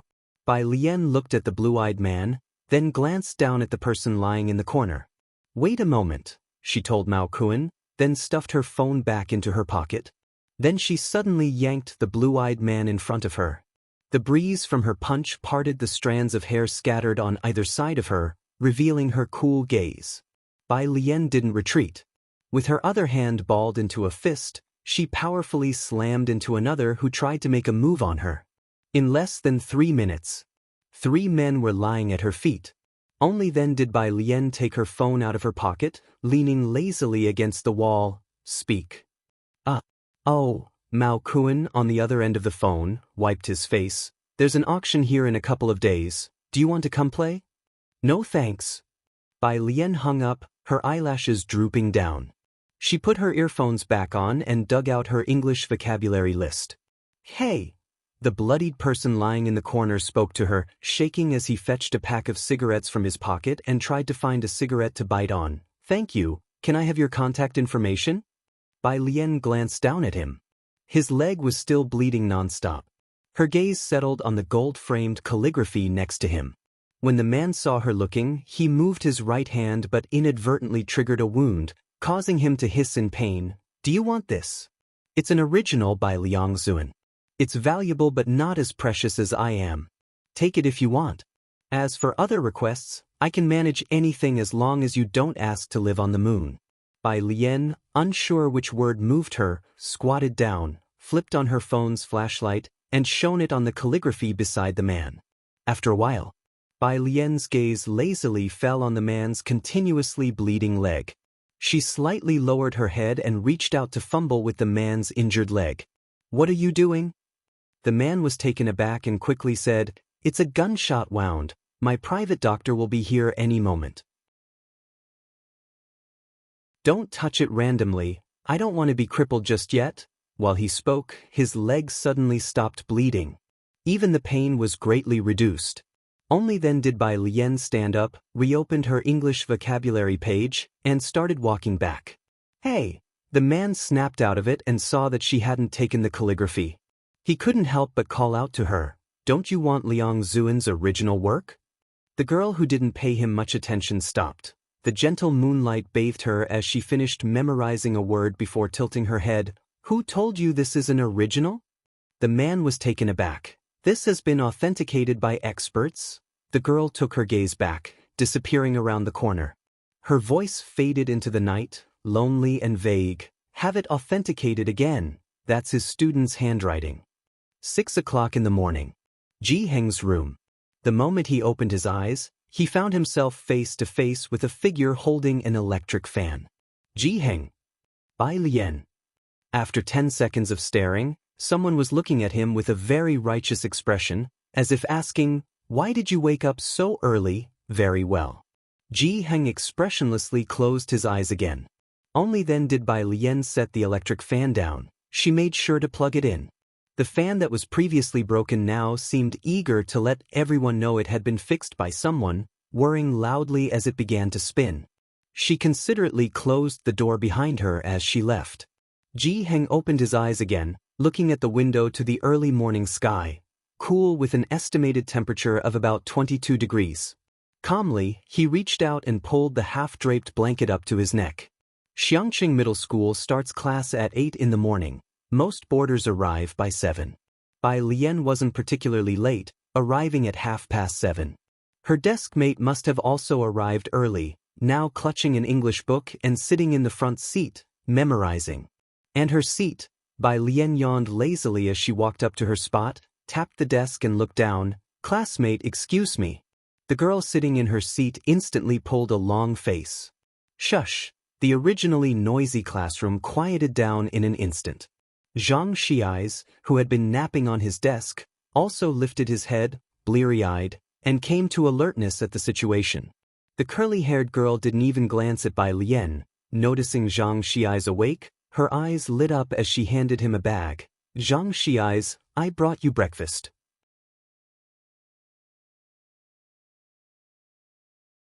Chapter 20, 010 Save the People, Crown Prince Class _3. Meanwhile, Yang Lin gently tugged at Bai Lian's sleeve, gesturing with her eyes towards Bai Lian. Zhang Xiai's never accepts anything from girls. But now he reached out to take the breakfast. Thank you, Chen Wei. You go ahead, class is about to start. The smile returned to Chen Wei's sullen face. Then I'll come watch you play basketball tonight. Perhaps in a good mood, Chen Wei hummed a tune as she left class 15. As she passed by, both male and female students shrank their necks in unison. New student, since you just arrived at our school, let me give you the rundown. The girl in front turned around and heaved a sigh of relief before speaking to Bai Lian. That was Chen Wei from the second year. Of course, mentioning that might not mean much to you. You know about the school heartthrobs, right? Besides that idiot Zhang Xiai's, there's another guy called Chen Zhu. Chen Wei is Chen Zhu's little sister. Chen Zhu is in the elite class 8 of the third year. Got it? The ones who usually hang out with her are the likes of Chen Zhu and Ren Wanxian. Bai Lian, thank you. So annoying, I want to erase her. In any case, we commoners should avoid provoking anyone from the elite class if we can. Eggs can't compete with stones, the girl finished, then glanced towards Yang Lin and Zhang Xiai's. Right, you too. The most important thing is that Chen Zhu and Ren Wanxian are both hot contenders for the top scholar title of our graduating year in Beijing, Yang Lin said, settling into her seat, and after a thought, she added softly, try not to offend them. That's true, Zhang Xiai's grumbled discontentedly, but why did you have to call me, a cheerful and pure-hearted 19-year-old guy, an idiot? No one paid attention to him. Zhang Xiai's then draped an arm around his desk mate's shoulder. What do you think, top student? Ning Xiao looked up and gave him a be quiet look. Bai Lian propped her chin with a hand, lazily flipping open her English textbook. Zhang Xiai's touched his nose and took out his phone to add her as a friend. Today is Friday, after school in the evening. Yang Lin and Bai Lian walked out of the school gates together, with Bai Lian wearing headphones and listening to vocabulary words. They walked to the flower shop at the end of the street. The middle-aged woman selling flowers was enthusiastically wrapping a bouquet for a customer, but when she saw Yang Lin, she squinted and smiled gently. Your flowers are on the table, I've set them aside for you. While reciting vocabulary, Bai Lian looked over and saw a beautiful white lily on the table. Yang Lin picked up the flower and placed the money on the table. The middle-aged woman finished wrapping the bouquet and, seeing this exchange, shook her head helplessly and then asked, what about that boy Zhang Xiai's? He's playing basketball. Always off playing basketball, why can't he be more like you and Ning Xiao? Zhang's mother muttered her complaints, then turned to look at Bai Lian. Ah, this must be the transfer student in your class. Such a pretty young girl. She pulled out a red rose and gave it to Bai Lian. She definitely seems much better behaved than my troublesome son. Bai Lian accepted it. Thank you, auntie. Ah, Zhang's mother clutched her chest. Elle knew it, I should have had a daughter. That darned Zhang Xiai's can only manage to kill my orchids. Don't be mad, don't be mad. The middle-aged man who had just come back from outside put down his computer bag and continuously consoled her. Tonight, we'll pretend to fight and isolate ourselves in our room, making him do all the household chores for a week. Carrying a rose, Bai Lian took separate ways from Yang Lin at the intersection. Following the address given by Jiang He, she arrived at the wealthy district of Xiangqing. The public bus only went as far as the road on the outer perimeter. Ren Wanxian hadn't attended today's top student training because there were important guests coming to her house, and Ren Qian had notified her in advance. As she passed by the periphery of the wealthy district, her gaze caught a person not far off. "Stop the car." The boy in the front seat casually glanced at the rearview mirror. "What's wrong?" Ren Wanxian shook her head without saying a word. Swoosh! The car stopped in front of Bai Lian. The window rolled down, revealing Ren Wangshuan's face brimming with irritation. She looked at Bai Lian with a mocking expression as if she had already seen through her. "What are you waiting for here?"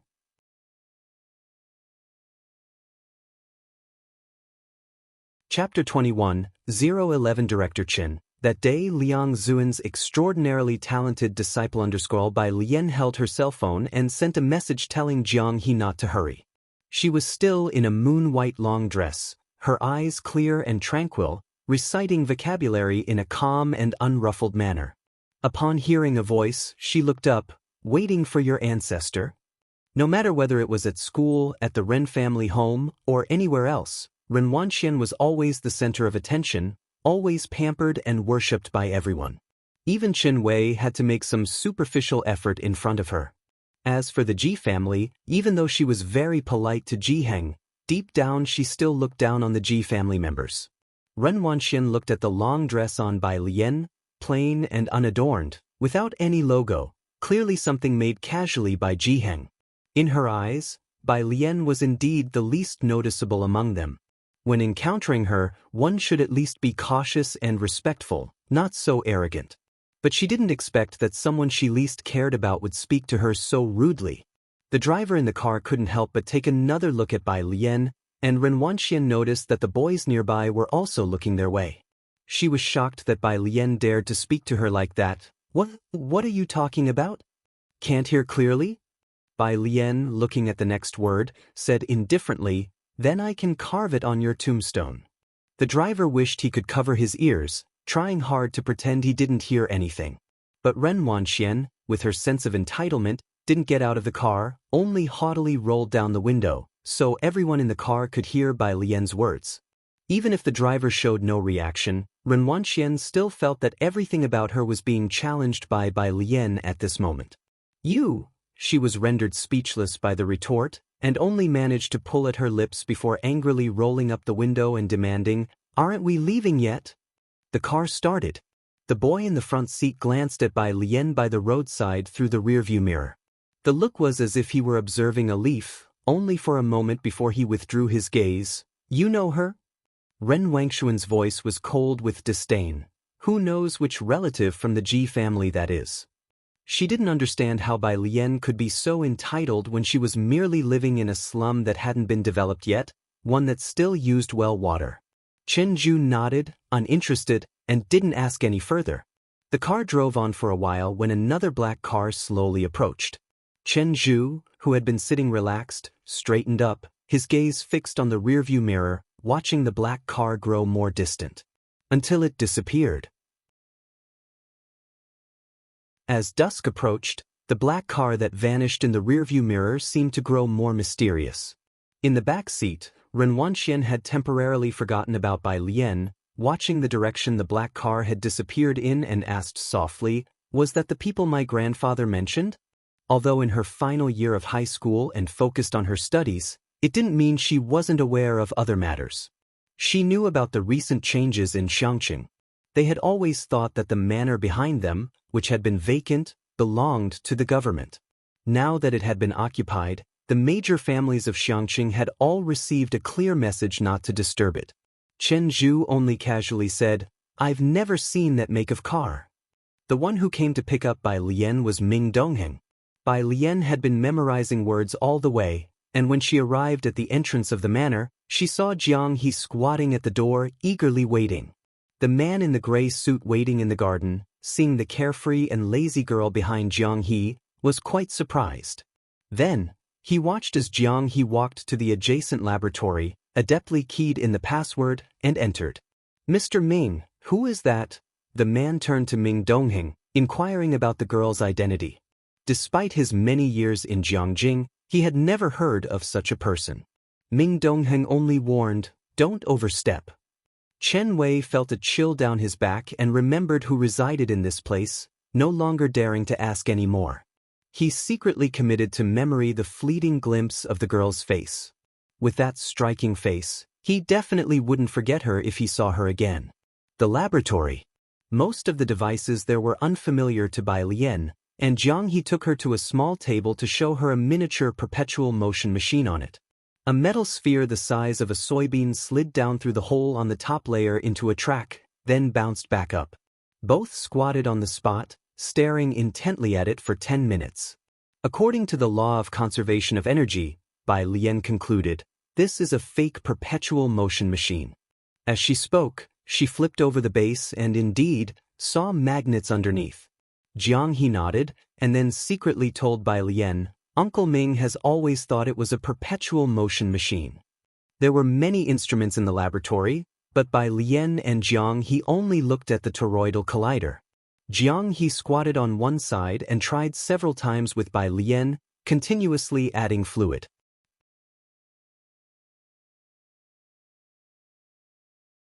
Chapter 22, 011 Director Chen. That day Liang Zuan's extraordinarily talented disciple _2 Bai Lian always recorded the data.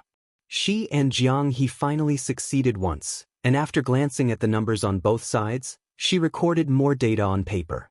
After she finished, Jiang He leaned on the table and looked at the vortex machine. How come it still isn't broken? Bai Lian set the paper aside, tilted her head to look, and found it hard to disagree. Outside. When Jiang Fulai returned, it was already dark. Young Master Jiang. Chief Chen followed him into the house respectfully. Jiang Fulai took off his coat and with a quick glance, noticed a black backpack, a mobile phone, and a rose on the rosewood table. Ming Dongheng, those are Miss Bei's belongings. Jiang Fulai hummed calmly, his long eyelashes drooping slightly, shading the excessively cold look in his eyes. Are they still in the laboratory? Like this, there should be many lining up at school to give her flowers. What are high school seniors doing not studying properly, giving roses to others? Truly not reserved. Young Master Jiang gave his polite assessment. Have them come out to eat, Jiang Fulai instructed, his facial expression uninvolved.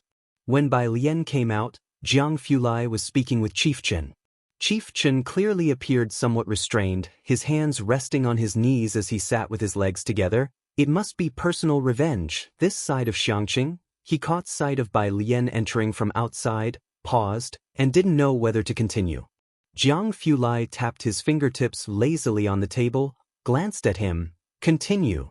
Oh, Chief Chen quickly resumed. L came here to tidy up the security. Poison Scorpion is my top priority, but the day I arrived, someone sought revenge on him. Ming Dongheng couldn't resist commenting expressionlessly, such a coincidence. You sure you didn't have a hand in it? How could L? Chief Chen was quite agitated. If I had that ability, would I need to be sent here for further training? Ming Dongheng suddenly understood. Chief Chen. Ever since ancient times, Xiangqing has always had difficult problems. This time Jiang Fulai came to Xiangqing, Jiang Jing decided to give Xiangqing a thorough cleanup. Chen Zhu was a relatively outstanding descendant of the Jiangjing Chen family, and he secured the opportunity to come to Xiangqing out of a host of people. In ancient times, he would have been a special envoy with an imperial mandate. Make a mark here with political achievements, and return to be promoted and advance in ranks. But right after his arrival, someone conveniently handed him a merit. Chief Chen really felt Xiangqing was his lucky place. No suspects. Jiang Fulai rolled up his sleeves twice, casually poured 2 cups of tea, and pushed one each to Bai Lian and Jiang He. Jiang He stared at the cup as if it were poisoned. Chief Chen spoke with a serious expression. There's one, the boss of Pura Street number 112. I've already deployed extra personnel to keep watch over him. Is there no mistake? Ming Dongheng remembered Pura Street and expressed doubt. Could it be that he's not in trouble for messing with Dawson's Cake or offending the mercenary mafia? Don't know, but I have top secret information. Chief Chen lowered his voice. It said that Poison Scorpion took 2 cigarettes from the boss. Although he found it ridiculous, Xiangqing had listed a pile of evidence. Otherwise, How could the boss have his cigarettes taken in the evening and be destroyed the same night? At the side, Bai Lian held her teacup and took a light sip. Genuine old Banjiang tea, her eyes brightened slightly. Upon hearing the voice, she put down the teacup, lowered her dark eyes, her jade-like fingers touching the edge of the rosewood table, her expression lazily concurring with Chief Chen. That man is really bad. Only then did Chief Chen dare to look at her. The young lady didn't seem to be much of a presence, and Chief Chen softened his tone, comforting her with a kind voice. Don't worry, the bad guy has already received some punishment. Don't be afraid. That's good. Bai Lian finished her tea. She picked up her backpack and bid farewell to Jiang Fulai and the others. Jiang He tugged at her sleeve. Bai Lian's eyes drooped lightly, and she gave him a sideways glance. I'm going home to have dinner with my grandfather. A few streets away at the Ren families. The Ren family and a group of people from the Chen family waited properly. Chief Chen, when can he arrive? Ren Qian looked at the middle-aged man beside him. Though anxious, he remained very polite to Chief Chen. The man referred to as Chief Chen was Qin Gang of the GDP powerhouse Chen family from Xiangqing. He was eyeing his watch. He should be arriving soon. As he was speaking, someone from outside came in with happy news. Chen Lord has arrived. Ren Qian and Qin Gang both stood up swiftly to welcome the guest at the entrance. Ren Wanxian and Chen Zhu also got up, exchanging glances. Chen Lord, Qin Gang, accompanied by Ren Qian, respectfully ushered the person in, and then introduced Ren Qian. This is Xiangcheng's current highest administrator, the elderly Mr. Ren Qian. If Bai Lian were here, she would recognize this man as the Chief Chen she had just met.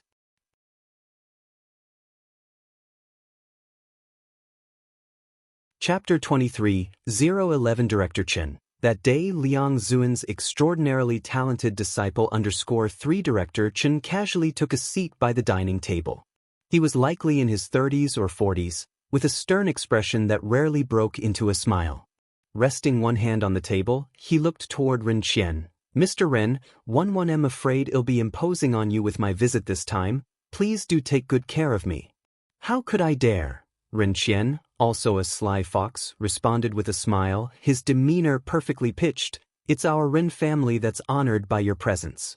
Although he smiled, Ren Qian's heart was truly shocked. There had long been rumors in Xiangqing that Chen family was a side branch of that Chen family in Jiangjing, but Ren Qian had his doubts. Not until recently, when a secret order suddenly descended on Xiangqing. A certain Director Chen would be sent from Jiangjing to oversee Xiangqing. The sudden deployment left Ren Qian at a loss until Chen Gang arrived with the news of Director Chen's arrival. El heard that there's an authentic piece by Liang Zuan at the auction house? Director Chen took the wine Ren Qian poured for him and said indifferently. This was another task given to Director Chen by the Chen family in Jiangjing. Indeed, but the auction house issued a notice in the past few days, Ren Qian explained. Rumors suggest the handwriting may not be his own. Director Chen frowned. Ren Qian felt a flutter of anxiety. However, it is indeed authentic. It appears to be notes from one of his disciples. The auction house has already engaged an appraisal expert. The appraisal is still ongoing, so the auction has been postponed by 5 days. Really? Director Chen sat up straight. The appraisal is still underway. Beside him, Chen Gang quickly added, I will keep a close eye on this matter. As everyone knows, Liang Zuan, the illustrious prime minister from ancient times, in his life took only 2 disciples besides Emperor Jiang Wen. And they were the exceptionally talented siblings from the Bai family. Emperor Jiang Wen naturally wouldn't use the same handwriting as Elder Liang. Thus, if it was someone else's, it could only be one of the siblings from the Bai family. It seems that not all unofficial histories are groundless. The Chen family in Jiangjing, untouchable and revered through the ages, has always been a staunch fan of the Bai family. The majority of the private museum's collection belongs to the Bai family, and generation after generation, the Chen family reverently enshrines the Bai family's ancestral tablets. For the Chen family, this was more attractive than an authentic piece by Liang Zuan. Ren Qian only exchanged a glance with the Secretary General. Clearly, they had to find a way to get an invitation to the White Tiger auction house. Meanwhile, Ming Dongheng watched with unease as the bus wobbled away. He was tempted to follow the bus in his car. But Bai Lian wouldn't allow it. He had no choice but to wait for her to get on the bus before driving back to the manor. Jiang Fulai was dining with Jiang He at the table, both of them speaking seldom, as they always did during meals.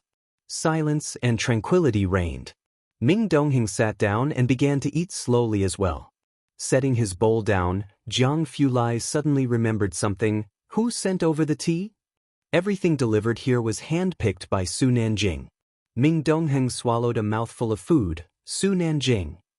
Jiang Fulai drew a disinfectant tissue, meticulously wiped his hands clean while looking at his lap, his tone casual. From now on, everything follows the standard. Ming Dongheng nodded. Jiang Fulai stood up, taking the documents on the table with him to the laboratory. The experiment on dark matter had a long schedule, and he had recreated his Jiangjing laboratory in Xiangqing in its entirety, which is why there was a corner reserved for Jiang He's stuff. A table no taller than 70 centimeters, a stool merely 20 centimeters, even the experimental apparatus were a size smaller. Jiang Fulai walked up to the long laboratory bench, about to place his own documents down, when he caught sight of a piece of paper not far away. His laboratory was always clean and tidy. This paper must have been left by the other two. He approached, casually picking up the paper. There were 7 sets of data from top to bottom. He was initially just curious about what the other two had been up to until his eyes fell on the 4th set. He froze.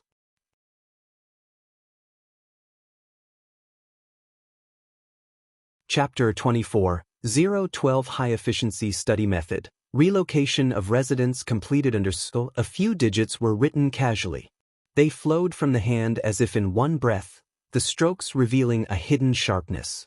Jiang Fulai stared at the characters for a moment before continuing to look at the data. If the first 3 sets of data were chaotic, a pattern could be discerned starting from the 4th set. Jiang Fulai immediately recognized it as data from vortex ring collisions.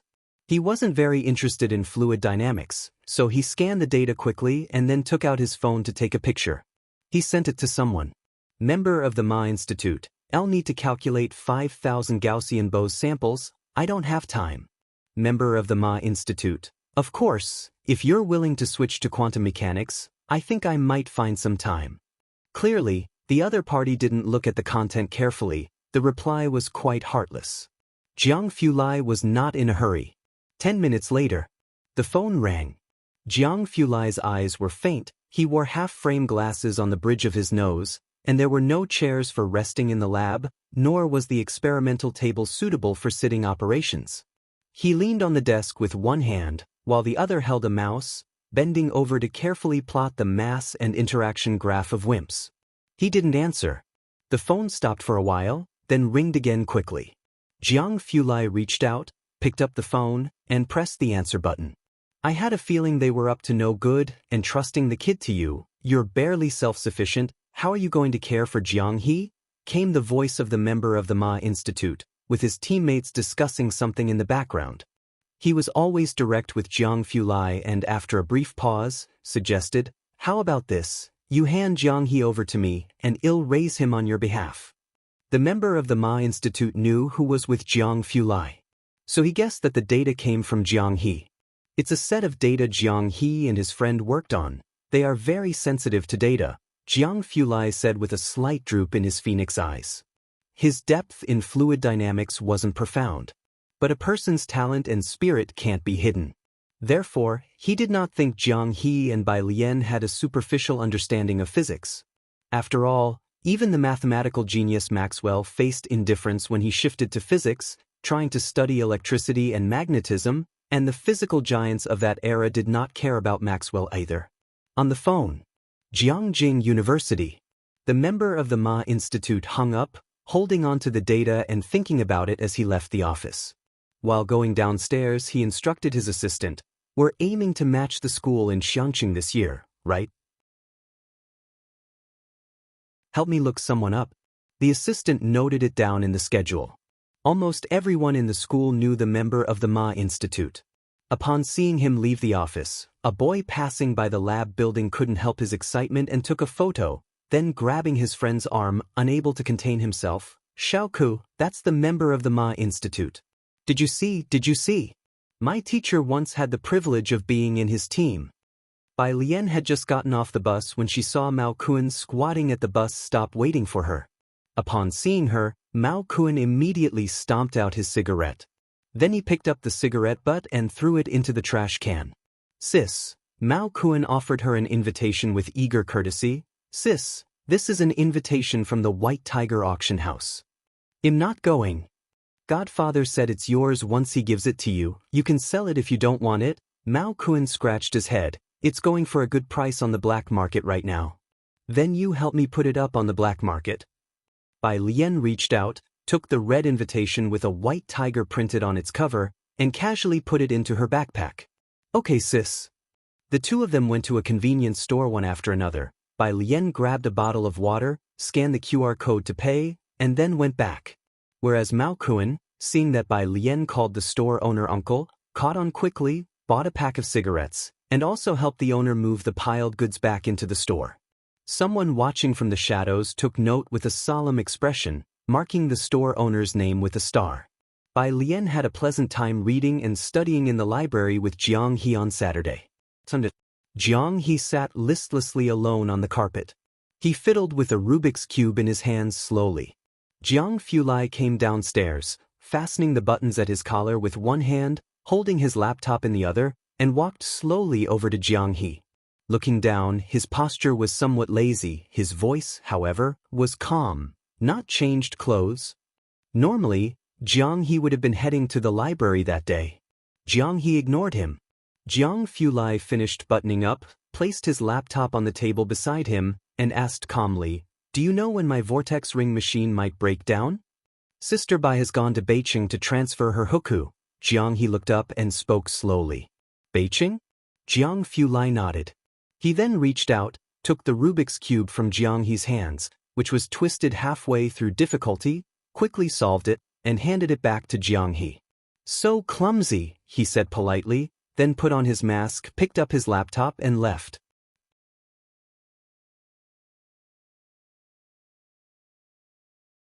Chapter 25. 012 High Efficiency Study Method, Relocation of Residents completed under score 2. Ming Dongheng stood in place, his face expressionless as he watched. Jiang he frustratedly scrambled the Rubik's Cube again, opened his watch, and sent a message to Bai Lian. Text: Bai Lian had already boarded the train, and her household registration transfer certificate for Xiangqing had been processed. The certificate for moving out still needed to be arranged in Beijing. Beijing was far away, and Xiangqing only had a train service, so a round trip took a whole day. As household registration had to be done on a workday, she went a day early and planned to return directly after getting the certificate the next morning. Ji Xiaojun went with her, and the two of them sat together. The train ride was nearly 12 hours long, and Bai Lian had brought a physics question bank in advance. She buried herself in the questions as soon as she got on the train. A middle-aged couple and an elderly person sat opposite them, who, upon seeing Bai Lian working on her problems, spoke in hushed tones and deliberately lowered their voice when occasionally conversing with Ji Xiaojun. Ji Xiaojun watched as the three passengers opposite handed Bai Lian a bunch of fruit and some biscuits. Then he looked at the focused Bai Lian solving problems. During the 12-hour train ride, even Ji Xiaojun couldn't help feeling a sore back and stiff waist. He had thought that being pampered from an early age, Bai Lian would find it more difficult to endure, but to his surprise, she remained upright and attentive, maintaining her studying posture throughout the journey. The train's signal was poor, and Bai Lian was concentrating on her questions. By the time she saw Jiang He's message, it had already been 2 hours. Illiterate. Text: By Jian, I've seen it. By Jian. Image: Jiang He opened it and looked, knowing the result but not the principle. He then forwarded it to Jiang Fulai. Jiang Fulai was still in the underground laboratory, holding a tablet and returning to the computer, its fluorescent light reflecting his expressionless face, cold and piercing.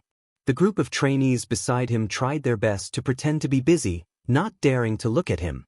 An assistant entered through the glass door with a document in hand and said, "Young Master Jiang." Jiang Fulai's gaze didn't shift, After briefly pointing out an experimenter's data beside him, he took the document from the assistant and casually flipped through it. "This is an invitation from the Gao family," the assistant reminded. Gao Jiachen was a carefully cultivated plant by the Gao family in the Jiang family, but after this incident, they had been busy managing the fallout and finally sent this invitation to Jiang Fulai as an apology. Upon hearing this, Jiang Fulai turned his hand, calmly handing back the invitation to the assistant. The message was clear. His phone rang, and Jiang Fulai gestured for the assistant to leave, then he checked the message from Jiang He, opening the image. It was a complex question with a few formulas listed on the side. The handwriting looked neat and clean, slightly different from what he had seen the night before. However, he could guess who had written it, and being too lazy to type, he sent a 52-second voice explanation to Jiang He. Jiang He sent a comma. Jiang Fulai followed up with 47, Jiang He, ? Jiang Fulai, 60, Jiang He, you know the teacher's microphone was on, right? Out of patience, Jiang Fulai coldly typed 2 characters. Add group Jiang He, okay. On the other side of the phone, Ming Dongheng watched with an expressionless face as the well-known genius Jiang He got scolded by young Master Jiang for 2 minutes, thinking to himself, luckily he doesn't study physics. Bai Lian and Ji Xiaojun arrived in Beijing after 10 o'clock at night. The two stayed at a hotel not far from the Public Security Bureau. It was only after washing up for the night that Bai Lian discovered that Jiang He had added them to a 3-person group. Jiang Fulai sent a detailed process diagram, and Bai Lian sat at the small square table to study it carefully. She politely sent a thank you and then asked another question. Jiang Fulai, 37. Jiang Fulai, 29. Bai Lian opened each one to listen.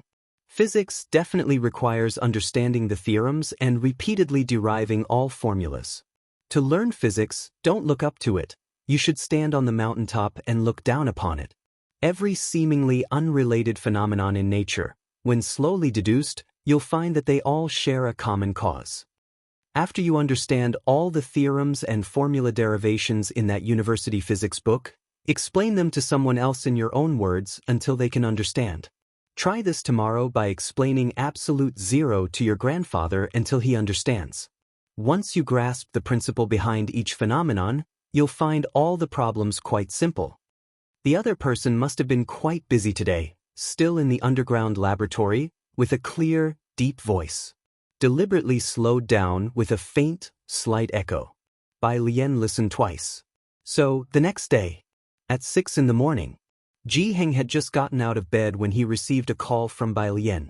Bai Lian, Grandpa, did you understand? Ji Heng wasn't fully awake yet, only hearing something about molecules and immobility. He got dressed, didn't understand, but responded with a calm, Then would you repeat it for me? Ji Heng, 15 minutes later. Finally, Bai Lian heard the correct answer from Ji Heng's mouth and hung up satisfied. The Feynman technique that young Master Jiang taught her might end up making Ji Heng the biggest victim. The process of applying for a household registration transfer certificate wasn't complicated, and since they went early, it took less than half an hour to finish. With the train at 10-something, Ji Xiaojun took the opportunity to visit a nearby mall. While Ji Xiaojun shopped, Bai Lian queued in the adjacent milk tea shop to buy tea and wait for him. What Madame Song saw as she passed by was this scene: the tall girl dressed in simple white clothes and black pants, the white garment without embellishments save for a few poppies at the neckline, which rendered it exquisitely simple. She held a fruit tea in one hand, leaning casually against a column at the entrance of the mall. Countless passers-by turned their heads. You're back in Beijing? Madame Song got out of the car, the driver following behind her. Her eyebrows and eyes were warm, and her tone bore a bit of surprise. Bai Lian bit her straw and looked up. She thought for 10 seconds before she could recall who the woman was from the original owner's memory. It was her, Song Min's mother. Auntie Song, Bai Lian spoke up. This person was more pleasing to the eye than Song Min, so Bai Lian politely explained that she was back to process her household registration transfer. Bai Lian, listen to me, said Madame Song with a serious demeanor after hearing her out, looking at Bai Lian, I'll know you think your father is unfair, and you don't like Xiaoqi and the others. I can understand all of this. But after all, you're a family, you can't be childish. To be honest, Xiaoqi is smarter than most of the young nobles I've seen in Jiangjing. Your father's favor is not without reason. Besides, you need to understand that in the future, the Bai family will definitely be centered around Xiaoqi. His prospects, I dare say, are absolutely clear. You should look to the long term. Staying with the Bai family for protection will give you the best development. Madame Song's maternal family was from Jiangjing, hence her extensive knowledge about it. She felt a subtle pity for Bai Lian and thus offered this piece of advice. Some things she left unsaid. For instance, she knew about the incident with the Bai Tia's written pledge and that Bai Lian and Bai Xiaoqi were at odds because of her son. But she thought that now was not the right time for Bai Lian to hold a grudge against Bai Xiaoqi. Instead, it was most important to maintain a good relationship with her. Bai Lian listened carefully. She finished her last sip of fruit tea, crushed the bottle. I've never thought of relying on the Bai family. What? Madame Song was taken aback. The driver behind her glanced at Bai Lian. He naturally recognized the young miss of the Bai family, who often came to the Songs to find Song Min. On hearing this, he sneered internally. Not rely on the Bai family? What else could you rely on? Your trivial youthful pride? Or the confidence from being expelled by Beiqing High School?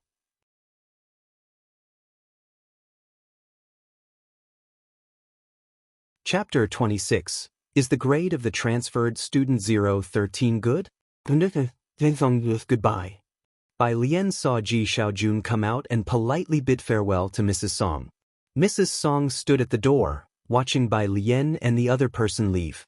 She returned to her car, took out her mobile phone, and after a long while, finally dialed a number.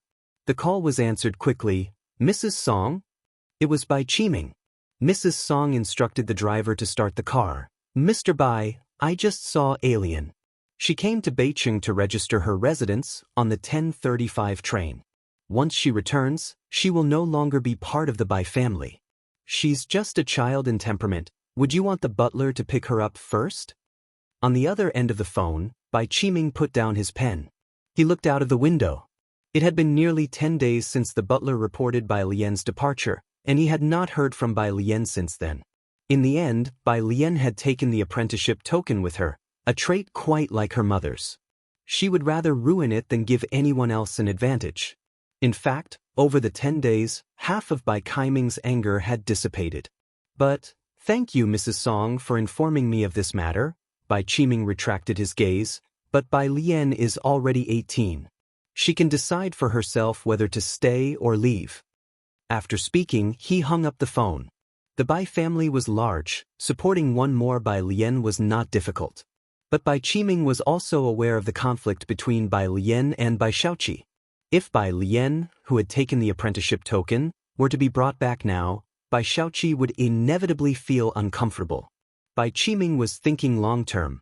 Now that Bai Shuk's future looked bright, he couldn't afford to lose the watermelon for the sake of a sesame seed like Bai Lian. So he could only act as if he hadn't received Mrs. Song's call. Today was also when he made a choice between Bai Lian and Bai Xiaoka, but obviously, there was no need to choose at all. The Bai family. The grand elder, the highest in seniority at the family ancestral home, took some interest in the matter. Find an auspicious time tomorrow, and remove her name. Remove it tomorrow? Of course, the grand elder pondered briefly. Make sure to let Xiaoqi and Xiaoka know. Erasing Bai Lian's name was a minor matter. What mattered was to show her siblings the Bai family stance. Making a simple mark to erase a name was, after all, nothing noteworthy to them. Elsewhere, although Mrs. Song had anticipated it, she still sighed softly upon hearing Bai Qiming's words. She had phoned Bai Qiming not only to inform him of Bai Lian's whereabouts but also to see what Bai Qiming would decide. Mrs. Song took out her mobile phone, thinking that Song Min should be in class by now, and just sent a WeChat message. Come home early tonight, I have something to tell you. Song Min usually stayed with Bai Xiaoqi at the library to discuss the challenging problems of the Jiangjing preparatory camp. But when Mrs. Song wanted to see him, he would come straight home after school. When he returned, Mrs. Song, pruning her flowers, slowly began, "Elle wanted to talk to you about Bai Lian." Song Min, looking indifferent, showed no change of expression upon hearing this name. "Her?" "Yes." Mrs. Song's voice was gentle. "She has officially been removed from the Bai family register. There's the engagement arranged since childhood between you and her. If you have no objections, we'll find a time to speak with the Bai family and then clarify things with Bai Lian. How about that?" Song Min didn't even think about it. Whatever. Mrs. Song didn't have much of an opinion about Bai Lian. Bai Lian was good-looking. She had watched Bai Lian grow up since she was a child and had some fondness for her. But that was all. Compared to Bai Xiaoqi and Bai Xiaoke, this fondness seemed insignificant. Mrs. Song snipped off an excess branch. Shaking her head, she thought that Bai Lian was still too young and impetuous, not understanding what was truly important. On the train, Bai Lian was also in a very good mood. Not only did she transfer her residence, but she also resolved the matter with Song Min. She was well aware that Mrs. Song had specifically stepped off the train to inquire about something. Ji Xiaojun, however, was extremely silent throughout the journey. He had thought that accompanying Bai Lian would mean encountering the Bai family and hoped that if the Bai family wanted Bai Lian to return, he could help negotiate terms with them.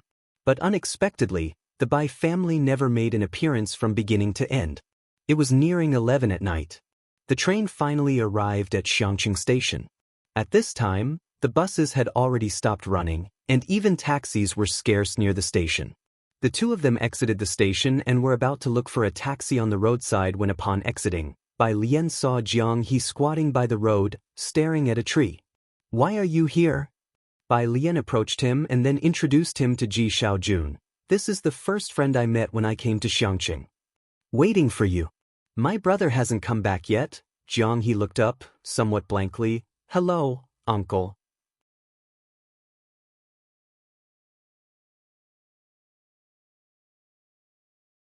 Chapter 27. Is Transfer Student 013 performing well in their grades? _2 Ji Xiaojun saw this elegant-looking kid and wasn't quite sure how to start a conversation, but unexpectedly the other party greeted him nicely. He was somewhat at a loss for what to do, so he just stuffed all the snacks he had collected for Bai Lian into Jiang He's hands. Ming Dongheng stood coolly on the side.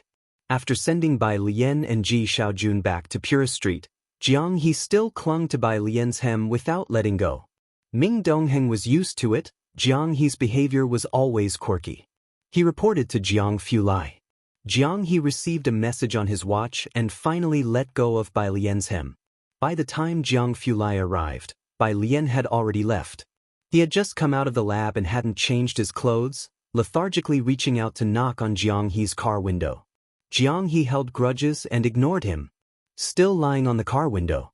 Jiang Fulai was calm. "One saw an MTS report last time. It said that kids who stay up late don't grow tall." Jiang He, not even as tall as Jiang Fulai's waist, suddenly looked up. "Are you tired?" "I'm not tired." Jiang Fulai glanced at him casually and sincerely asked, "You shouldn't be tired either, right?" "Oh, of course not." Jiang He started talking to himself. "One mean Uncle Ming must be tired. So if he's tired then we can go back now and let him sleep first." Ming Dongheng said expressionlessly, "Yes, young master, I'm very tired right now." Xiangqing Middle School. Bai Lian rushed to catch the train on Monday, and after explaining the kinetic energy theorem once again to Ji Heng on Tuesday morning, she came to school. "Desk mate."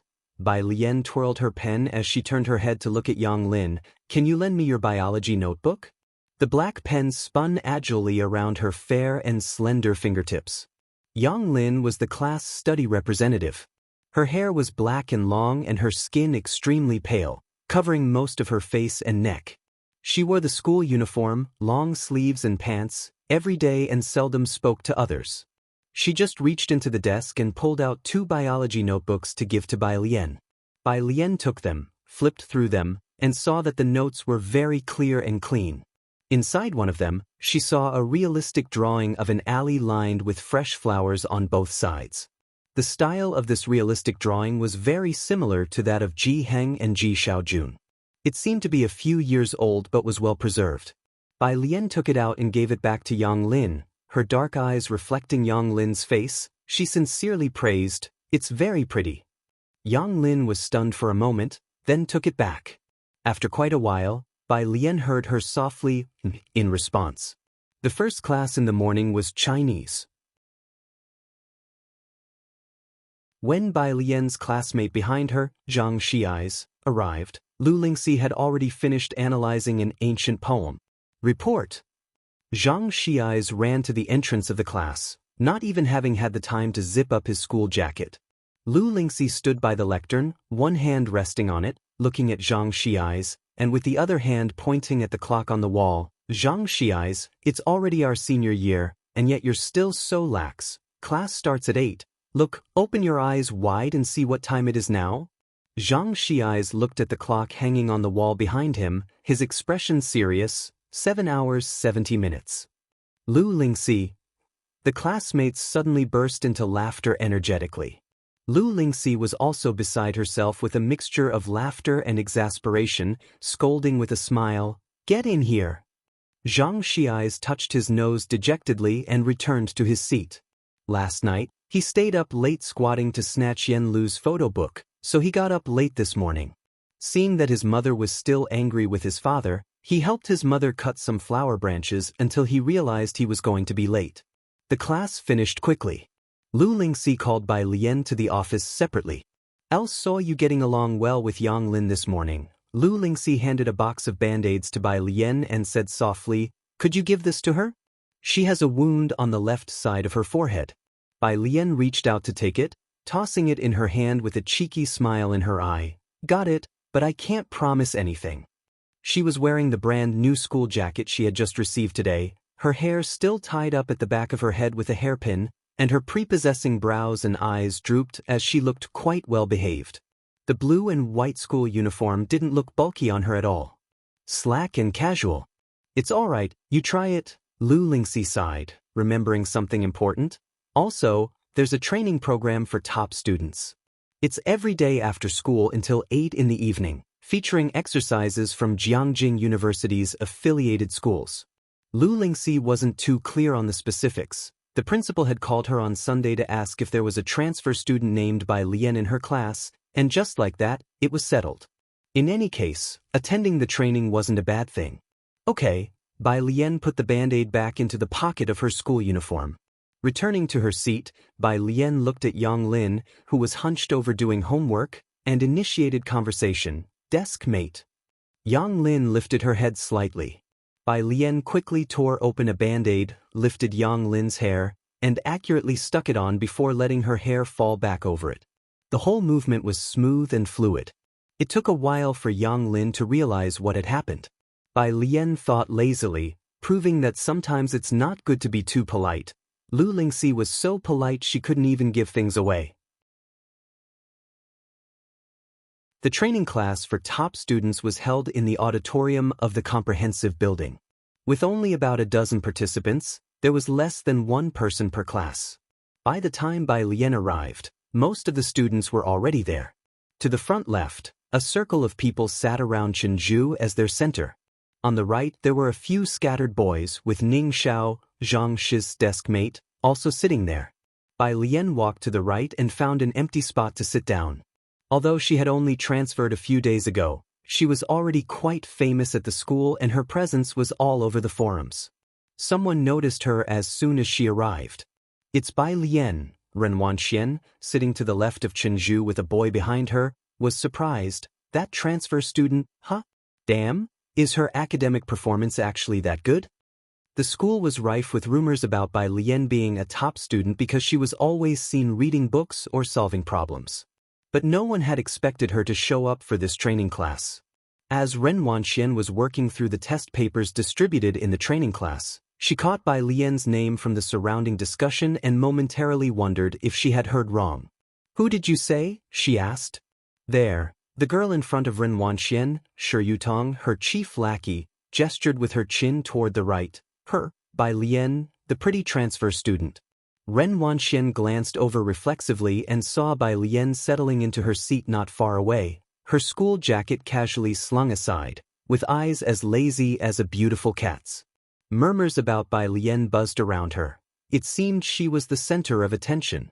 The discussions invariably revolved around Bai Lian, daring to transfer in senior year like that, and joining our training class within a few days of arriving at school. She can't possibly be as freakish in her studies as Chen Zhu and Ning Xiao, can she? The people here had known each other since first year when they started taking competition classes together in Xiangqing. They were all very familiar with each other. Hearing his name linked with Ning Xiao's, Chen Zhu looked up. Chen Zhu was the pride of the Chen family's generation. Unlike Chen Wei, he always kept away from trouble at school, focusing solely on his studies and regularly competing with Ning Xiao for the top spot in their grade. So, despite Ning Xiao's gloomy and reserved demeanor, avoiding interaction and rather reclusive, Chen Zhu recognized his name. There were whispers that someone had scores close to Ning Xiao in the combined sciences.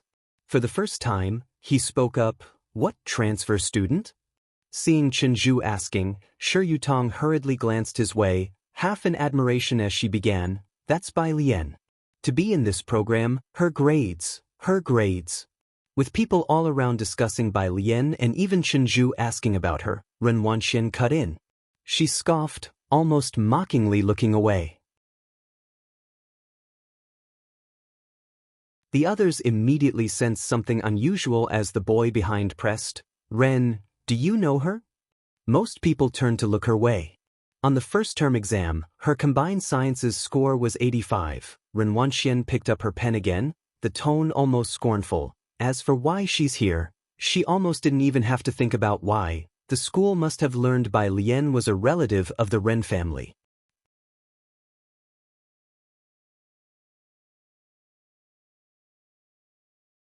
Chapter 28. Submit Assignment 014, scored 1. Ren Wanxian kept a cold face, but she said nothing more. Inwardly, however, she was immensely irritable. Chen Zhu at her side had caught on, having not recognized Bai Lian earlier, but now, upon hearing Ren Wanxian mention her, he recalled the person he had seen on the street that night. Some relative of the Ren family, though he didn't know exactly what their connection was. If Bai Lian had joined the training class because of the Ren family, it wouldn't be much of a surprise. He nodded and continued to focus on his practice questions. The others looked at each other in confusion.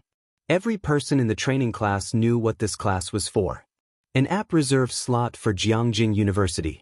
Every person in this room was truly talented. The initial test for math was extremely difficult, yet the comprehensive science was just giveaway points, with several sitting here who had scored full marks in it. Putting aside 85 points here was almost unheard of in the whole school. 85. Shi Yutong raised her voice. Then how did she get in here? She had good grades, and because of her family situation, she had learned to network from a young age, grouping together with others in school and looking down on the ordinary students. With such a score, Bai Lian's presence here clearly highlighted her as a connection-based attendee. However, Shi Yutong wasn't overly concerned, for even if Bai Lian had pulled strings to get in, could she really be more influential than the Chen or Ren families? A few who had wanted to add Bai Lian on WeChat now forcefully restrained themselves from doing so. Why is it so quiet today? The substitute teacher was the homeroom teacher of Class 8, Grade 3, and also the head of the physical science department. Wearing glasses, he turned on the projector to start the lesson for the class, smiling warmly at these top students. As usual, everyone will watch a 1.5-hour lesson and do half an hour of practice questions. We'll finish at 8 o'clock.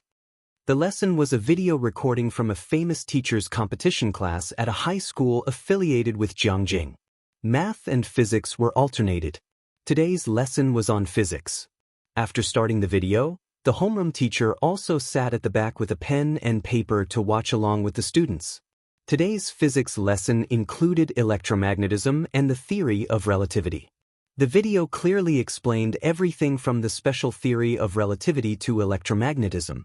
Bai Lian listened intently for the first time to the concept of time dilation. She found the concept frightening because it meant that the flow of time was different for everyone. The video ended promptly at 7:30 p.m., and the homeroom teacher distributed practice problems he had printed out. This is the question for today. You all can work on it. I'll collect it tomorrow evening, and it will be part of your regular evaluation. The auditorium quieted down to just the sound of pages being turned.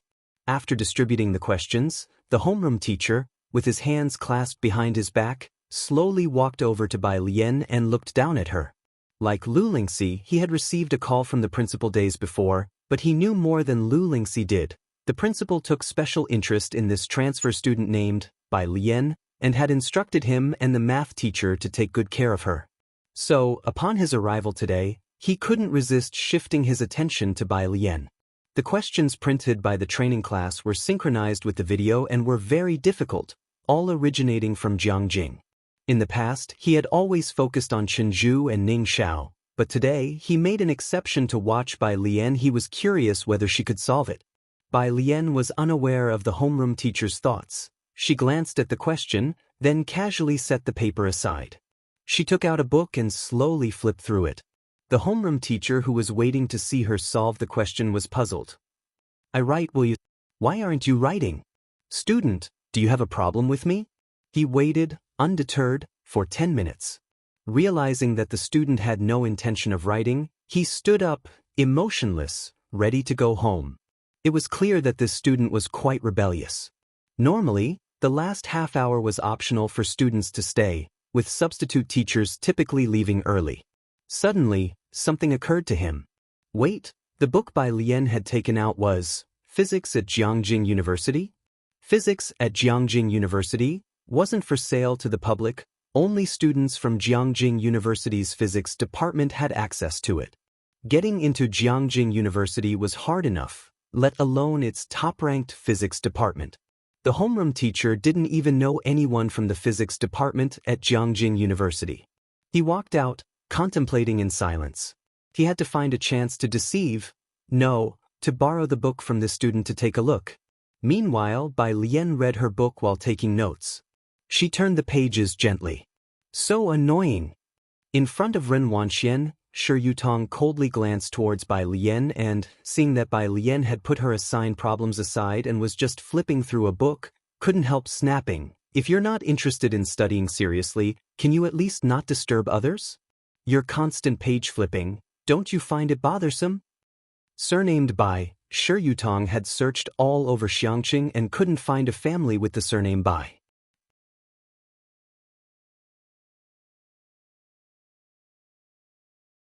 Chapter 29. Submit Assignment 014. Scored _2. Her father is in the Department of Education and knows the students' files. While others at school don't know, she is crystal clear about it. Chen Zhu's Chen Weiss family is the richest in Xiangqing, and Ren Wangshuan's family is even more incredible. Bai Lian still kept her head down slightly. The lights in the lecture hall were quite bright. She leaned casually against the back of her chair, one hand flipping through a book and the other holding a pen, occasionally making notes on the page. She paid no attention to Shi Yutong. Although Shi Yutong couldn't compare with Chen Wei or Ren Wanxian, she wasn't invisible at school either, with good grades and a respectable family background. She couldn't let go of her dignity being snubbed like this. "Bai Lian, are you deaf?" "Ah." Bai Lian finally looked up, glancing at Shi Yutong as if she had just realized someone was calling her, a strand of black hair falling onto her cheek. "Are you hollering at me?" Her use of the word hollering made it seem like she was referring to the barking of a dog. Shi Yutong's face darkened. "You better stop flipping. I'll insist on flipping." Bai Lian interrupted Shi Yutong, appearing like any other ordinary student, but her posture was upright, her arm casually resting on the table, yet when she turned to the side, her gaze was overwhelmingly haughty. She lazily flipped another page of her book and smiled at Shi Yutong. "Why don't you call the police?" Shi Yutong could swear she heard a few suppressed chuckles. Ren Wanxian had experienced Bai Lian's sharp-wittedness before. She could not comprehend how someone who got into the tutoring class through the Ren family connections could be so confident. However, Ren Wanxian didn't want more people at school to know about her relationship with Bai Lian, so she didn't clarify. She hoped that Bai Lian would have the self-awareness not to stick to her. Ren Wanxian looked at Shi Yutong. "Take a seat." Shi Yutong sat down. She glared at Bai Lian with a dark expression. She had never faced embarrassment in front of others, let alone by a transfer student whose background was a mystery. Half an hour quickly passed. One by one, those who couldn't solve the problem in the lecture hall stopped trying, packed up their things, and went home. Ren Wanxian looked at Chen Zhu beside her. Did you figure it out? Chen Zhu shook his head and then glanced at Ning Xiao's seat. Ning Xiao was preparing to leave, but it was unclear if he had solved it. Shall we go back? Ren Wanxian hadn't found the correct answer either. Do you have news about the invitation? Chen Zhu was also putting away his pen and, upon hearing this, turned his head. Where did you get the news from? My dear. As Ren Wanxian started to speak, she noticed Bai Lian was still there and dropped the subject, giving Chen Zhu and the others a look. Let's talk outside. She didn't want to discuss her grandfather and her family history in front of Bai Liana. The group packed up and left together. As they left through the front door, Ren Wanxian noticed that the exercise paper on Bai Lian's desk was still spotless.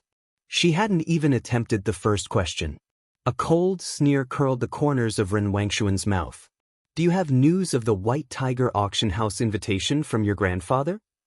With hardly anyone in the stairwell, Chen Zhu took the initiative to ask, There's no news from my dad's side. That's quite normal. Ren Wanxian was not surprised. Not just anyone can get into the White Tiger auction house. The White Tiger auction house catered to an international audience. Xiangqing was insignificant to them, and if they wanted to get an invitation, they would have to resort to the black market. The two of them continued talking to themselves, while Shi Yutong and the rest were in the fog listening in. With only ordinary family backgrounds, they were somewhat informed about domestic affairs, but had never even heard of the White Tiger auction house. It wasn't until they parted ways at the door and watched the two drive off that they discussed quietly among themselves. Shi Yutong lowered her voice. I'll think one heard my dad mention it once, somewhere near our border. She didn't even dare to utter, Bacter Street. That place, where average people dare not casually enter.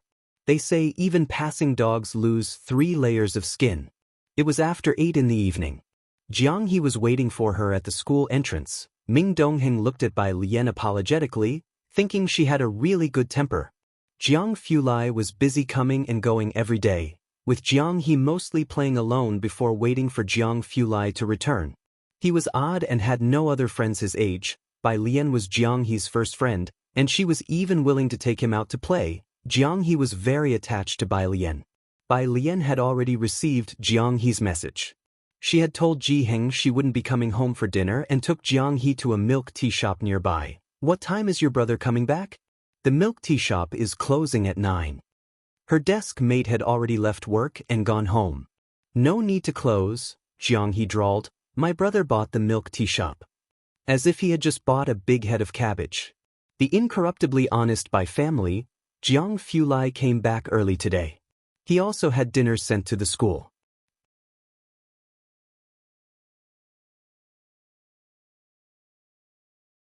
Chapter 30. Submit Assignment 014. Scored _3 When he got out of the car, the milk tea shop was no longer open to the public, with only one incandescent light on by the window. Bai Lian was doing her homework with her head down. It was a bit cold that night, so she had put on her school uniform jacket, without zipping it up, revealing the white embroidered collar inside. She rested her chin on one hand in a lazy manner while holding a pen in the other, her eyelashes half lowered. People passing by would frequently turn their heads for another look. Jiang He sat beside her, engrossed in twisting a Rubik's Cube. The wind chime at the door rang, and Bai Lian and Jiang He both lifted their heads simultaneously to see who was coming in. Jiang Fulai always had a cold and noble look in his eyes, restrained in his elegance. He was still holding his coat that bore the chill of the outside, his figure tall and straight, slightly bowing his head as he entered. Seeing the two of them look up at him, his steps halted curiously for a second. Why did he take in Jiang He? Perhaps because seeing 3-year-old Jiang He waiting alone at home for parents who would never return, he could relate. Jiang He was a loner, spoke little, but hardly ever caused trouble. These past few days had been the most spirited he had ever been. Jiang Fulai felt an illusion that it was as if Bai Lian and Jiang He were waiting for him. The assistant arranged the meals neatly, including Bai Lian's share. Without being polite, Bai Lian picked up her chopsticks, and while eating, she showed Jiang Fulai the problem distributed today. The teacher had me attend a tutorial class. I can understand the lecture, but the problems are really— She paused, makes me want to fight them. Jiang Fulai found it a bit funny. Don't rush into a fight just yet, he said with his clear, light voice, reaching out to take it. The printout bore the Jiangjing University logo, and he skimmed it to understand the gist. It's not your problem. This person's way of setting questions is just like this, simple. After we eat, I'll explain it to you. The problem that no one in Xiangqing Middle School could solve, he casually passed off with 2 light simples. During the meal, Jiang Fulai earnestly sent a message to Maxwell, suggesting, the PhDSU mentor can't set problems properly. I could teach them. Bai Lian had attended many classes these last 2 days, including the recorded lessons from a famous teacher tonight. It's only after listening to others that one can make comparisons. Jiang Fulai was much clearer than they were, straightforward, easy to understand, and detailed, even softening his voice a bit. Bai Lian watched him intently, her pair of dark eyes filled with a strong desire for knowledge. So, is the constancy of the speed of light derived or proven? Maxwell's equations. Jiang Fulai reached for a pen, his fingers elegant, clean, and long. He wrote a set of beautiful equations on the back. Jiang He was drinking milk nearby, looking at Jiang Fulai with an expressionless face. Last month, he had asked Jiang Fulai a similar question. The other man pointed at a folder and said indifferently, "There's a paper I published in Nature 2 years ago on the topic, find it yourself." Are these words said by a human being? Jiang Fulai was very clear, and since Bai Lian's main focus of study recently was electromagnetism, she could almost understand the problem. The next day at school, she completed the problem based on her understanding. Tonight's tutorial class was on mathematics. The homeroom teacher of Class 8 collected yesterday's practice problems and distributed the newly printed solutions to everyone before starting today's video. The students watched the video. After returning to his desk, the homeroom teacher took out his usual grading book and 2 pens, and started correcting the submitted practice problems. Most students hadn't completed them. After reviewing each student's work, he made a note in their regular grades. All of this would be part of the assessment in a month's time. The problem was excessively difficult. The Class 8 teacher had almost stayed up all night to fully understand the answer after receiving it. When he saw Ning Xiao's answer, he WFF0T a big 8 behind his name. The regular grade was out of 10 points. Most others scored between 4 and 5. Ren Wangshuan's answer was a bit higher, 6 points. Chen Zhu didn't cover as many aspects as Ning Xiao did, 7 points. A bunch of science students with wildly scribbled writing, he spent years searching for twisted answers in various cracks. Not until turning to the last page did the words arranged neatly, stroke by stroke, catch his eye, even neater and more beautiful than the printed problems. The homeroom teacher's eyes lit up. He focused on the content, becoming serious at the first question, but when he reached the second one, his pupils contracted.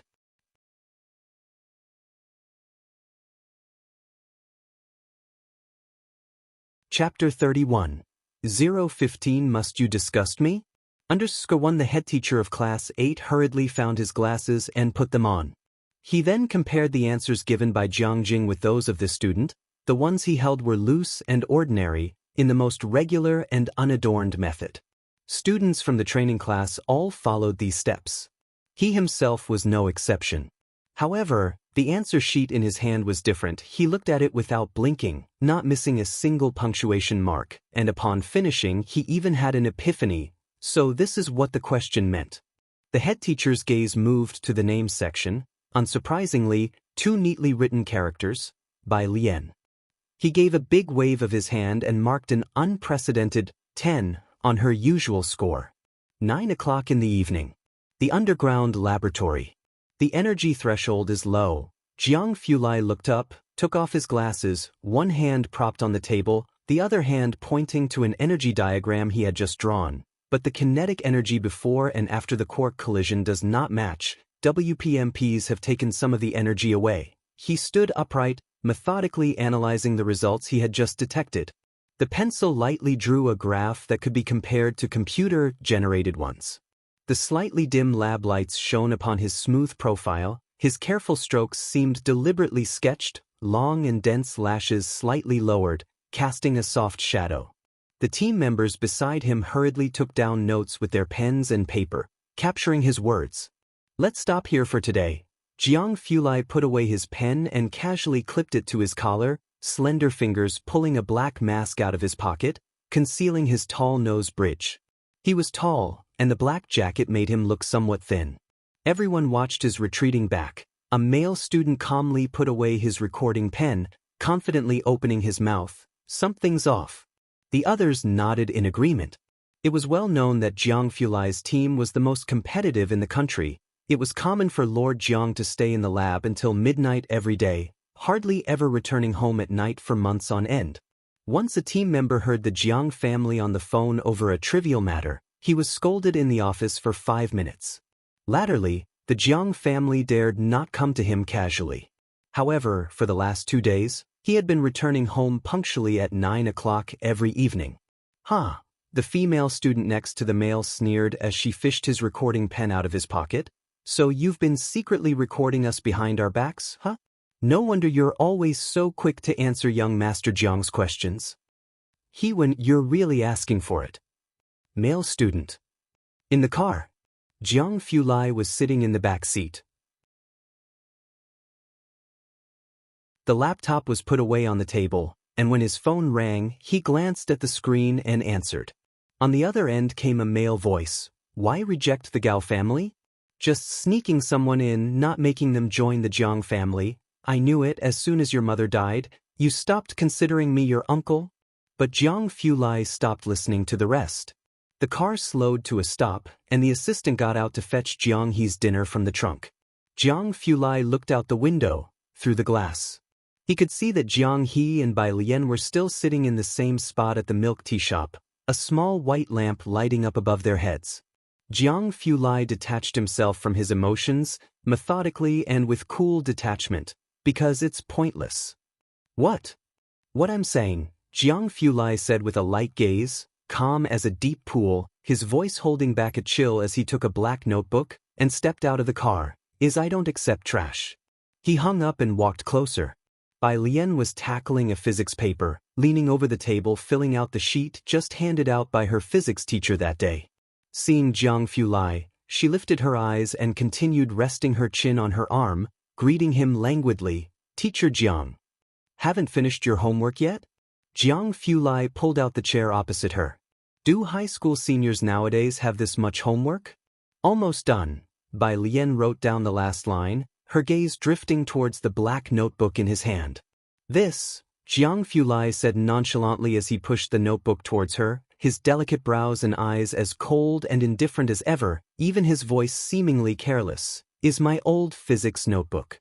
Bai Lian perked up, her eyes on the notebook reflecting the light overhead, stunningly beautiful. "Thank you." Jiang He was just by the side, watching Jiang Fulai intently. Because she had to go to the training class in the evening, Bai Lian did not wait for Ji Heng to have dinner together. She ate in the cafeteria in the evening, hung out with Jiang He at the milk tea shop for a while before going back. Ji Heng would wait at the alley entrance for Bai Lian to return home every night, and tonight was no exception. It was nearly 10 o'clock. Bai Lian suddenly remembered about time dilation. "Grandfather, are you sleepy?"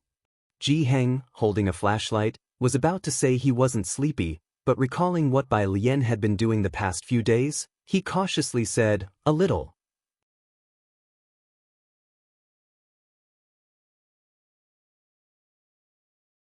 Chapter 32. 015 Must you disgust me? _2, Bai Lian said with some regret, "Then I'll call you again tomorrow morning to wake you up." Ji Heng. "Must you really call?" The next day, Thursday. As soon as Ji Heng opened his eyes, he saw the person squatting by his bed. "Grandpa." Bai Lian had been listening to English vocabulary, but upon seeing him open his eyes, she turned off the sound. "Are you awake?" Ji Heng. Afterward, wherever he went, Bai Lian followed. As soon as Ji Xiaojun stepped into the courtyard, he heard Bai Lian's lazy voice. "So time will change according to everyone's pace." "Grandpa, do you understand?" "Grandpa, why aren't you talking?" Bai Lian turned her head back. Ji Hung silently spit out the mouthwash. Maybe it's because your grandpa is brushing his teeth. But why do high school students have so much energy? Doesn't she need to sleep? Ji Heng's courtyard had never been so lively. Ji Xiaojun smiled as he watched Bai Lian follow Ji Hung from the kitchen to the courtyard, then to the storage room. Breakfast was something Bai Lian went to Purist Street to buy early in the morning. At 6:40, she got a precise answer from Ji Heng's mouth and then left with her uniform. Grandpa, uncle, I'm leaving first. Once she left, the whole courtyard became quiet. Ji Xiaojun looked at Ji Heng's serious face and complained in his heart. Just keep pretending. The word, grandpa, must have made you feel like you're floating in the air. At Xiangqing Middle School, the senior year has physical education classes. Class 15 has theirs last on Thursday mornings, together with Class 8. With only so many classes in a week and over 80 classes in the school, some classes have PE at the same time. It wasn't like this before. Pu Xiaohan, who sat in front of Bai Lian and was also too lazy to move, informed her. Later, someone anonymously reported it, and the school had to schedule physical education classes. Bai Lian, holding a black notebook, sat under a tree as soon as the PE teacher announced free activity time, slowly flipping through it. Even without doing anything, there were plenty of people who pretended to glance her way casually. Another basketball came flying in her direction. Only this time it was a bit off, spinning towards Bai Lian's forehead, heading straight for her. A boy anxiously shouted, "Hey!" Bai Lian lazily turned a page without lifting her head, and only when the ball was about to hit her face did she raise her other hand, catching the fast-flying ball cleanly in her palm. The breeze brought by the ball lightly lifted the loose hair on her forehead. At noon, the sunlight was just right. She weighed the ball in her hand, then lazily looked up at the boy with a languid gaze. Sunlight filtered through the tree branches, sprinkling bits of light over her head as she tossed the ball back to him carelessly. She smiled at him with eyes as charming as jade. "Be careful." The boy caught the ball. His face flushed red, and it took him a while to recover and return to his team, while his teammates whispered excitedly, "Damn, that was cool." 10 minutes. Pu Xiaohan came back to reality, closed her mouth, and began to count for Bai Lian. Only 10 minutes, and already 2 shuttlecocks and 3 basketballs have accidentally landed near you? Bai Lian is so extreme.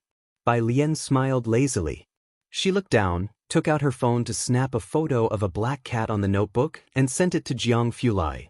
"Your drawing isn't as good as my grandpa's, Jiang teacher." "Not far away." "She's actually reading a book?"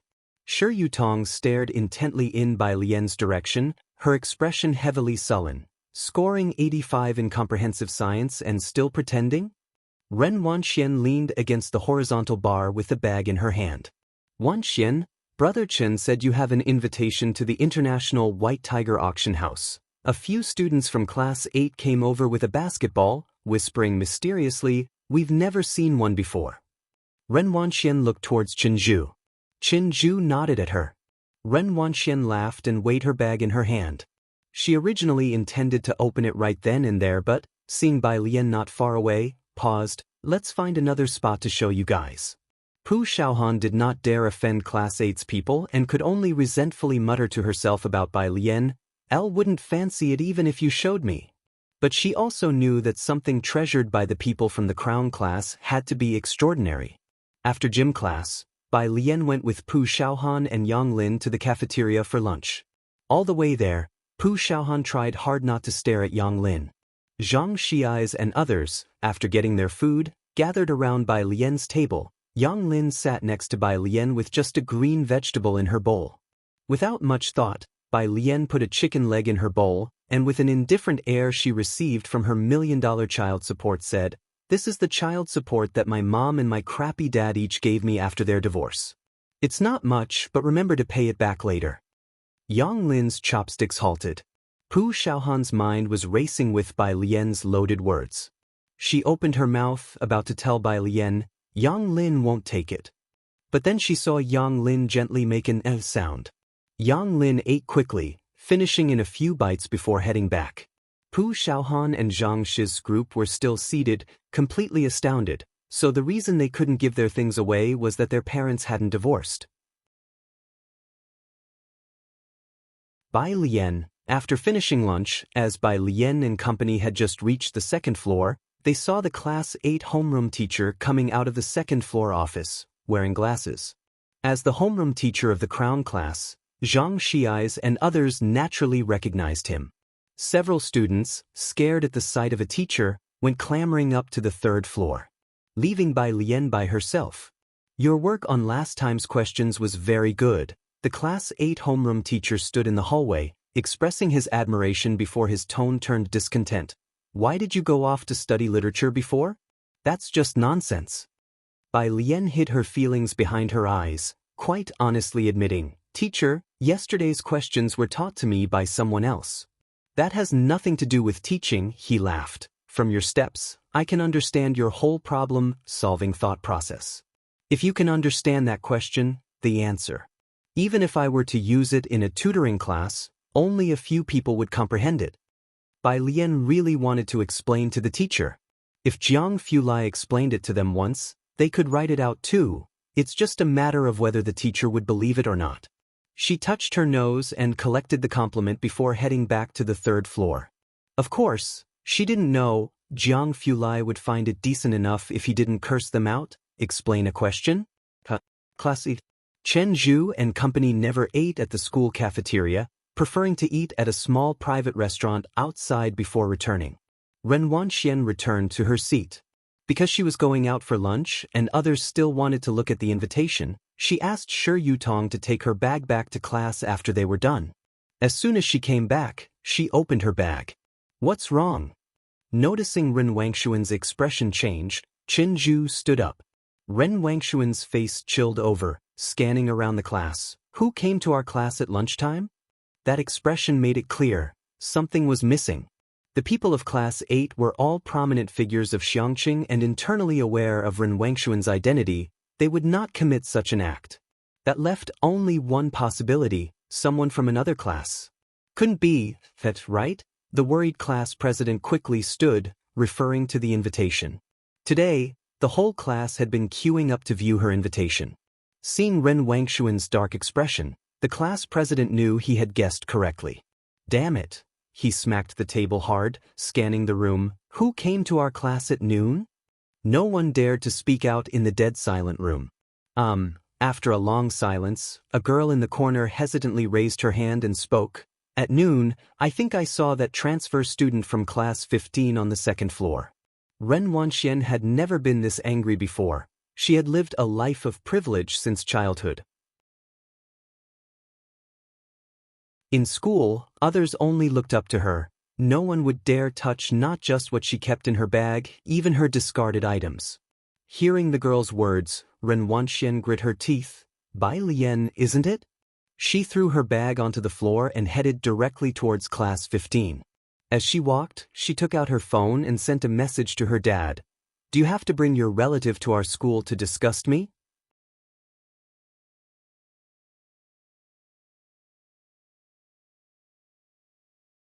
Chapter 33, 016 Unique Underscore Bai Lian, the new transfer student, has become the most talked about student at Xiangqing Middle School due to her excessively flamboyant appearance. Those who have seen her will never forget. The girl who just spoke had seen Bai Lian on the second floor at noon and remembered vividly. Now, seeing Ren Wanxian looking so angry, she was somewhat afraid. Class president, it won't cause any trouble, right? The girl looked toward the class president of Class 8. The class president seemed to be aware of the transfer student Bai Lian as well. He shook his head, indicating he didn't know. I'll go take a look. I don't know if it has anything to do with that new student. If it's really unclear what was lost, our whole class could be in for bad luck. He kicked the chair away and left. Behind him, Shi Yutong's eyes glittered. She followed and revealed a smile that took pleasure in others' misfortunes. It must be that transfer student. Class 15. At noon, most people were resting their heads on their desks, while some were writing furiously. Bang! The door was flung open, jolting many who were asleep on their desks awake. Ren Wanxian, Shi Yutong, the class president of Class 8, and several other people from Class 8. There wasn't anyone in the school who didn't recognize them. Class 15 became utterly quiet. Even those who were whispering stopped and just watched them silently. A hush fell over the room. The people from Class 8 were known as the Crown Prince class because they acted wildly, and other classes had grown accustomed to their attitude. Ren Wanxian did not look at anyone. She only swept her gaze across the classroom.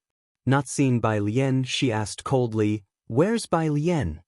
No one dared to speak. Zhang Xiais, who had been startled awake by the loud slamming of the door, glanced at Ren Wanxian, and the class president of Class 8, sat up straight, leaned back, and said, "She went to the restroom." "What do you want with the people of Class 8?" often played basketball with Zhang Xiais. The class president of Class 8, afraid that Zhang Xiais would offend Ren Wanxian, immediately intervened, holding him down and explaining the situation to him in a low voice. Ren Wanxian simply ignored Zhang Xiais. "Where's her seat?" No one answered, but some couldn't help but glance towards Bai Lian's desk. Zhang Xiais had some connections with Class 8, and moreover, since Chen Zhu's younger sister Chen Wei liked him, the people of Class 8 usually showed him respect. He frowned, not believing at all that Bai Lian was that type of person. "You must be mistaken. My desk mate went to the second floor because your class teacher was looking for her." Zhang Xiais continued to speak. Shi Yutong did not need to think at all. She went straight to Bai Lian's seat, pulled out the black backpack from Bai Lian's desk, and dumped its contents downward. Clatter! A pile of books and notebooks fell to the floor. Ren Wanxian didn't look at the books. Her eyes were only fixed on the unusually conspicuous red cover among the pile of books. She bent down, picked up the red invitation with a sneer from among the pile of books, then took out a tissue from her pocket, carefully wiped it, and held it in her hand, looking at Zhang Xiais with a mocking smile. "Mistaken, huh?" Zhang Xiais and the people around him also paused when they saw the red invitation in Ren Wangshuan's hand. Yang Lin had been sitting in her seat from the beginning. She had watched with an expressionless face as Shi Yutong rummaged through Bai Lian's backpack, waiting until Ren Wanxian picked out the red invitation from among the pile of books. A questioning expression slowly appeared on her face. Bai Lian had just returned from the restroom. "I don't want to say," Ren Wanxian said coldly as she saw Bai Lian coming back. "Go explain it to the teacher." However, Bai Lian did not look at her. She stood at the door and looked at her seat, where her black backpack was carelessly thrown on the floor, with a bunch of books scattered on the chair and under the desk, as well as a bottle of milk that Ji Xiaojun had put in her bag before she left in the morning. The classroom was as quiet as ever. Bai Lian slowly walked to her seat, kicked the chair away, and looked down at the scattered books for a few seconds. She raised her head, her face devoid of any smile, containing only 3 words: "Who did this?" She always seemed laid back, showing little interest in anything other than her studies. But now her eyes were deep and cold, her dark eyes like a shrouded mist at dawn. Her originally delicate features were tight with a look that warned strangers to keep away. Zhang Xiais involuntarily stepped back half a step after being swept by her gaze. His eyes turned towards Shi Yutong. "Was it you?" Bai Lian reached out, her slender fingers directly grabbing Shi Yutong's neck and pulling her over. Bang! Shi Yutong was flung onto a bench by Bai Lian, who held her by the neck. The loud noise made everyone else take another step back. Bai Lian pulled the hairpin from behind her head, the sharp end of the pin aiming at Shi Yutong's carotid artery. Bai Lian's hand slowly pressed down, almost cruelly smiling at her. "Who let you touch my things?"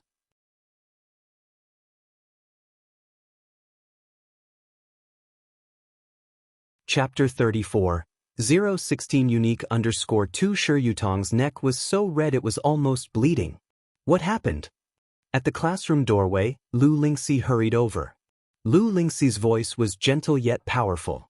People from Class 15 had gone to find Lu Lingxi as soon as the students from Class 8 arrived. Bai Lian. Zhang Xiais also reacted, grabbing the hairpin in Bai Lian's hand. Bai Lian calmly stared at Shi Yutong for a few seconds. "You can't be serious." Lu Lingxi said these are all flowers of our country's future. But this person was like magnetic flux. Since she was like magnetic flux, she decided to let it go. Bai Lian thought for a few seconds before deliberately withdrawing her hairpin. Cough cough. Shi Yutong quickly scrambled up, her eyes filled with terror as she looked at Bai Lian. Before moving Bai Lian's desk, she never expected the person in front of her to be insane. Ren Wangshuan's belongings were stolen and eventually found in Class 15. This was no trivial matter. As soon as the vice principal heard it was Ren Wangshuan's issue, he put aside his work and came to the senior high building. There's no need to call the parents. Holding the invitation, Ren Wanxian cut off Ji Shaorong's call and addressed Lu Lingxi and the school leaders. Just call the police directly. Calling the parents would be exactly what Bai Lian wanted, wouldn't it? In the end, not only would it become an internal matter for the Ren family, but the whole school would also learn that this freshman was from the Ren family. Ren Wanxian had no doubt that this was done by Bai Lian. Apart from her, Ren Wanxian couldn't imagine who else would be so foolish as to commit such an act that harmed the enemy 1,000 and themselves 800. Considering calling the parents and blowing things up, only to be forced by public opinion in the end for the Ren family to drop the matter. But Ren Wanxian refused to comply with her wishes.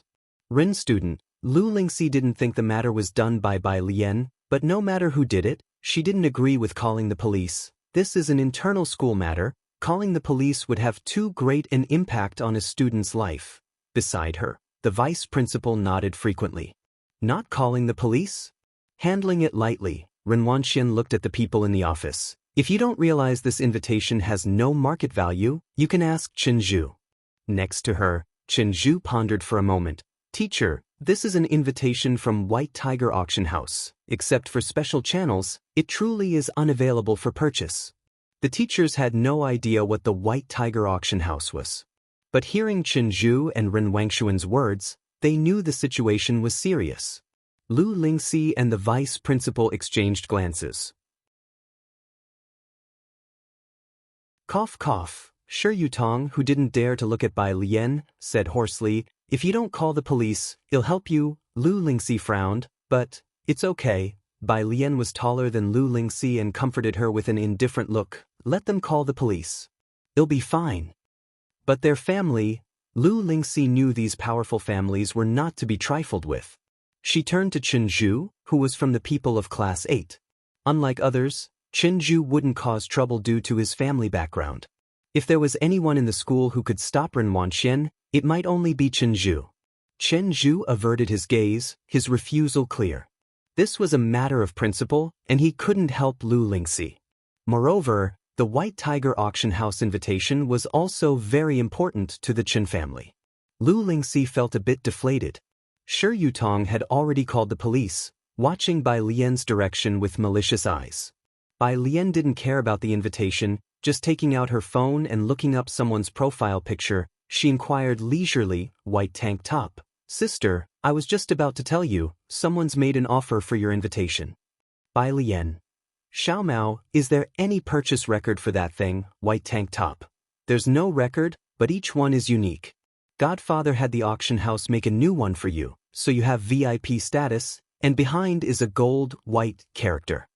Bai Lian understood, typing a single character. White tank top. Sister, then I'll wait for you at the usual spot tonight to give you the buyer's money. Bai Lian, Weng, white tank top. All right, sister. Considering the Ren family was involved, the police station didn't dare to be careless, and they responded quickly. Since it was at a school, they were careful not to disturb the students, coming in plain clothes without using a siren. Leading the detectives was an officer who took Bai Lian aside for questioning and then reviewed the surveillance footage in the hallway. Lu Lingxi felt uneasy, looking at the vice principal, wanting to say something. The vice principal sighed, lowering his voice, troubled by these special students from Class 8. Teacher Lu, is anyone from Class 8 easy to deal with? If your student doesn't want to leave a record, just let her transfer to another school.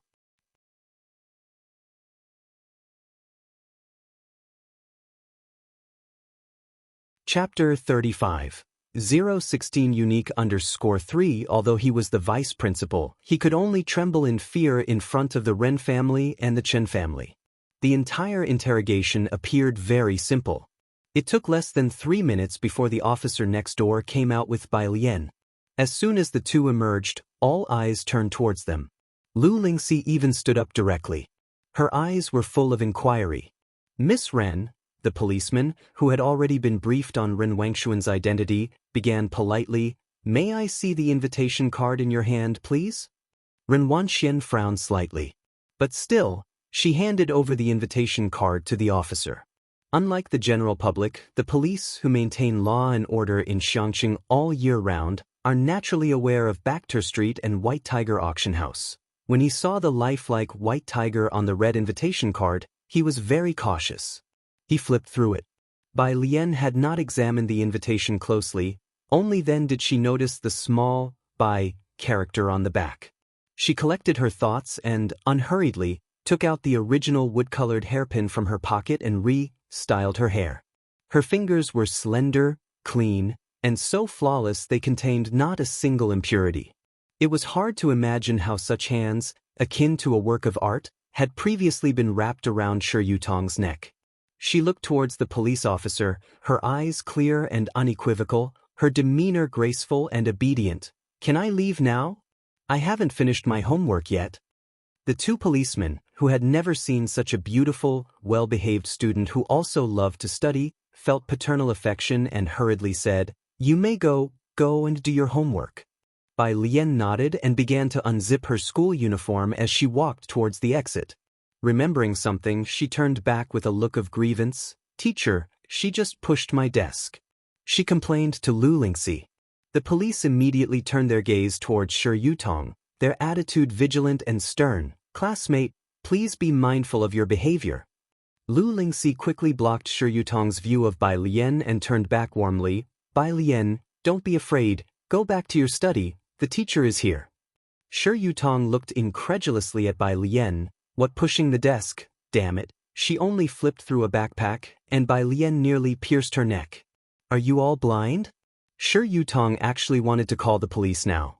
Bai Lian had already left, and it was only then that the others in the office came back to their senses.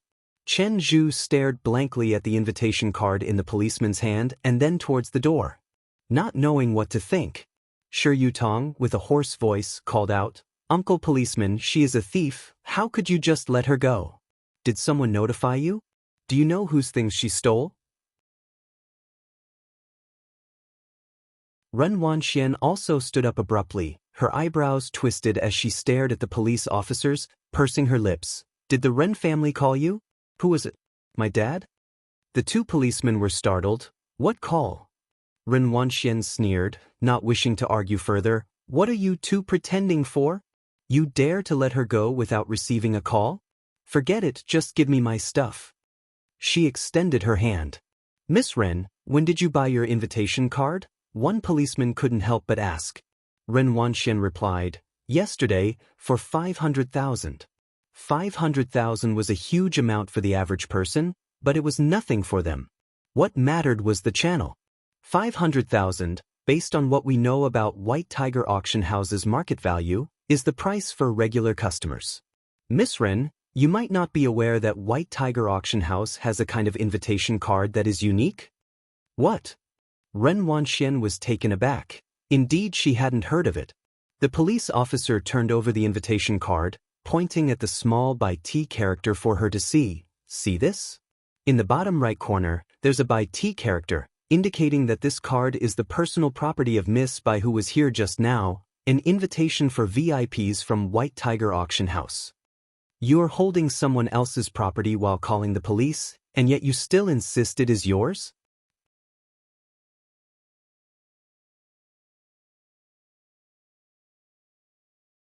Chapter 36. 017 Irritable Young Master Jiang, ordinary high school senior _ The Ren family in Xiangqing was akin to a colossal hand that could almost cover the sky, yet the young police officer didn't flinch. Seeing the condescending attitude of Ren Wanxian and her group, compared to Bai Lian who, despite being bullied, did not forget to study and remained obedient, it took them merely a second to side with the weaker party. However, these few words struck Ren Wanxian like a heavy blow to the head. First it was 500,000, followed by VIP invitation. These words stunned everyone in the office, rendering them speechless. Lu Lingxi, as if a great burden had been lifted, slowly sat down. So, officer, my student isn't involved, right? Of course. How could that be? Ren Wanxian simply couldn't believe it. In her eyes, Bai Lian was an opportunist relative from the Ji family that came out of nowhere, who transferred to a high school in Xiangqing with a clear purpose, living with Ji Heng in an alley that hadn't been developed for decades. Not to mention the invitation, she probably didn't even know which way Backter Street opened. Chen Zhu reached out to take the invitation from the police officer's hand, scrutinizing it carefully. In fact, there was a significant difference between an ordinary invitation and a VIP invitation, and the invitations purchased by the Ren family had already been inspected numerous times by Ren Wanxian and Chen Zhu. He could quickly discern the differences. Chen Zhu looked at Ren Wanxian. This should be hers. It's different from yours. Are you done looking? The police officer extended his hand to retrieve the invitation from Chen Zhu's hand. This belongs to someone else. He then handed the invitation back to Lu Lingxi, remembering that she was the homeroom teacher of the girl in question. Ren Wanxian pursed her lips, her mind a whirlwind. She wasn't sure where to start. Then, where is my invitation? The police officer remained silent, his gaze turning towards Shi Yutong by her side. Shi Yutong had started acting strangely the moment the police officer brought out Bai Lian's invitation. That invitation was clearly the one she had stuffed into Bai Lian's backpack. How did it end up belonging to Bai Lian? And what about the invitation that she had put inside? Miss Ren, with keen insight, these officers were capable of using the big memory recovery technique even with serial killers, so they could easily see through psychologically immature students like Shi Yutong with just one glance. I'll think it's best if we do not concern ourselves with students from other classes. Is this classmate a friend of yours? When she caught the officer's gaze, Shi Yutong turned pale and slumped to the floor. Ren Wanxian lowered her head, staring intently at Shi Yutong. The class leader of Class 8, who was at the door, only realized what had happened after hearing this and hurriedly went back to search Shi Yutong's desk in Class 8. The others looked at each other in confusion and followed suit. In actuality, the class leader of Class 8 didn't search much. As soon as he took out the backpack, a red invitation fell to the floor. A silent scene ensued. Lu Lingxi looked impassively at everyone from Class 8, then turned to the vice principal. The police are here as well, let them handle it. Of course, the police officer said, an item worth 500,000 is not just a simple theft. In the end, the class leader of Class 8 could only lower his voice, his bafflement evident, as he spoke to Chen Zhu. Zhu, isn't it said that these invitations are hard to come by?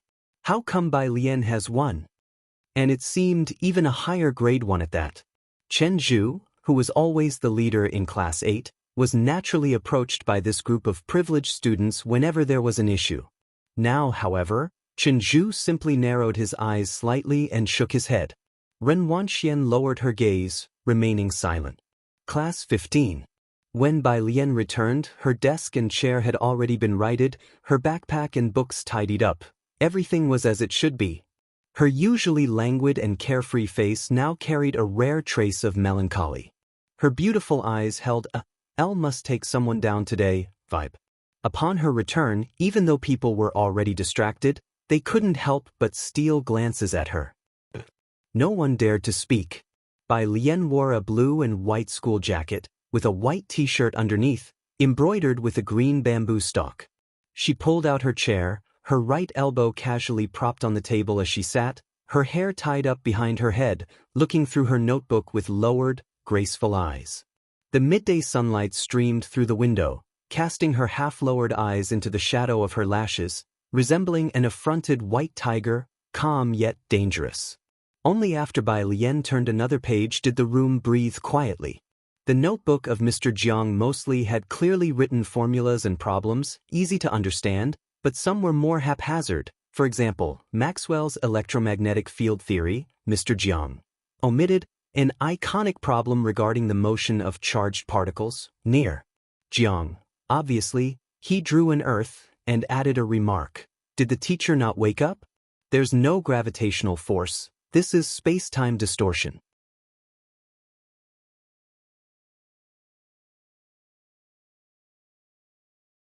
Chapter 37, 017 Irritable Young Master Jiang, Ordinary High School Senior _ 2A full page of complete and clear notes plus theorems, with the last line. Master Jiang frowny face, what exactly is this nonsense the teachers are spouting?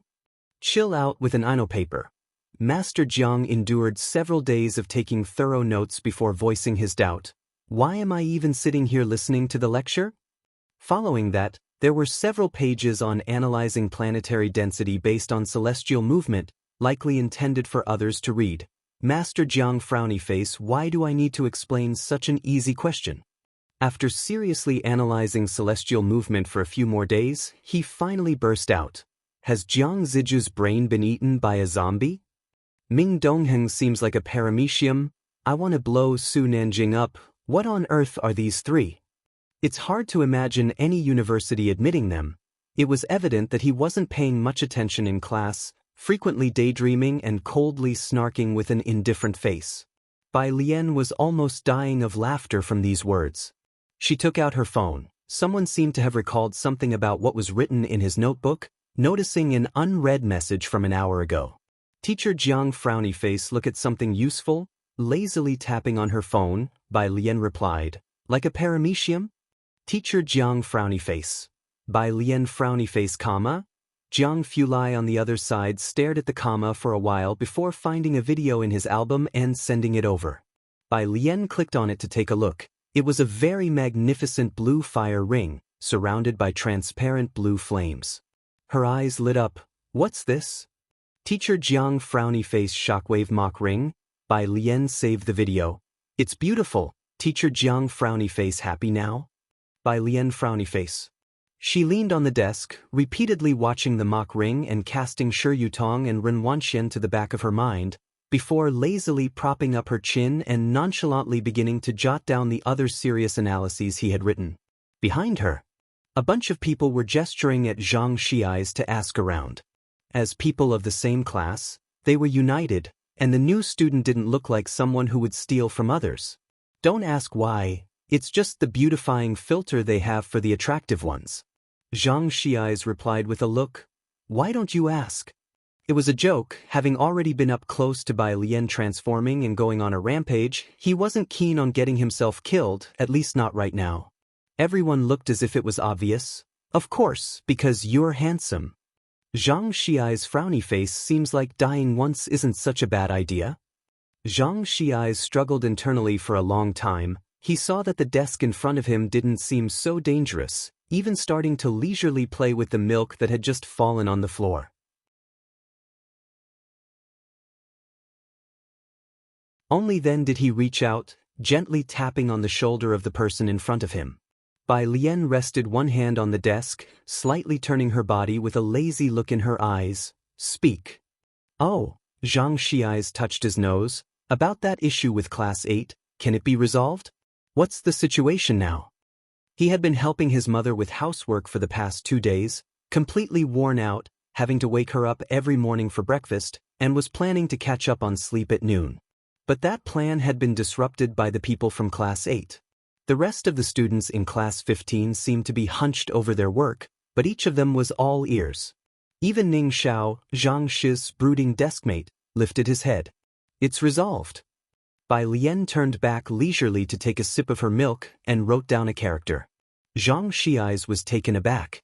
Just as he was about to ask how it was resolved, Lu Lingxi walked in through the classroom door, gently placing an invitation on the desk. Don't keep such valuable things in your backpack next time. If it gets stolen, you might even be falsely accused. Oh. Bai Lian nodded. Her deskmate Yang Lin saw the invitation Lu Lingxi had brought back. It was indeed Bai Lian's. She remained silent as if she wanted to curse about something, but in the end, said nothing, silently taking out a book to work on problems. As soon as Lu Lingxi left the room, the students of Class 15 couldn't hold back any longer and all crowded around. Bai Lian, is this really yours? What in the world is going on? Damn, I saw Class 8 acting all secretive this morning, and you have one Bai Lian. She casually stuffed the invitation into Zhang Shi's hands, calmly saying, take a look, don't disturb my studying. Who would have thought that the item Ren Wanxian from Class 8 had been secretively covering up, Bai Lian had just casually thrown their way, causing a bunch of them to surround Zhang Shi's. Swoosh! A group of boys shifted their battleground. Zhang Shi's group took the so-called White Tiger Auction House invitation and went out to play basketball during the break. Some guys from Class 8 couldn't stand the atmosphere in their class, so they went to the playground to play basketball. Heading to the playground, they saw Zhang Shi's group from Class 15 showing off their red invitation envelopes, asking anyone they met, "Have you seen the White Tiger Auction House's invitation? It's the VIP edition, you know. Come on, today we're using the White Tiger Auction House invitation to play ping pong." The elite Class 8, who had been so secretive and afraid to show their invitations that morning, their faces stiffened. "Class rep, let's just go back." At night, the 6 o'clock training class proceeded as usual. Today, neither Ren Wanxian nor Shi Yutong came. The atmosphere in the training class was unusually quiet and eerie.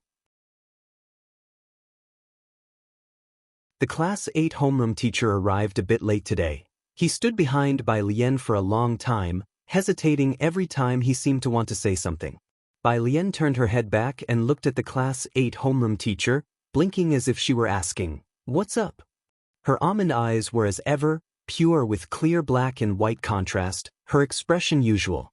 Because of the incident at noon, the Class 8 homeroom teacher was silent for a moment, not knowing how to apologize to Bai Lian. He patted Bai Lian on the shoulder. As clever as they come, he knew what Bai Lian meant. She hadn't taken out the annoyance caused by the people of Class 8 on others. The Class 8 homeroom teacher then lowered his voice. "I was thinking of showing your answers from yesterday to a few students. Would that be okay?" Some content in the answers was beyond the syllabus, and he suspected that some students might not understand it, so he only planned to show it to two who would. Bai Lian nodded, her cold white fingers twirling a black pen at her fingertips casually. "Sure." Only then did the Class 8 homeroom teacher straighten up, the screen still playing today's tutorial. He quietly closed the door and went out to print 2 copies of the rearranged answers from last night, intending to give them to Ning Xiao and Chen Zhu. As the answers were Bai Lian's, he had asked for her opinion. At 7:30, the Class 8 homeroom teacher handed out the exercises for the day.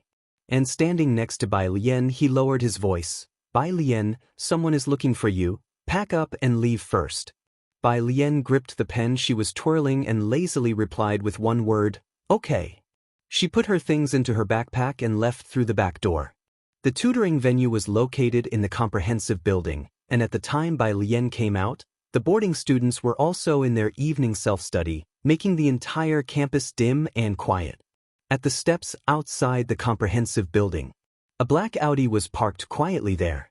Bai Lian, wearing a simple school uniform, walked leisurely down the steps under the dim lighting, her overly bright face softened by the shadows, her back straight and her bearing relaxed yet reserved.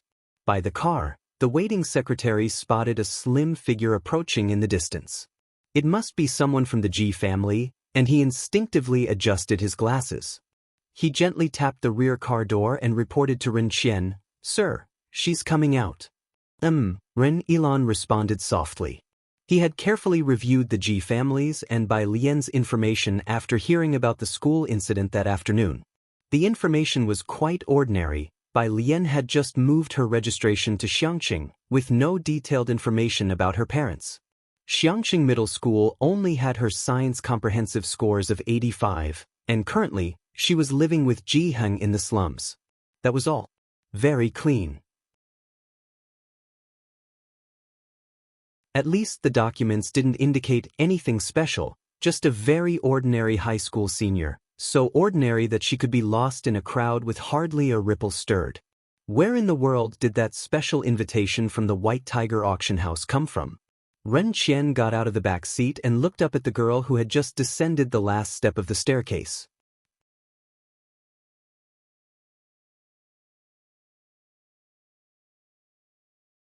Chapter 38.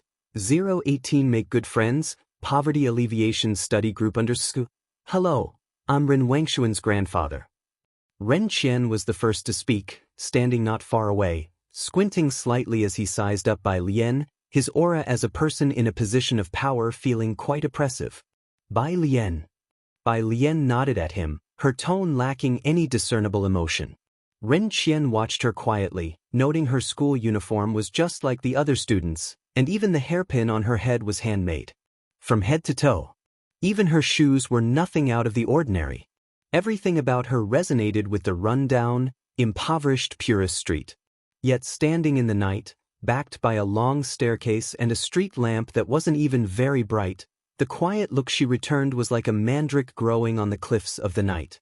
Wan Xian has been spoiled by us. I apologize for what happened today.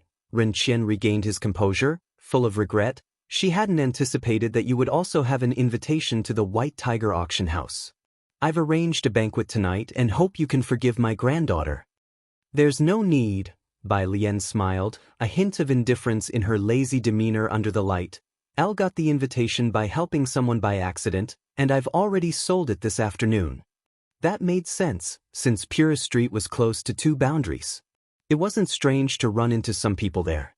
The Secretary General pondered internally and then deliberately mentioned the Wanha Building. Miss Bai, our gentleman has made a reservation for a meal at the Wanha Building. Wanha Building, the most famous members-only restaurant in Xiangqing.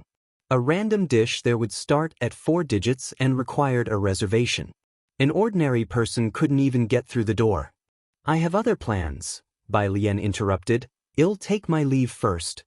The Secretary General stood dumbfounded, watching Bai Lian walk away. Sir, does she not watch the news? The Secretary General turned to ask Ren Qian, unable to hide his confusion. Just a glance more at the news and she would know who Ren Qian was, wouldn't she? This girl has an unusual air about her, Ren Qian mused, then instructed, send a gift to the Ji family tomorrow.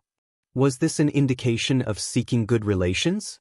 The Secretary General was surprised but gained a measure of respect for the Ji family.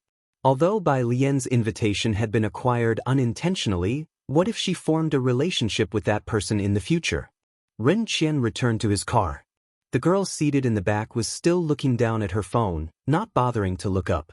He spoke helplessly, Xian, this student Bai Lian is different from what one imagined. She has a sense of integrity. You should have gone down to apologize to her. I didn't know she had one too. Are you taking her side? Ren Wanxian finally looked up. She pursed her lips, glanced at Ren Qian, and then abruptly pulled open the car door to leave. Bang! The car door slammed shut forcefully. Sir? From the driver's seat, the Secretary General looked back with an inquiring expression. Ren Qian fell silent for a long while. Have someone follow her.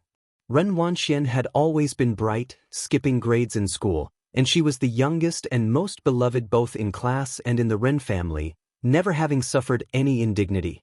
Today was the first time Ren Qian had reprimanded her. Tutorial class. The class teacher, after seeing Bai Lian leave, remembered those 2 solution papers and handed them to Chen Zhu. Chen Zhu was immersed in studying today's problems, and when the class teacher placed the papers down, he glanced at them casually, mistaking them for another set of problems, but he saw the printed answers. He narrowed his eyes slightly. Today's problems didn't involve magnetism. He took the paper and examined it for a while, then somewhat stunned, he took out his workbook from his bag. He had already transcribed the answers to the previous physics problem into his challenging physics problem compilation. Indeed, it was another solution to last time's problem. The rest of the tutorial class had already left. Only Ning Xiao and Chen Zhu were still seated in their original spots.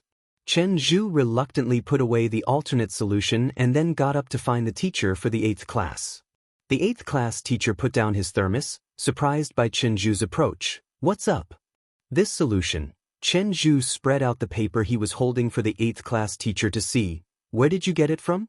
The 8th class teacher looked at Chen Zhu without answering immediately. Instead, he asked, what do you think of the new student? If Chen Zhu had spoken up timely today about the incident involving Ren Wanxian, perhaps the dispute wouldn't have escalated as it did. Chen Zhu was the only one in the school who could stand up to Ren Wanxian. When Bai Lian was mentioned, Chen Zhu paused. He recalled the reason she came to the tutorial class and that 85 score. It was precisely because of this understanding that he had kept quiet at noon today. Clearly, his understanding was still limited. I don't know her well enough to comment, he said. I'm planning to establish a study group tomorrow. Will you lead the new student? The 8th class teacher asked.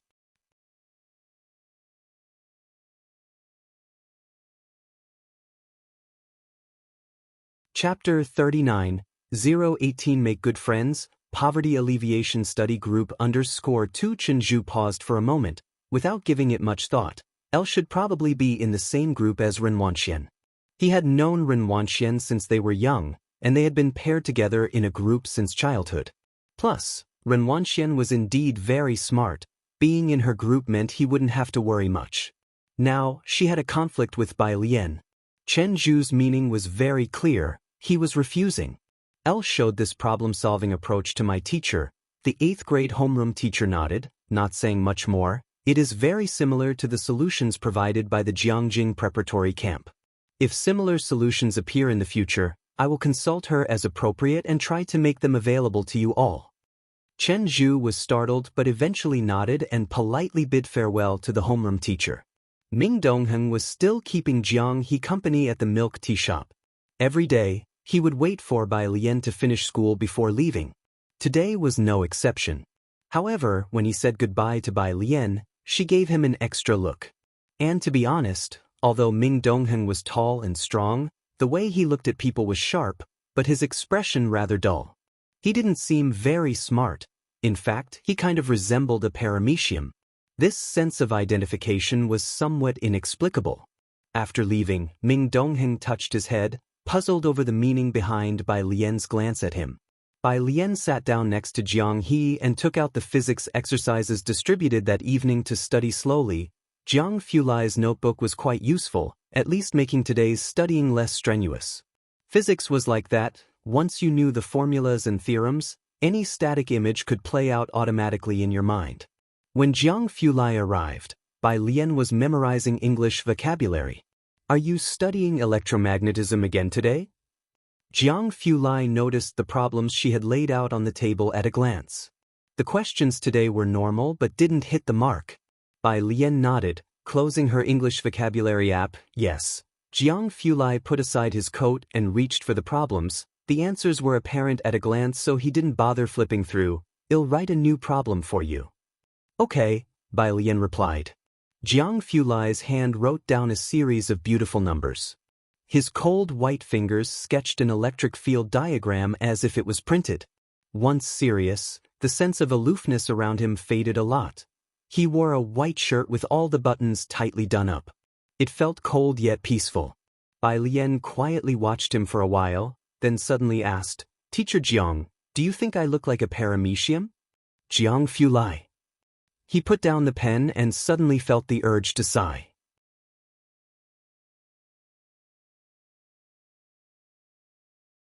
Passing the problem he had just written to Bai Lian, he also explained the electromagnetism exercise left for today. Outside, dinner for him and Jiang He had already been set out. He picked up his chopsticks and glanced at Bai Lian. The corner seats in the milk tea shop had all been replaced with black sofas. She was engulfed in blackness, with her school jacket open to reveal the white t-shirt inside. With her face slightly turned to the side and leaning lazily against the sofa, her complexion was translucent and pale. She didn't resemble a paramecium, Jiang Fulai thought as he lowered his head, carefully pondering. She was more like a cat. When Bai Lian returned, Mao Kuan was waiting for her at the street corner. She handed the invitation she had in her hand to Mao Kuan. Who was that just now? Ji Xiaorong had come to pick her up today, and instead of waiting at the entrance to the alley, he had walked a bit further out. He just happened to see Miao Kuan. Oh, that. Bai Lian adjusted her backpack, her eyes not blinking. A relative of the convenience store owner. I had something that arrived, and he was delivering it. Ji Xiaorong had grown up here and naturally knew the convenience store owner. However, lately he had heard some news about Pura Street at the Ren family home. This store owner is said to be somewhat dangerous, not a simple character. You should be careful around him. Bai Lian was startled. Is that so? But she thought the store owner seemed quite nice. Ji Xiaorong, shining his flashlight, had nothing more to say. Sorry for the trouble Wanxian caused you. After a long while, Ji Xiaorong finally spoke up. It's okay, Bai Lian replied lazily with her back to the words, I'm more lenient towards people from Xiangqing. Ji Xiaorong didn't quite catch her meaning but spoke again. Elle initially thought you two would become friends. Bai Lian was surprised. That's rather unlikely. Elle no. Ji Xiaorong patted Bai Lian's shoulder, no longer mentioning Ren Wanxian. Your grandfather has been in much better spirits recently, thank you. After taking a few steps, they saw Ji Heng waiting for them at the entrance to the courtyard. Seeing Ji Heng, Bai Lian's eyes lit up. Grandpa. Ji Heng looked into her eyes. Bai Lian blinked. The principle of the constancy of the speed of light, do you remember it, Grandpa? Suddenly, Ji Heng wondered why he had bothered coming out to wait for them.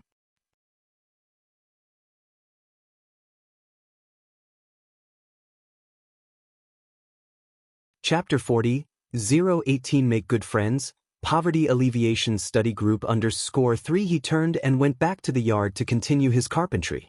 Then I'll explain it to you again tomorrow morning, Bai Lian said, minding her own business. Ji Heng, no matter what speed I travel at, the speed of light is always a constant 300,000 kilometers for me.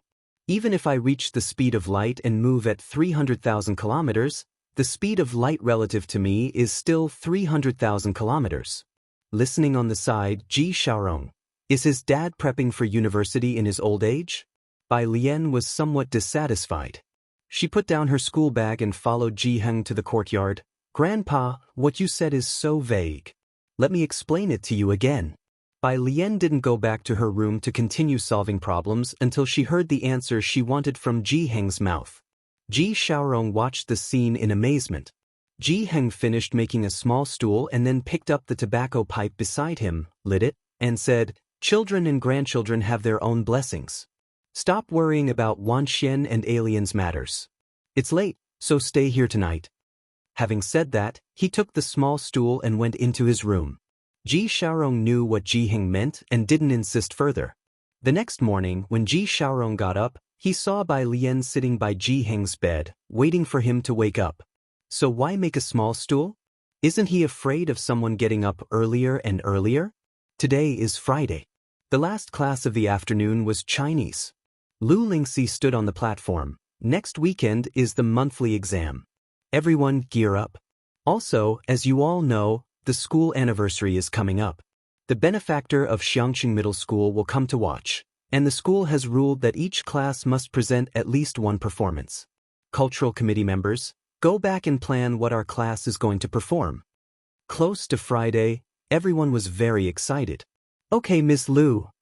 Zhang Xiais and a group of boys slammed their desks in agreement. Bai Lian had a training class to attend after school. The class teacher of Class 8 collected yesterday's practice problems and played today's video. After the video was over, the class teacher of Class 8 didn't hand out practice problems. Standing in front, he smiled and said, To promote studying, I've decided to create study groups with 3 to 4 people in each. Everyone is free to form their own group. As soon as these words came out, everyone in the training class set their sights on Chen Zhu, Ren Wanxian, and Ning Xiao. Brother Zhu, shall we group up? Ren Wanxian looked at Chen Zhu beside her. Chen Zhu nodded, naturally. Out of the whole school, he only recognized the abilities of Ren Wanxian and Ning Xiao. He didn't really care much for the others. Wouldn't those two pairing up be a strong combination? In an instant, everyone in the training class surged towards where Ren Wanxian and Chen Zhu were. Not to mention their scores. Just based on their family backgrounds, one had to strive to join this duo's group. I'm with Brother Zhu. Ren Wanxian glanced at Bai Lian, who hadn't found a group, before looking at the crowd surrounding her and Chen Zhu, tilting her head. Why don't you guys draw lots? We want choose. Well, rely solely on luck. Shi Yutong was still absent, so there were 2 more spots in Ren Wangshuan's group. Quickly, the 2 chosen students let out cries of surprise. Seeing no hope for themselves, others began to search for other teammates. Even the reticent Ning Xiao was occasionally disturbed by others, but he didn't respond. Only one person was left unapproached, Bai Lian. Bai Lian was attractive, but Ren Wanxian had announced her grades on the first day, 85 in comprehensive science. No one knew why she came here, and naturally, no one wanted to team up with her since they formed study groups to improve their scores. In the end, there were only 4 people left in the class. Then Ning Xiao, Bai Lian, Tang Ming, and Zhu Jiaran, you 4 will automatically become a group, declared the class teacher of Class 8 with finality. Only then did he begin to distribute today's practice problems. Zhu Jiaran looked distressed. After the study groups were formed, everyone quickly adjusted their seats to sit together as a group. Bai Lian and Ning Xiao were already sitting adjacent to each other, so Tang Ming and Zhu Jiaran took their seats near them. Tang Ming surreptitiously took out his phone and succeeded in adding Bai Lian on WeChat. Classmate Bai Lian, if you have any problems in the future, feel free to ask me. Zhu Jiaran leaned on the desk, observing Ning Xiao, who didn't utter a word and kept his head down doing homework. He was wearing the school uniform and had only initially glanced at Zhu Jiaran and Tang Ming, his dark eyes peeking through long, tousled hair. His look was so melancholic that Zhu Jiaran involuntarily shuddered. Then there was Bai Lian. She leaned casually against the desk, idly propping her chin in her palm, a strand of hair falling over and resting on her fair wrist. She then carelessly put the practice problem aside. What study group? This was like poverty relief for Bai Lian, thought Zhu Jiaran despondently. Even if she couldn't join Shenju's and Ren Wanxian's group, being in another group from Class 8 would do. Why on earth did she have to end up in this group that clearly seemed to have no future? Tang Ming looked at Zhu Jiaran, who had competed with him before. Zhu Jiaran, let's discuss any problems together in the future. Why don't you add Bai Lian and Ning Xiao on WeChat too?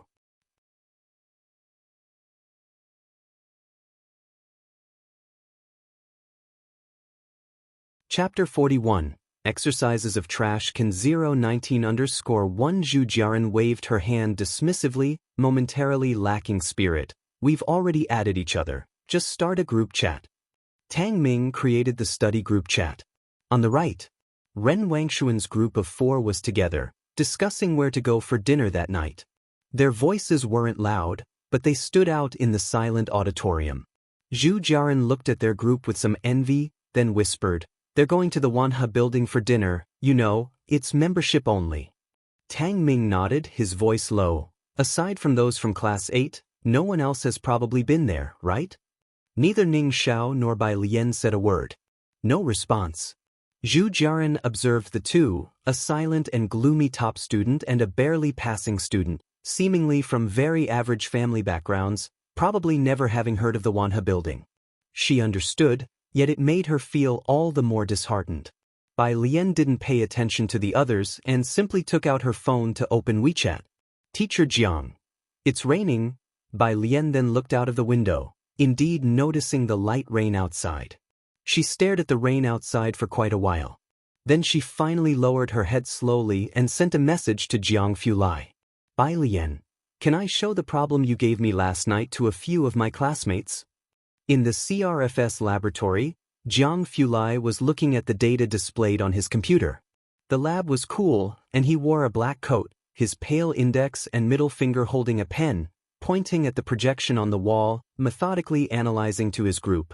This is the lost energy data detected by the LIW detector before, with red, yellow, and green likely being the single gamma background events, almost no WIWP found.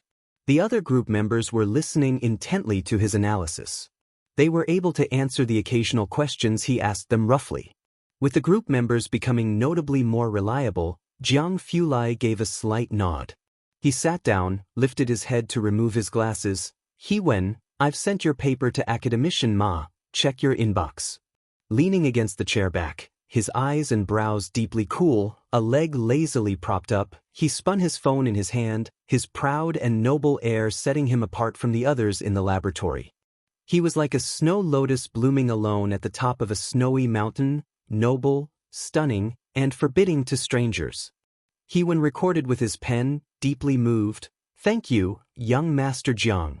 Moreover, their group was different from those in other labs. They just had to focus on their research, never fearing that someone would steal the first authorship rights to their papers. Jiang Fulai's papers always had room for their names too. even though their contributions to the paper might have been nothing more than helping with printing. Furthermore, Jiang Fulai would also help them find various industry experts to review their papers.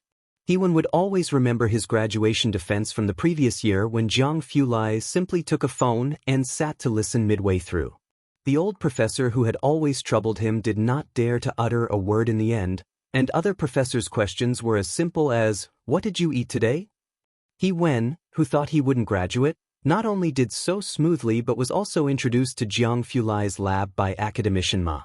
He understood why everyone was desperate to get into Jiang Fulai's laboratory. Jiang Fulai flipped to the next experiment report, looked up at one of the group members with a chilling tone. "Did I not make myself clear? In your experiment report, except for the first look where I can't make out what you're writing, every other glance tells me nothing. In what state of mind did you write this?" The trembling member stammered, "I'm sorry." The rest collectively lowered their heads and stepped back. To avoid being implicated, Jiang Fulai stopped on the last page, his tone icy. "And you even added my name as the advising professor. Are you planning to defame me?" The phone screen lit up. A message popped up, "Student by. Can I show the problem you gave me last night to a few of my classmates?" Jiang Fulai paused. He shifted slightly, his pale, slender fingers tapping on the phone unhurriedly, pondering for a moment before saying to that group member, "Rewrite it." Jiang Fulai checked the time, replied with a message, and stood to leave the laboratory. The group member, who thought he would face a storm but ended up being let off the hook, suddenly felt an inexplicable sense of fantasy. Hewen adjusted his glasses again and spoke, "This is strange." Everyone else nodded in agreement. After another minute, the reborn group member reached out to choke Hewen. Hewen, you've completely ruined your image in my eyes. How can someone like you be on the honored list of Jing University?"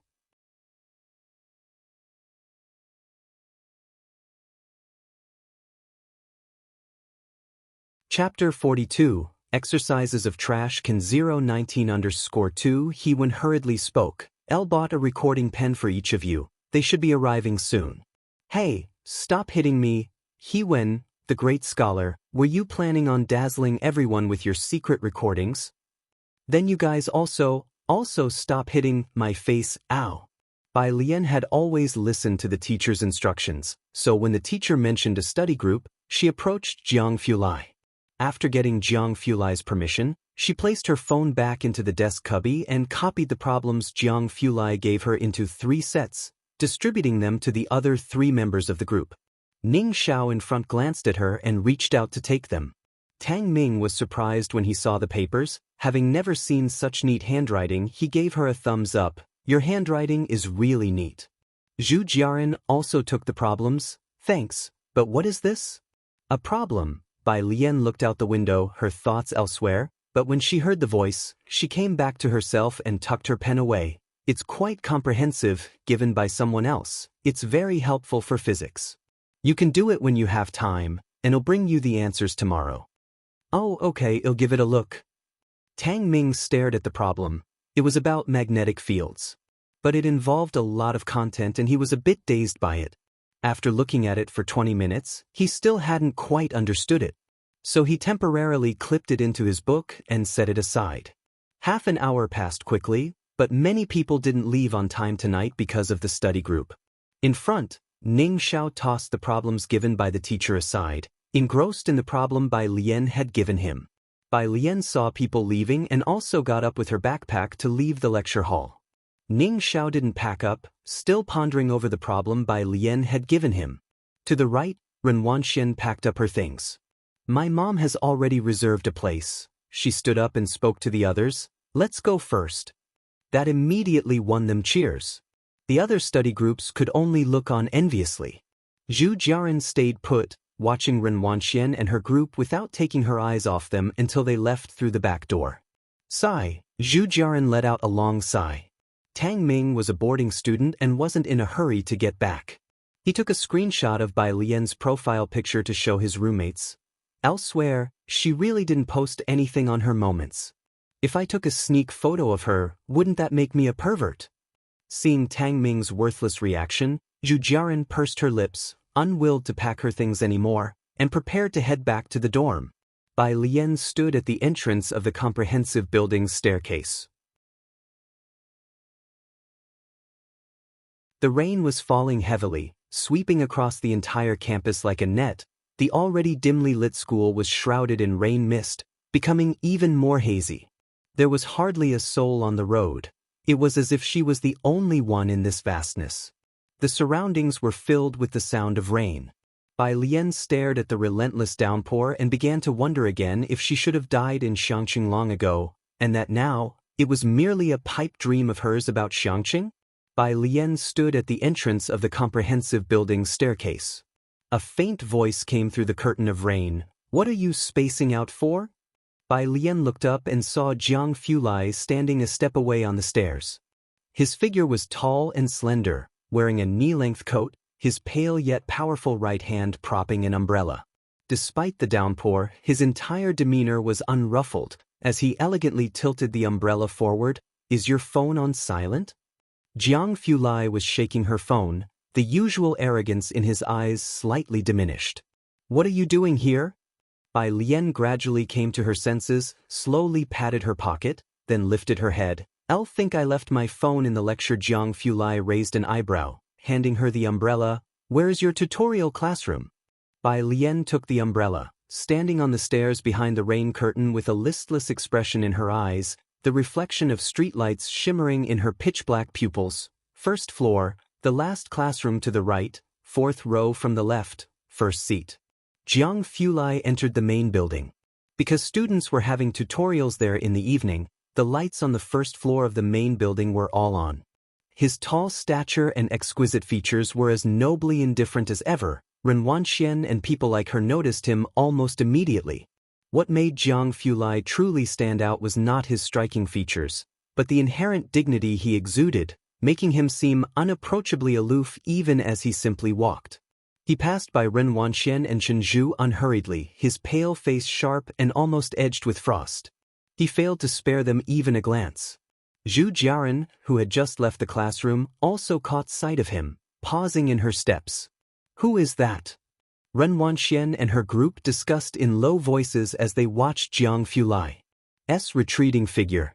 Ren Wanxian and Chen Zhu exchanged glances, both shaking their heads, guessing he probably wasn't from Xiangqing, as his genuine and unblemished air was not something Xiangqing could foster.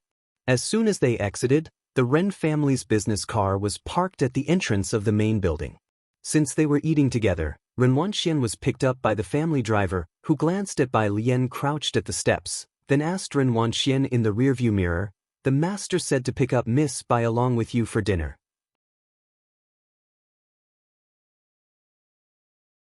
"Your grandfather, he?" Chen Zhu withdrew his gaze from Bai Lian without interest. He had heard from Ren Wanxian that Bai Lian's invitation had been inadvertently received, a 1 in a billion chance of luck. Just hearing the name, Bai Lian, made Ren Wanxian inexplicably irritated, her face cold. "Don't bother with her, let's go." She directly instructed the driver to drive away. Chen Zhu didn't bring her up again either. Inside the main building, Jiang Fulai found the last lecture hall.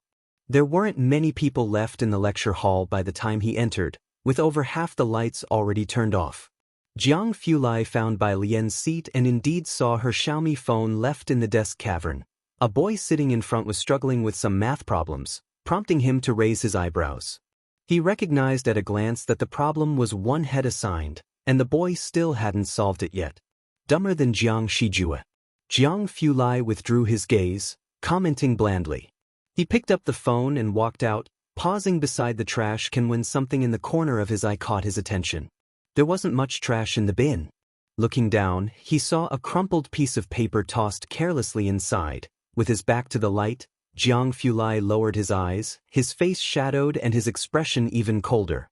He bent down, picked the paper out of the bin, and with well-defined fingers, he slowly unfolded the neat, precise regular script. It was Bai Lian's handwriting, the problems he had written for her the night before. Now disregarded, thrown away without a second thought in the trash bin.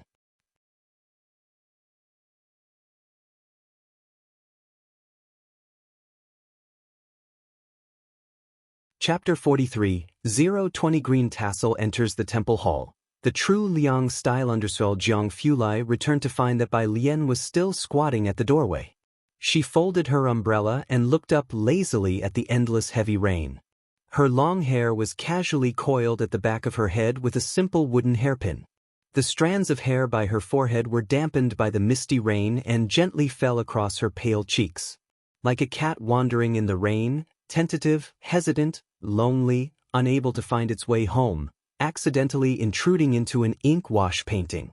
"You walk very slowly," Bai Lian said, looking up at him, her eyelashes dark and long, casting a faint shadow on her eyelids. Jiang Fulai handed her phone back to her, took the umbrella and opened it, and said indifferently, "Took a glance at one of your less intelligent classmates' problems." "Who?" Bai Lian stood up and walked with him outside. The training classes were full of top students from Xiangqing Middle School. There were none that lacked intelligence. She took her phone, the red ribbon on her right hand contrasting sharply against her wrist, fair as white jade. "Sits in front of you." Bai Lian. Ning Xiao, the legend who was expected to be admitted to Jiangjing University this year, consistently ranked first or second in the whole school. "He's not very intelligent?" Jiang Fulai held the umbrella, his fingers' knuckles distinct. "Why did you want to show your classmates the problems today?"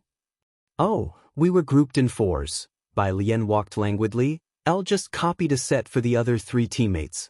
Jiang Fulai narrowed his eyes slightly. As they talked, they arrived at the milk tea shop where Ming Dongheng and Jiang He were squatting at the door. Jiang He was still slowly turning the 7x7 Rubik's Cube. It was a spherical puzzle with 12 sides, having many complicated speed-solving algorithms. However, Jiang Fulai found them too mundane to write algorithms for him, so he had to rely on memory to restore it. His movements were unbearable for Jiang Fulai to watch, and Jiang Fulai shifted his gaze away lightly. Jiang He was silent for a moment, then turned his back to Jiang Fulai. Then Bai Lian tugged at his collar, pinched his face. "What's the matter?" Jiang He just clutched the hem of her clothes, resolved not to look at Jiang Fulai. When Jiang Fulai arrived, Ming Dongheng got up and followed him, handing him the red invitation in his hand. Chief Chun got an invitation from the black market. "The auction starts at 7 in the evening the DAV after tomorrow." "You sure it's an authentic piece from Liang Zuan's apprentice?" Jiang Fulai put the umbrella aside, took the invitation, and his tone was cold and clear. "Certain, but the specific origin will only be announced at the auction."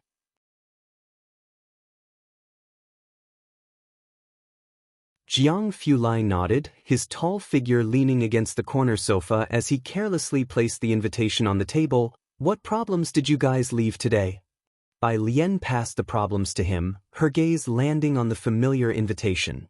Because Zhang Xiais had used it to play table tennis, it had a noticeable dent in the middle.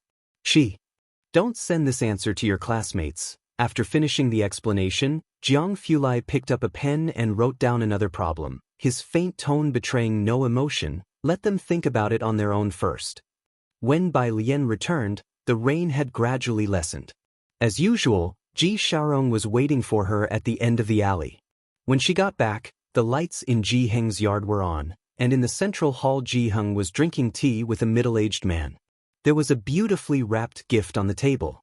It was Ren Qian's Secretary General. "Miss Bai is back." Upon seeing Bai Lian, the Secretary General stood up to leave. "Then that's settled, Mr. Ji. We will send a car to pick you up the day after tomorrow." Clearly he had timed his departure with Bai Lian's return. After the man left, Ji Xiaorong frowned. "Dad, I can talk to the Ren family. Besides, even though Xiangqing has bolstered its police force, it's not necessarily able to. Don't interfere, I'll ask myself." Ji Heng shook his head. Bai Lian sat to the side, supporting her chin with her hand, waiting for them to finish their conversation. Ji Heng took a drag of his cigarette, and through the swirling smoke, Bai Lian gazed intently at him. Ji Xiaorong suddenly stood up, heading straight outside. "I remembered I simmered some ginger soup for Alien. I'll go check if it's ready." On the rainy Saturday, Bai Lian and Jiang He spent another day in the library. They both had things to do on Sunday evening. At 6 in the afternoon, when Bai Lian returned from the library, the Wren family's car was punctually waiting to pick her up at Purist Street intersection. Miss Bai, the driver got out of the car and opened the rear door. Your grandfather and our sir have gone to the auction house. Old asked me to wait here for you. Would you like to go? Bai Lian looked up, her inquiry lazy. The auction house? Yes, today there's an item being auctioned by a disciple of Liang Zuan, and your grandfather went as well. You're tuning in to the Passion Pages YouTube channel. We're so grateful for your support, and don't forget to subscribe to join us on this incredible journey through captivating stories. Your generosity through donations truly makes a world of difference, as it's the primary source of revenue that allows me to expand and enhance this channel for you. Thank you from the bottom of my heart for being a part of this adventure.